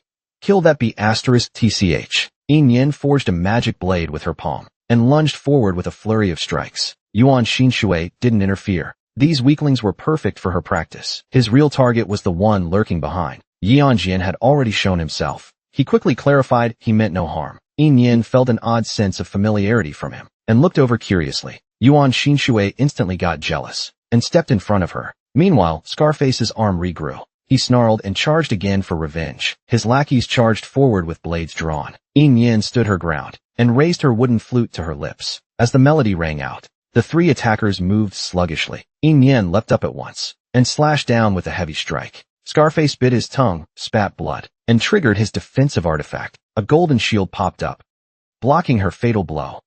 Yin's heart burned with rage. So he was a blood-crafting cultivator, just like the scum of the Bai clan, leeching power through others' pain and sacrifice. Scarface laughed maniacally. You think you can kill me? Let me show you what worse than death feels like. Yin didn't know what to do until Jian handed her an umbrella, a top-tier magic artifact. Seeing her hesitate, he revealed his identity. He forged Nirvana itself. He also knew Yin knew and would never harm her. Yin froze. He knew that old witch. Could he be from the demon clan? Scarface was furious. So they're demon scum too, and slashed toward them. Before Yin could react, the umbrella flew on its own, blocking. It was both offensive and defensive. Yin looked to Yuan Shinsue. He nodded. It's safe. So she gripped the umbrella and readied her next move. But Scarface had already fled. Yuan Shinsue summoned a spell array, and with a wave, caught two henchmen. With a loud boom, they were blown into bits. The last one was left for Yin. She wouldn't sleep unless she vented today. Yuan Shinsue was about to chase Scarface with her, but a Pegasus showed up and snatched his job. Yin hopped on and chased after Scarface, and soon returned with his head in hand. But the mercenary boss had died. The chubby kid wept bitterly on his body. Now he had no family, and nowhere to go. Before Yin could think, he suddenly found himself with a dad. He was just shopping, and now a handsome guy was chasing him, claiming fatherhood, handing him blades and hiding corpses, even gifting him rare artifacts without a word, and shyly claiming to be his mom's first love. Yin immediately dragged Yuan Shinsue 800 meters away. This guy was insane. Better not let it spread to the demon lord. Just moments ago, Yin had killed a dark cultivator, but the mercenary boss had still died. The chubby boy sobbed and handed over a few spirit crystals. His father had told him to return them to Yin. Yin was curious. Why were those people after his father? But the kid didn't know, only that his dad owed them a lot of money. Yin wasn't sure what to do, and Yuan Shinsue looked even more lost than him. At this moment, Yin told them that there was a special orphanage in Tianyi continent for children whose parents were killed by evil cultivators. He then personally led the way to take the child there. Meanwhile, a black-robed man arrived at the scene. Seeing his disciple brutally murdered, he wailed in sorrow toward the sky. He He swore to make the killer suffer 1,000 cuts. He bit his finger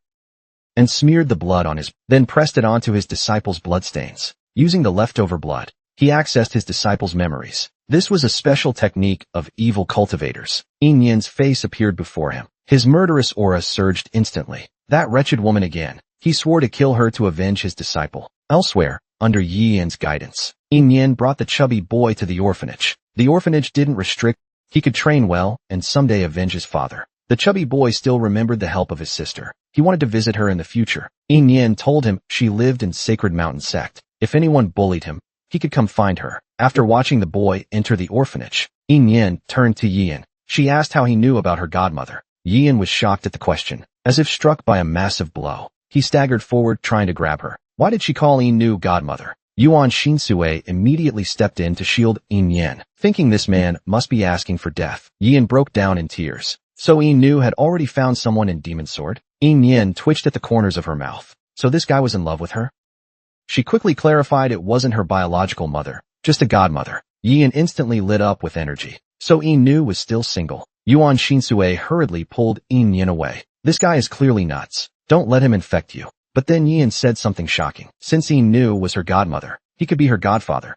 Yin's jaw dropped. Who even volunteers to be someone's dad these days? She immediately pulled Yuan Shinsue back 800 meters. Yep, confirmed. This guy's nuts. Better not let him infect little Yuan's sway. Yin realized they misunderstood. He quickly explained that he really knew Yin. They could ask the demon sword if they didn't believe him. She was the first spirit-demon hybrid in the demon clan. She hid it well, and no one discovered her. When Wansho Bo mentioned remnants of the demon clan, she returned to the demon sword. She asked the demons for information about Yin. She heard she'd gone to the 5 provinces, but the 5 provinces were too big to search. So she brought out a top-tier armor that only a spirit demon could use, hoping to lure her out for a reunion. Yin didn't believe a word of it. The whole demon clan had been sealed. Why was she the only one not sealed? Yin looked a bit embarrassed. She had actually been kicked out by Yin. She wasn't in the clan when the incident happened. Yin wanted to ask more, but Yin refused to explain. She only said kids shouldn't meddle in adult matters. Yin decided to confirm with others first. She immediately tried to return the armor and weapon, but Yin took off running. How could a father take back a gift for his daughter? Yin chased after him. Suddenly, the umbrella opened its eyes wide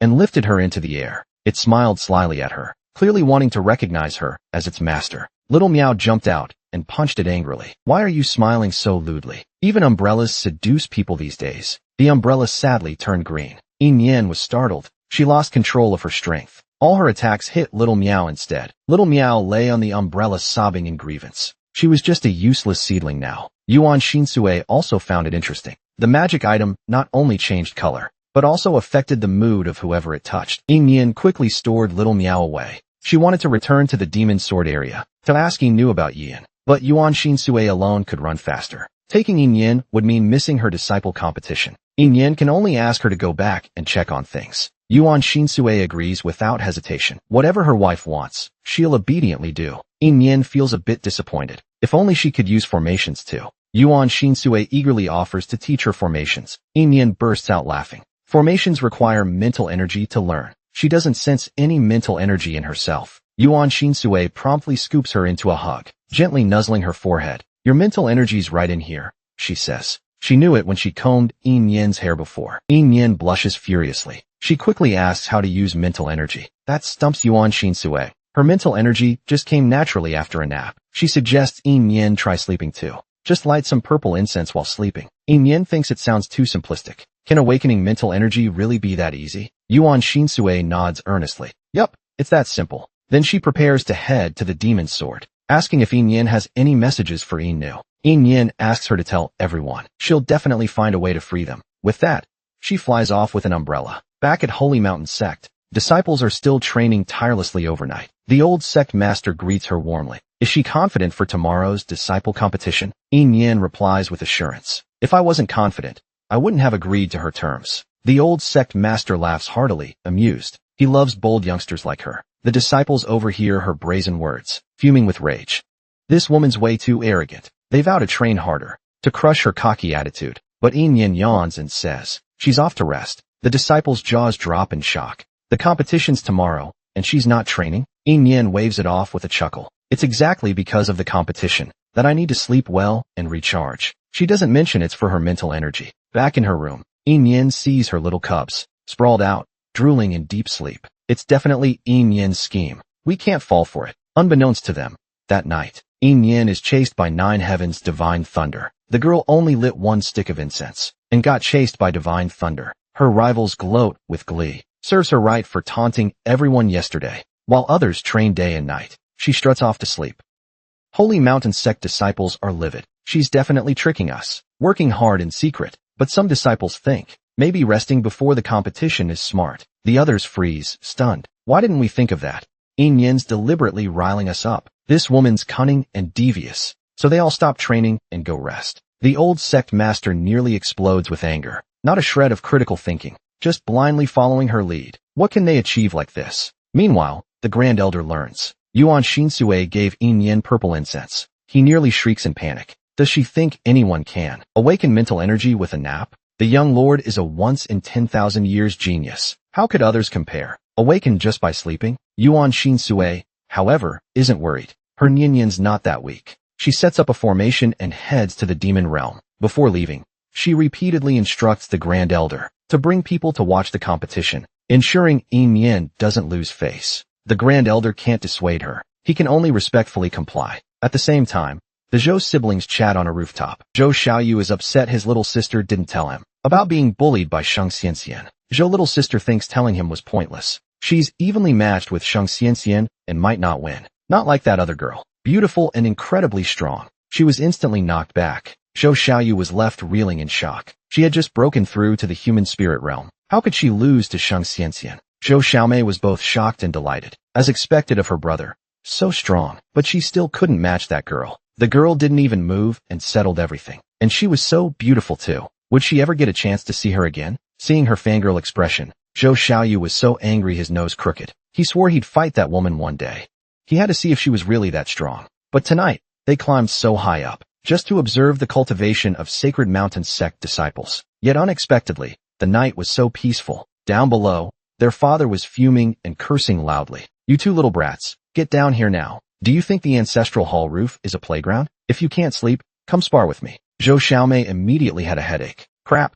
She was going to be used as a punching bag again. Meanwhile, the scent of violet incense in Yin's room grew stronger. It was so intense it woke up the little ones. They all gathered around her bed in worry. But she still hadn't woken up after a long time, and her expression looked very pained. If Wowo hadn't said the incense was good for the mind, they would have already woken her up. At that moment, Yin was deeply immersed in the snow realm of the Law Master. With a loud crack, the mysterious space in front of her shattered. When she opened her eyes again, she was back in her room, but in soul form.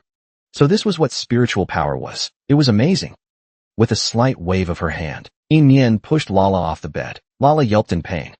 She looked up but saw no one around. She began to suspect. The ghost of 100 Faces Island was at work, the one who pushed her down. Yin laughed out loud from the amusement and snapped back into her body. The 3 little ones jumped for joy. Their master was finally awake. But the next a lightning bolt pierced through the roof. The little ones were terrified. What was going on? Yin was also stunned. She didn't expect awakening spiritual power to come with lightning strikes. The Sacred Mountain sect disciples were alarmed. They all came out to watch the chaos. Yin didn't even know what sin she had committed to deserve heavenly punishment. But one disciple who had also awakened spiritual power turned pale with fear. These people knew nothing yet dared to speak nonsense. The purple lightning was a sign of heavenly punishment during spiritual awakening, and it even changed the color of the sky, proving that Yin had exceptional talent and triggered heavenly toxicity. Yin ran straight outside. The lightning was clearly targeting her. She didn't want to hurt anyone else. The purple bolts followed one after another, chasing after Yin. She dodged left and right in panic, using every bit of strength she had. The disciples couldn't laugh anymore. What was up with that lightning? Why was it only striking their sect's buildings? Just then, a group of people walked up ahead. They congratulated the old sect leader. Sacred Mountain sect had birthed a prodigy. The old sect leader was heartbroken inside, because that person wasn't even from their sect. The next moment, Yin descended from the sky. He shouted at Yin, Yin, come here. Daddy will block the lightning for you. Yin almost tripped and fell. Who told him he could be her dad? Everyone looked stunned. That old man had a secret daughter? Yin was furious and cursed. Whose dad are you? Don't spout nonsense and ruin my godmother's reputation. Everyone's mouths twitched. Wasn't Yin Yin the daughter of the Zhuang family? Who cheated on who here?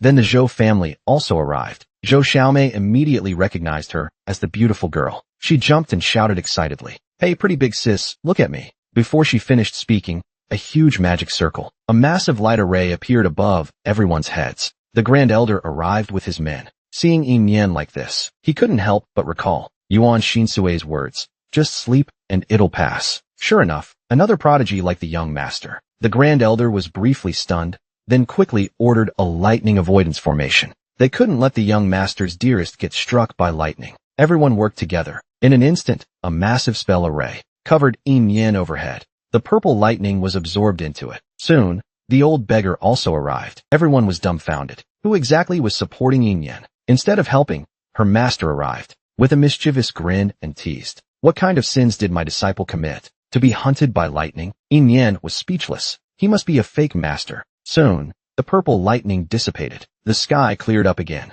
The old sect master immediately ordered preparations for the— Meanwhile, senior brothers and sisters were waving to Yin Yin. Zhuang Xian awkwardly asked, "Is that really your father, junior sister?" Yin Yin quickly explained, "That old perv made it all up himself." Just as she finished, a murderous aura appeared behind her. Yin Yin turned around sharply. It was Su Lingyan. She was glaring at Yin Yin with hatred. Her eyes were filled with venom. This girl had her bones ripped out and was thrown off a cliff. Now she could finally exact her revenge. The vengeful sister's glare was intense, like poison condensed in her eyes. Even Zhuang Xian was startled, but Yin Yin showed no fear at all. Seeing Su Lingyan full of energy, she was almost excited to death. At that moment, the Bai family patriarch arrived. He heard Yin Yin had seduced their Pegasus and came to settle the score. He even gave Bai Qian a golden order, determined to make this woman pay dearly. Soon, 3 grand gates rose up. Roars of beasts echoed from within. The old sect master announced the start of the disciple competition. Many checkpoint tags were tied to the trees of Sacred Mountain. Each participant had to collect at least 10 to pass. They could use any means, but killing was forbidden. If someone did kill, the offender would be punished by her personally. As she spoke, her aura suddenly exploded outward, crushing down on everyone present. Disciples were forced to their knees. Only Yin Yin remained unaffected. Her mental energy formed a barrier around her. Even the old sect master's pressure couldn't pierce it. Zhou Xiaomei clenched her fists with excitement. "I told you big sis is strong." Zhou Xiaoyu ignited with fighting spirit. He really wanted to fight Yin Yin. The sect master regretted even more that she wasn't one of their own disciples. Then he announced the test gates. Spirit Body Realm to the first gate, Human Spirit Realm to the second, Earth Spirit Realm to the third. Only Zhuang Xian from the Giants was Spirit Body Realm. Everyone was a little worried for her, but she assured them she'd play it by ear. The sect master then declared the tournament started. Sacred Mountain disciples split into 2 groups. One dashed toward the gates. The other blocked Yin Yin's path. They gave up passing and focused solely on holding her back so their teammates could pass. Zhou Xiaomei cursed in fury. "That's cheating. Shameless." Zhou Xiaoyu admired Yin Yin even more. To earn such open hostility and jealousy, the old beggar scoffed. "They're blatantly rigging it for their own disciples." The sect master shamelessly replied, "This is how we always do it. If you can't handle it, just quit." The old beggar spat disdainfully. "My precious disciple will never lose." Lala got excited. It was finally her turn to shine. Sacred Mountain disciples were heavily guarding the path, thinking a little girl couldn't break through. "Dream on," they sneered. Everyone joined forces and conjured a massive spell formation to press down on Yin Yin. Suddenly, a burst of force erupted behind Lala. A pair of massive blood-colored wings spread wide. Golden flames burned on their surface. She grabbed Yin Yin and soared into the sky. In a flash, they burst through the giant's spiritual net. Lala turned into a stream of light and charged into the second gate. Su Lingyan trembled in fury at the sight of those wings. That was supposed to be her divine beast. The senior disciples wouldn't be left behind either. They transformed into giants and charged into the gates. Shuangxian summoned her Qilin. With a roar, it broke through the defensive line and entered the gate. The spectators on the stands grew even more intrigued. This competition was turning out to be quite entertaining. As disciples rushed into the competition grounds, the old sect master suddenly gathered spiritual power in his hands. In the next moment, it transformed into multiple energy screens. The exam zones were displayed before everyone. Someone noticed something off. Why were there so few disciples in the mountains? Where were the truly powerful inner disciples hiding? Turns out they had taken mercenary missions. Since the disciple tournament was minor, the sect master didn't call them back. Just then, Zhou Xiaomei cried out in shock. That pretty sister is surrounded. Everyone quickly looked up at the energy screens. Su Lingyan and her group of disciples had encircled Yin. They even brought a bunch of ranged weapons. They thought Yin would panic, but instead, he was thrilled. The two little ones were just one step away from breaking through. Now they had the perfect chance to go wild. Yin faced off against Su Lingyan alone, ready to witness how powerful Phoenix Flame truly was. The two little beasts were brimming with confidence. Back to back, fending off hundreds of disciples together. Su Lingyan gritted her teeth in rage. She thought it was absurd to stop them with just two beasts. What a ridiculous fantasy. But before she could finish, Lala soared into the air and spewed a large wave of fire. The disciples wailed in agony as they were burned, and the fire couldn't be extinguished at all. The Zhou clan patriarch was utterly shocked. He hadn't expected those two little ones to be divine beasts, and Yin actually had two divine beasts. That was an unprecedented miracle in the history of the 5 provinces. The old beggar proudly said, "That's my disciple." Yin smugly corrected, "That's my daughter, my own little girl." At that moment, Su Lingyan's killing aura erupted. She summoned Jin Jiao on the spot. Yin refused to back down. Her spiritual power burst out wildly. She shouted to Bai Bian, whose shield eyes glowed brightly. A massive cloud of black fog exploded outward. Everyone watching held their breath. The divine beast's true form was emerging. What kind of divine beast would it be? But when the black mist cleared, all they saw was a black insect. Everyone was stunned. Can insects even be divine beasts? But the sect master calmly said, "Extremes will reverse.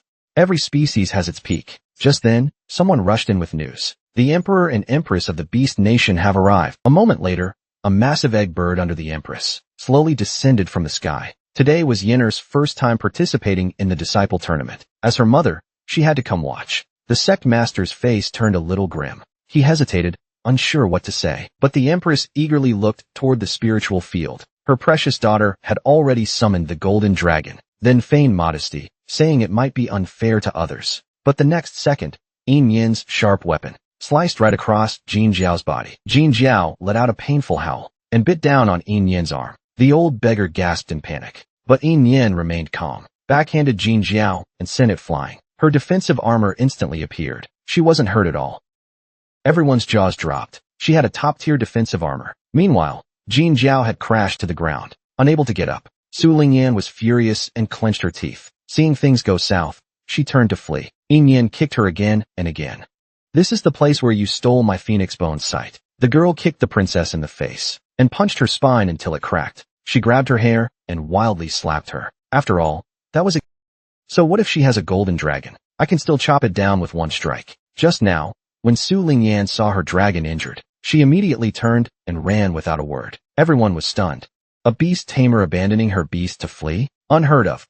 The Empress was furious, her power surging. That wretch dared to hurt her daughter. She had to kill her. The sect master saw the danger. He immediately ordered someone to block her. The Empress's face darkened, nearly dripping water. Her daughter was about to be killed. Were these people all blind? But the sect master said that as long as it wasn't fatal, no one was allowed to interfere. Yin grabbed Su Lingyan's hair and beat her mercilessly. That's exactly how she was bullied back then. Su Lingyan coughed blood from the pain, yet still called her a demon clan remnant. Yin was so furious she laughed. She stole her phoenix flame. Yin was so furious she laughed. She stole her phoenix flame, and even her beast core. Seeing her should have made her flee far away, yet she had the nerve to rush up again.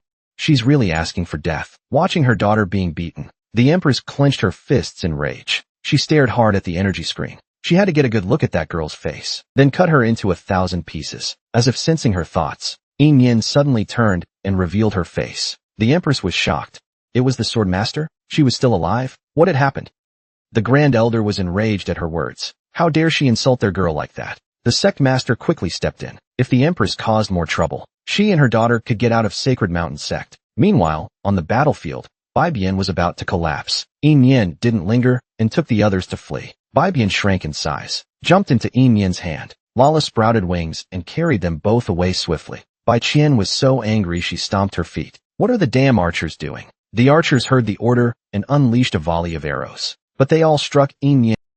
Everyone gasped in shock. She had already mastered spiritual power so soon. How was that even possible? She must have gone into hiding now. The others had no choice but to search for the clearance tokens first. The senior brother gave orders to split up. Those at 5-star human spirit or higher would go collect tokens with him. The rest would follow Bai Qian to find Yin. Meanwhile, Yin and the others hid in a cave. The tokens had already been snatched by other disciples, but Yin didn't seem worried at all. They'd just rob them back later.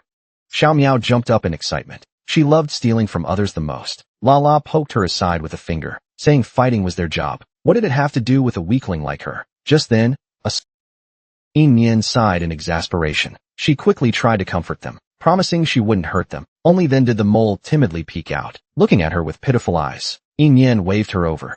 She had a question for her. The mole got scared, and immediately dove, banging her head on the ground with loud thuds. Yin laughed and stopped her. She handed her a spirit crystal. Go gather all your brothers and sisters. There's more where that came from if you help us out. The mole's eyes lit up with greed. Without another word, she started digging a hole, then dove in and vanished. Wawa thought she had taken the crystal and run. But the next second, thousands of moles popped out of the ground, chattering around Yin excitedly. Meanwhile, Yuan Xian Sui had already returned to Demon Sword. He asked the demon beasts about it, and confirmed that Yin could be trusted. He turned to leave immediately, but the demons hurried to stop him. They wanted her to talk more about Yin. Yuan Shinsui couldn't be bothered to waste words. Once the seal is broken, they can see her in person much better. Besides, Yin was fighting hard to rescue them. With that, she vanished on the spot. The demons were left conflicted, grateful yet heartbroken. Meanwhile, the Sacred Mountain sect disciples searched everywhere but couldn't find Yin,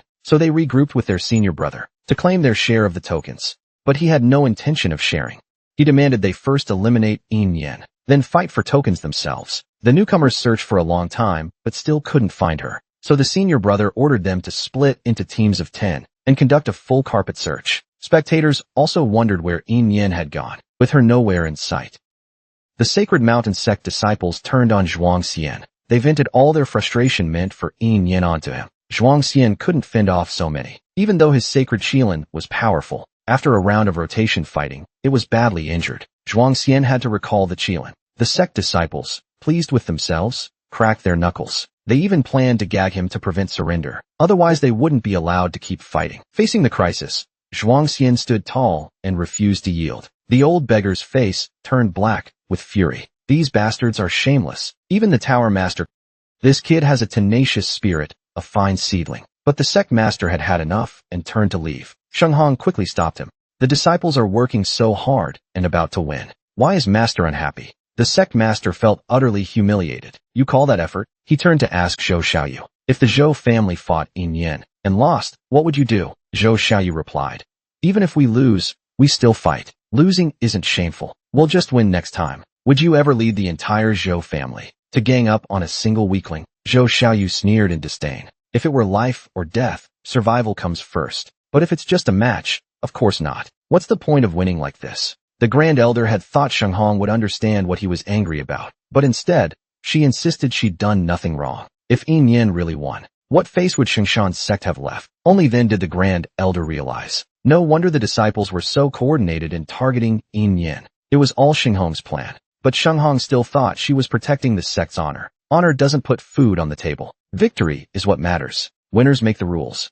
Shengshan's sect disciples must not lose. The Grand Elder nearly blew a fuse. Before he could respond, something unexpected happened. The Shengshan sect disciples were suddenly yanked underground, vanished on the spot. Only senior brother Su Mu didn't react in time, and it was all Yin's doing. A bunch of fuzzy little disciples surrounded her. She handed out heaps of spirit crystals as payment. The Shengshan disciples stared in disbelief. Was this even allowed?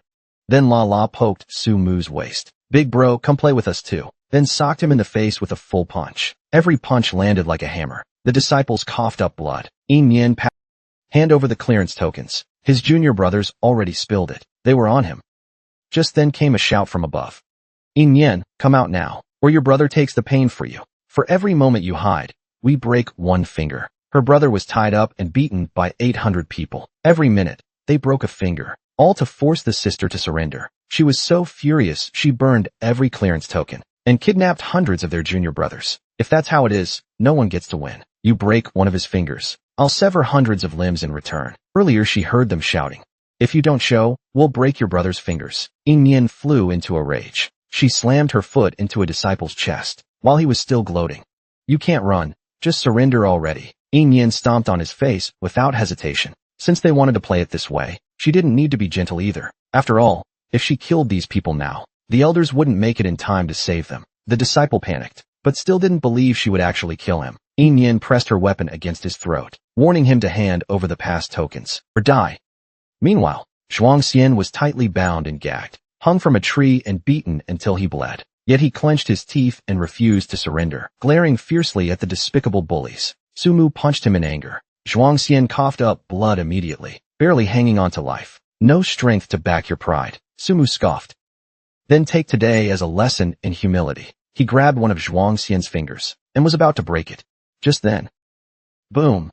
A deafening explosion knocked everyone down. Yin soared through the air with Lala, floating above with all the past tokens. She shouted at the crowd, "If any of you lay a finger on Zhuangxian, I'll make your sacred mountain sect pay 100-fold." As soon as she spoke, Lala spat flames, burning half of the past tokens instantly. The disciples were stunned. According to the rules, without tokens, Yin automatically wins. The crowd immediately drew their bows. Arrows rained toward Yin, but Lala's flames were faster, burning another batch of tokens into ashes. The old beggar looked up and laughed proudly. "That's my disciple all right." Yin scoffed in protest. "No, my daughter's got real guts," completely forgetting she never acknowledged him. Now the Sacred Mountain sect was in a panic. They took the initiative, but Yin still insisted on releasing the senior brother and sister. She couldn't be bothered to negotiate with them. She simply waved her hand and burned the remaining clearance tokens. Sumu furiously drew her sword and pointed it at Zhuangxian. "Believe it or not, I'll cut off his fingers right now." Yin's face turned grim instantly. "Who gave them the guts to negotiate with me?" Then he blew a whistle. Thousands of mole rats burst out from underground, dragging along the second-tier disciples Yin had previously captured. Yin sneered coldly and warned them, "If anyone dares to touch a finger of Zhuangxian, I'll chop off the limbs of these hundreds of people. If no one keeps their hands, then no one keeps them. Don't think I'm negotiating with you. I'm ordering you to let go of Zhuangxian." But Sumu still wasn't willing. She still wanted the clearance token, still wanted to win. Yin actually laughed in anger. "If you want them dead, just say so. Zhuangxian has the holy Qilin. He won't die anyway. Why wouldn't I dare?" Yin and the old beggar watching from outside roared in unison. They had followed the Sacred Mountain sect's rules, but the sect still protected its own disciples. Then the giant clan would go to war with them. Saint Hongduan's expression turned dark. The elders also looked extremely displeased. The former sect leader had already left out of shame. Just then, a massive magic formation suddenly appeared nearby. Yuan Shinsue stepped through the air with a frost. "If the giant clan goes to war, then so does my Red Ghost Valley. Sacred Sect Master, are you sure about starting a war?" His gaze seethed with barely suppressed fury. Yin also jumped out to show his support. He declared he would destroy all magic tools and defenses of Red Ghost Valley and the giant clan. Saint Hong's face twisted in discomfort. Meanwhile, the disciples in the competition arena had also been pushed to their limits. Sumu dared not risk the lives of her seniors. She had no choice but to order Zhuangxian's release in defeat. Only then did Yin breathe a sigh of relief. He ordered the mole rats to release the hostages. Then he raised his hand and summoned a rain of spirit crystals. He let the mole rats take them and leave Sacred Mountain. To avoid retaliation from these petty scoundrels later, spectators outside looked on in dark amazement. They never expected spirit beasts to take money for jobs nowadays. By now, Yin had already burned all the clearance tokens. Not a single one remained. According to the rules, with this incident, only he would advance. Everyone had worked hard to gather those tokens, and he burned them all in an instant. The match was settled. The competition ended. The disciples were so angry they coughed up blood. They staggered, on the verge of fainting. Bai Qian was enraged and unwilling to accept it. He would never allow that vile woman to win. He immediately took out the pills the Bai family had given him and swallowed them all in one go. In an instant, his aura skyrocketed. He shot straight up to the peak of the human spirit realm. He snatched a magical bow from his junior brother and shot a fierce arrow, aimed directly at the defenseless Yin. At this point, Yin was completely exhausted. He had no strength left to dodge. Yuan Shinsue's face suddenly changed drastically. Zhou Xiaomei couldn't help but curse at the shameless act. Bai Bian and Lala rushed over in shock. But it was too far. They couldn't make it in time. Wowo, cradled in Yin's arms, was already prepared. She planned to use all her mental strength to create a barrier, to block the fatal blow. At the last possible moment, another arrow overtook the first. It sliced Bai Qian's arrow cleanly in half. Bai Qian was in utter disbelief, but he had no energy left to shoot another. Yin turned his head in surprise. Thousands of Yin beasts arrived just in time. At the front was a red. She was the first to leap down. The disciples were both shocked and delighted. The inner sect senior brothers and sisters had returned. Sumu immediately ran over and started tattling with exaggeration. This Yin is arrogant and lawless. She bullied our sacred mountain sect. Sisters, you must punish her severely. She doesn't know her place at all. But Yuan Jie simply slapped her flying. With a loud thud, her face smashed into the ground. Her teeth shattered instantly. Blood flowed from the corners of her mouth. She was completely stunned. Hands on her hips, Yuan Jie cursed loudly. You idiots have completely disgraced the sacred mountain sect. We've seen your brothers and sisters working hard out there just to bring honor to the sect, building up reputation for the sect. Yet the juniors resorted to dirty tricks in a group ambush. Even if you lose, at least have some dignity. This has utterly shamed Sacred Mountain Sect, the greatest disgrace in 100 years. Bai Qian still tried to argue in defiance, but Yuan Jie couldn't be bothered to listen. She slapped her straight away, sending her flying. And this time, she used spiritual power.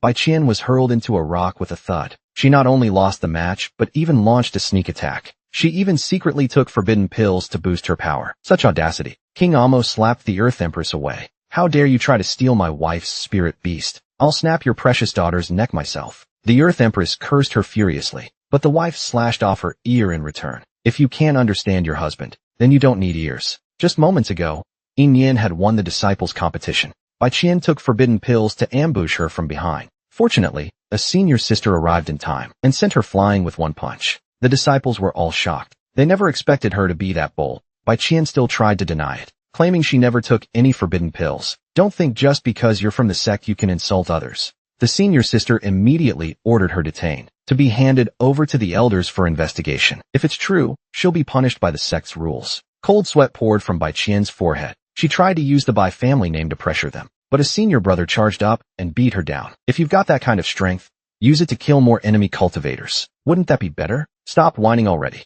The senior sister admired Yin Yin's strength and liked her personality. She immediately proposed a fair and square duel, but Yin Yin was already at her limit. She didn't even hear what was said. She swayed and collapsed from the air. Watching from the sidelines, Yuan Shinsui, Yian, and the old beggar all screamed in panic. Yuan Shinsui flashed into the arena instantly and caught Yin Yin in her arms just in time. She gently pressed her forehead to Yin Yin's. The spiritual energy in the air began to rage, surging rapidly into Yin Yin's body, repairing her injuries from within. Only then did Yuan Jie remember. She had just been through a 1,000-man match. She must be totally drained. She immediately suggested taking her to the recovery chamber. Yuan Shinsui, cold as ever, finally gave her a glance and asked her to lead the way. Yuan Jie was speechless. Yuan Shinsui set up an isolation array in the room and gently told Yin Yin to absorb whatever she wanted. Even demonic elements were fine. With her around, nothing was a problem. Yin Yin finally relaxed. Immediately, the demonic elements in the air surged into her body like a tide. She was about to level up. Meanwhile, on a mountain far from Sacred Mountain Sect,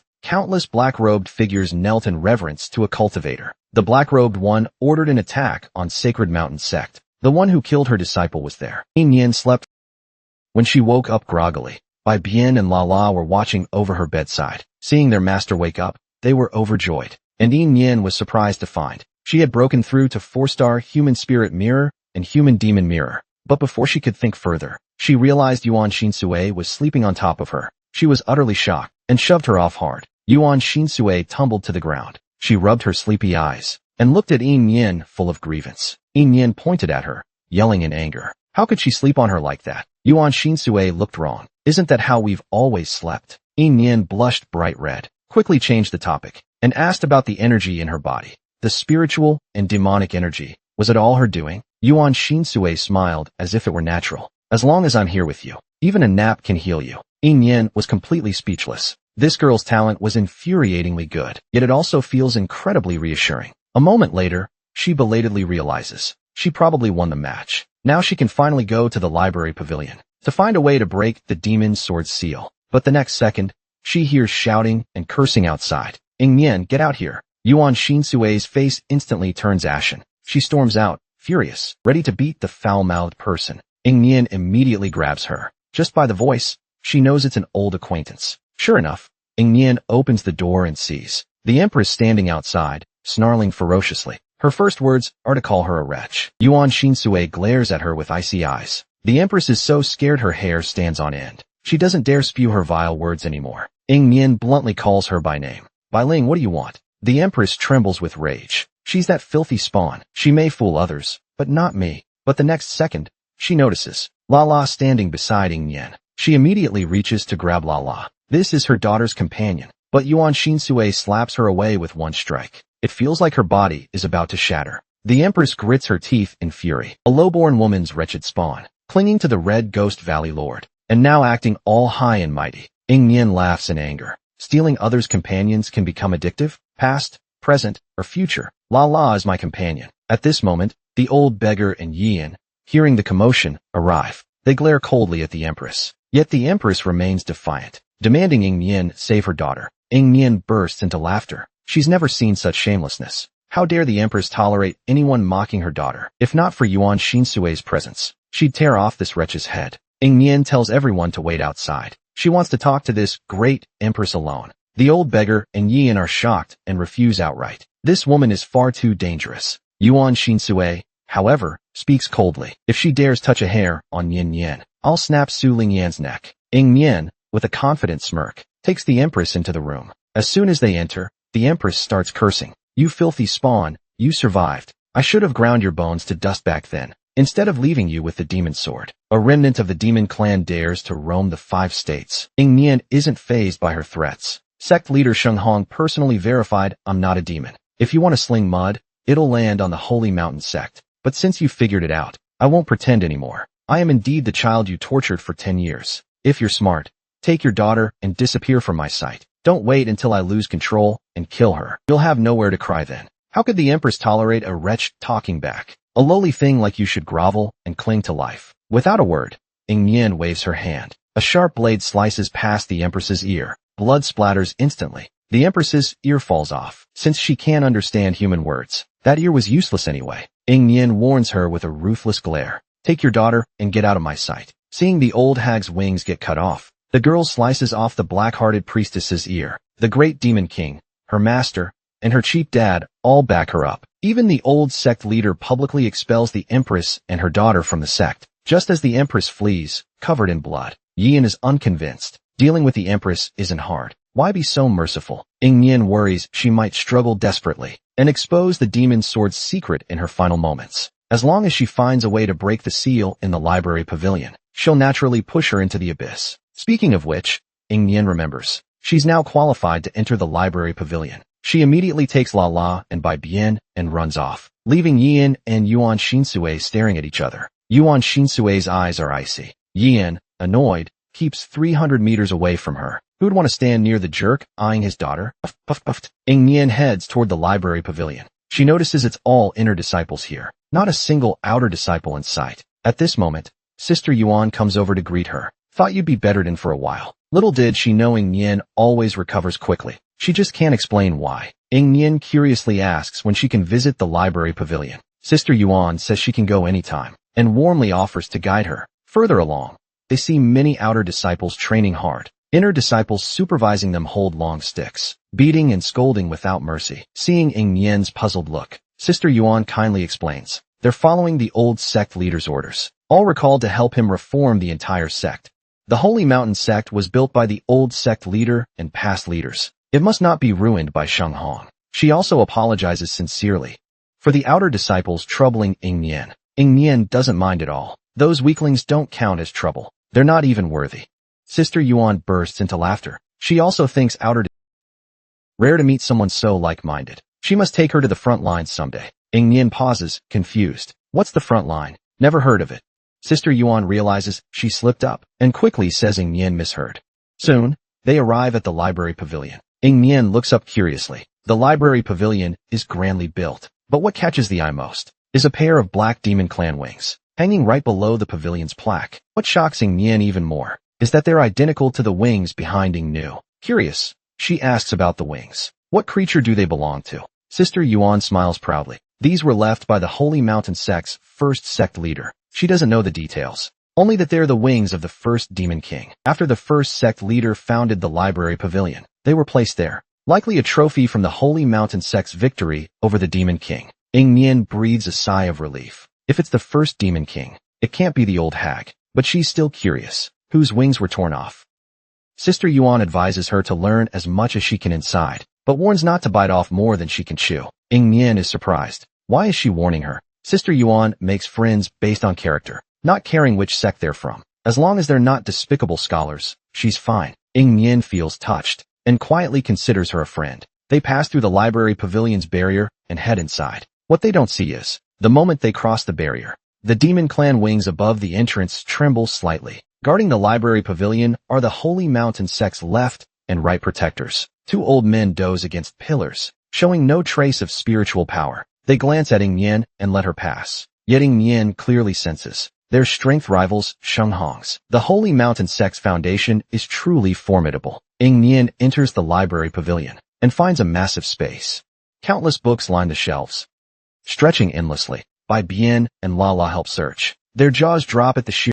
Even with so many helping, 2 days won't be enough. The more they think, the worse the headache. They curse the old sect leader for being stingy. Wawa and Xiao Miao crawl out of Ying Nian's pocket, volunteering to help their master search. The 4 little ones rush excitedly to the shelves, but picking up a book, they're instantly overwhelmed. They don't know where to start. Lala, embarrassed, looks at Bai Bian. Big Bug, can you read? Bai Bian snaps angrily. Of course he can read. But his red cheeks betray he's bluffing. Wawa's eyes spin from dizziness. They're completely at a loss. The 2 protectors hear the noise inside, curious about what secret she'll choose, but they're not worried. No disciple has ever left the library pavilion empty-handed. To obtain the ultimate technique of the first sect master, the first sect master isn't a fool. How could he leave his ultimate technique to an outsider? But the noise inside is getting louder. The protector is utterly speechless. Is the library pavilion being treated like a marketplace? Meanwhile, the Empress is confronting the old sect master. Why should her daughter be driven away? If anyone should leave, it's Ying Nian and those buildings. Sheng Hong also disagrees with letting Su Lingyan. She has good talent and is surely a promising seedling. The old sect master angrily slams the table. What a short-sighted fool. You only see her talent, but can't you see her vicious nature? I am still the sect master of this sect. You're merely managing in my stead. Are you trying to override me? Sheng Hong trembles in fear, but he still can't bear to lose Su Lingyan and Bai Qian's talents. The old sect master, in a rage, flings him away. When has Shengshan's sect ever lacked outstanding disciples? Based on their actions, these 2 should have been expelled long ago. If not for the sake of Wanshou Kingdom, he would have already exposed their vicious deeds to the world. The Empress grits her teeth in anger. Yenner is Feng Sun's fiancé. Are they challenging both Wanshou Kingdom and the Feng family? The old sect master's aura surges. He forces the Empress to retreat 300 steps. Since when does Shengshan's sect allow her to make a scene here? If the Feng family is dissatisfied, let them come and argue with me themselves. The Empress has never faced such humiliation. She glares at the old sect master with venomous eyes, then grabs her daughter and flees in a panic. One day, she'll make this old man regret this. Meanwhile, Ying Nian searches for sealing documents. He's exhausted and frustrated. 2 days is nowhere near enough time. At that moment, he suddenly feels his spatial artifact. Something inside is vibrating continuously. It vibrates until yet he cuts off the girl's wings and hangs them as a token of their love above the gate. Even 1,000 years after his death, he still misses his first love and shyly asks the female lead to call him grandpa. The female lead's lips twitch awkwardly. She's never seen such a bizarre romance. It's a black feather, plucked from the old witch's back. At this moment, the feather is trembling like crazy. Ying Nian can barely hold it. The entire library pavilion begins to shake. The protector guarding outside widens his eyes, his gaze filled with shock. This is clearly the aura of the first sect master. But the one who went in was clearly Ying Nian. They're about to report to the sect master. But the old sect master has already sensed the disturbance. He instantly appears at the library pavilion's entrance, excited that a disciple has finally triggered the opportunity left by the first sect master. He wonders what treasures the first sect master left for the disciple. The protector's expression is complicated. The only one who entered today was Ying Nian, an outsider. The old sect master can't believe it. What if his ears are playing tricks on him? The left and right protectors mercilessly shatter his hopes. They emphasize again that only Ying Nian entered today. The old sect master feels a lump in his chest. He coughs so hard he nearly faints. The protector quickly urges him not to be pessimistic. The first sect master surely isn't that foolish. Seeing Ying Nian is an outsider, he definitely won't pass down the ultimate technique. At this moment, the feather in Ying Nian's hand emits a dazzling light. The scene before him warps and twists. The next second, he's pulled into a vast void space. Bai Bian, Lala, and the others are gone. The black wings that should have hung by the gate are now floating above the space. A laugh suddenly comes from behind, asking him if the wings are beautiful. Ying Nian, startled, whips around. Who are you? What's your connection to the demon clan? The man waves his hand. The black wings fall into his grasp. He immediately sees that Yin is also from the demon clan and bears the name of a demon king. Otherwise, he wouldn't be able to see this remnant of his soul. Yin's heart skips a beat. Could this senior have some connection to the demon clan? The man's face instantly fills with nostalgia. He and the demon clan's king were inseparable. Yin doesn't believe a word of his nonsense. If they were truly inseparable, why would he cut off the first demon king's wings and hang them as a trophy in the library pavilion? The man is furious, his anger boiling over. Who said I cut them off? This was clearly a token of love from my first love. The demon clan's king sheds wings every 100 years, just like humans lose hair. You don't even understand this? And you dare call yourself demon clan? Yin awkwardly scratches his face. He doesn't lose hair. Only old men like him lose hair. The man is so angry he could bite him. You're the one losing hair. Back then, I was the most handsome man in the 5 regions. Yin scoffs, full of disdain. The true most handsome man in the 5 regions is clearly Yuan Rurue. This guy is nowhere near Yuan Rurue's level. The man sees the disbelief written all over his face. He grits his teeth in hatred. This brat is so unlikable. Yin's eyes suddenly light up. Since Senior left a soul remnant, there must be a reason. Like giving him something important. The man tightly guards the wings in his hands. Yin turns to leave without a word. If there's nothing, just dissipate into the heavens. Don't waste my time searching. But after a few steps, something hits his head hard.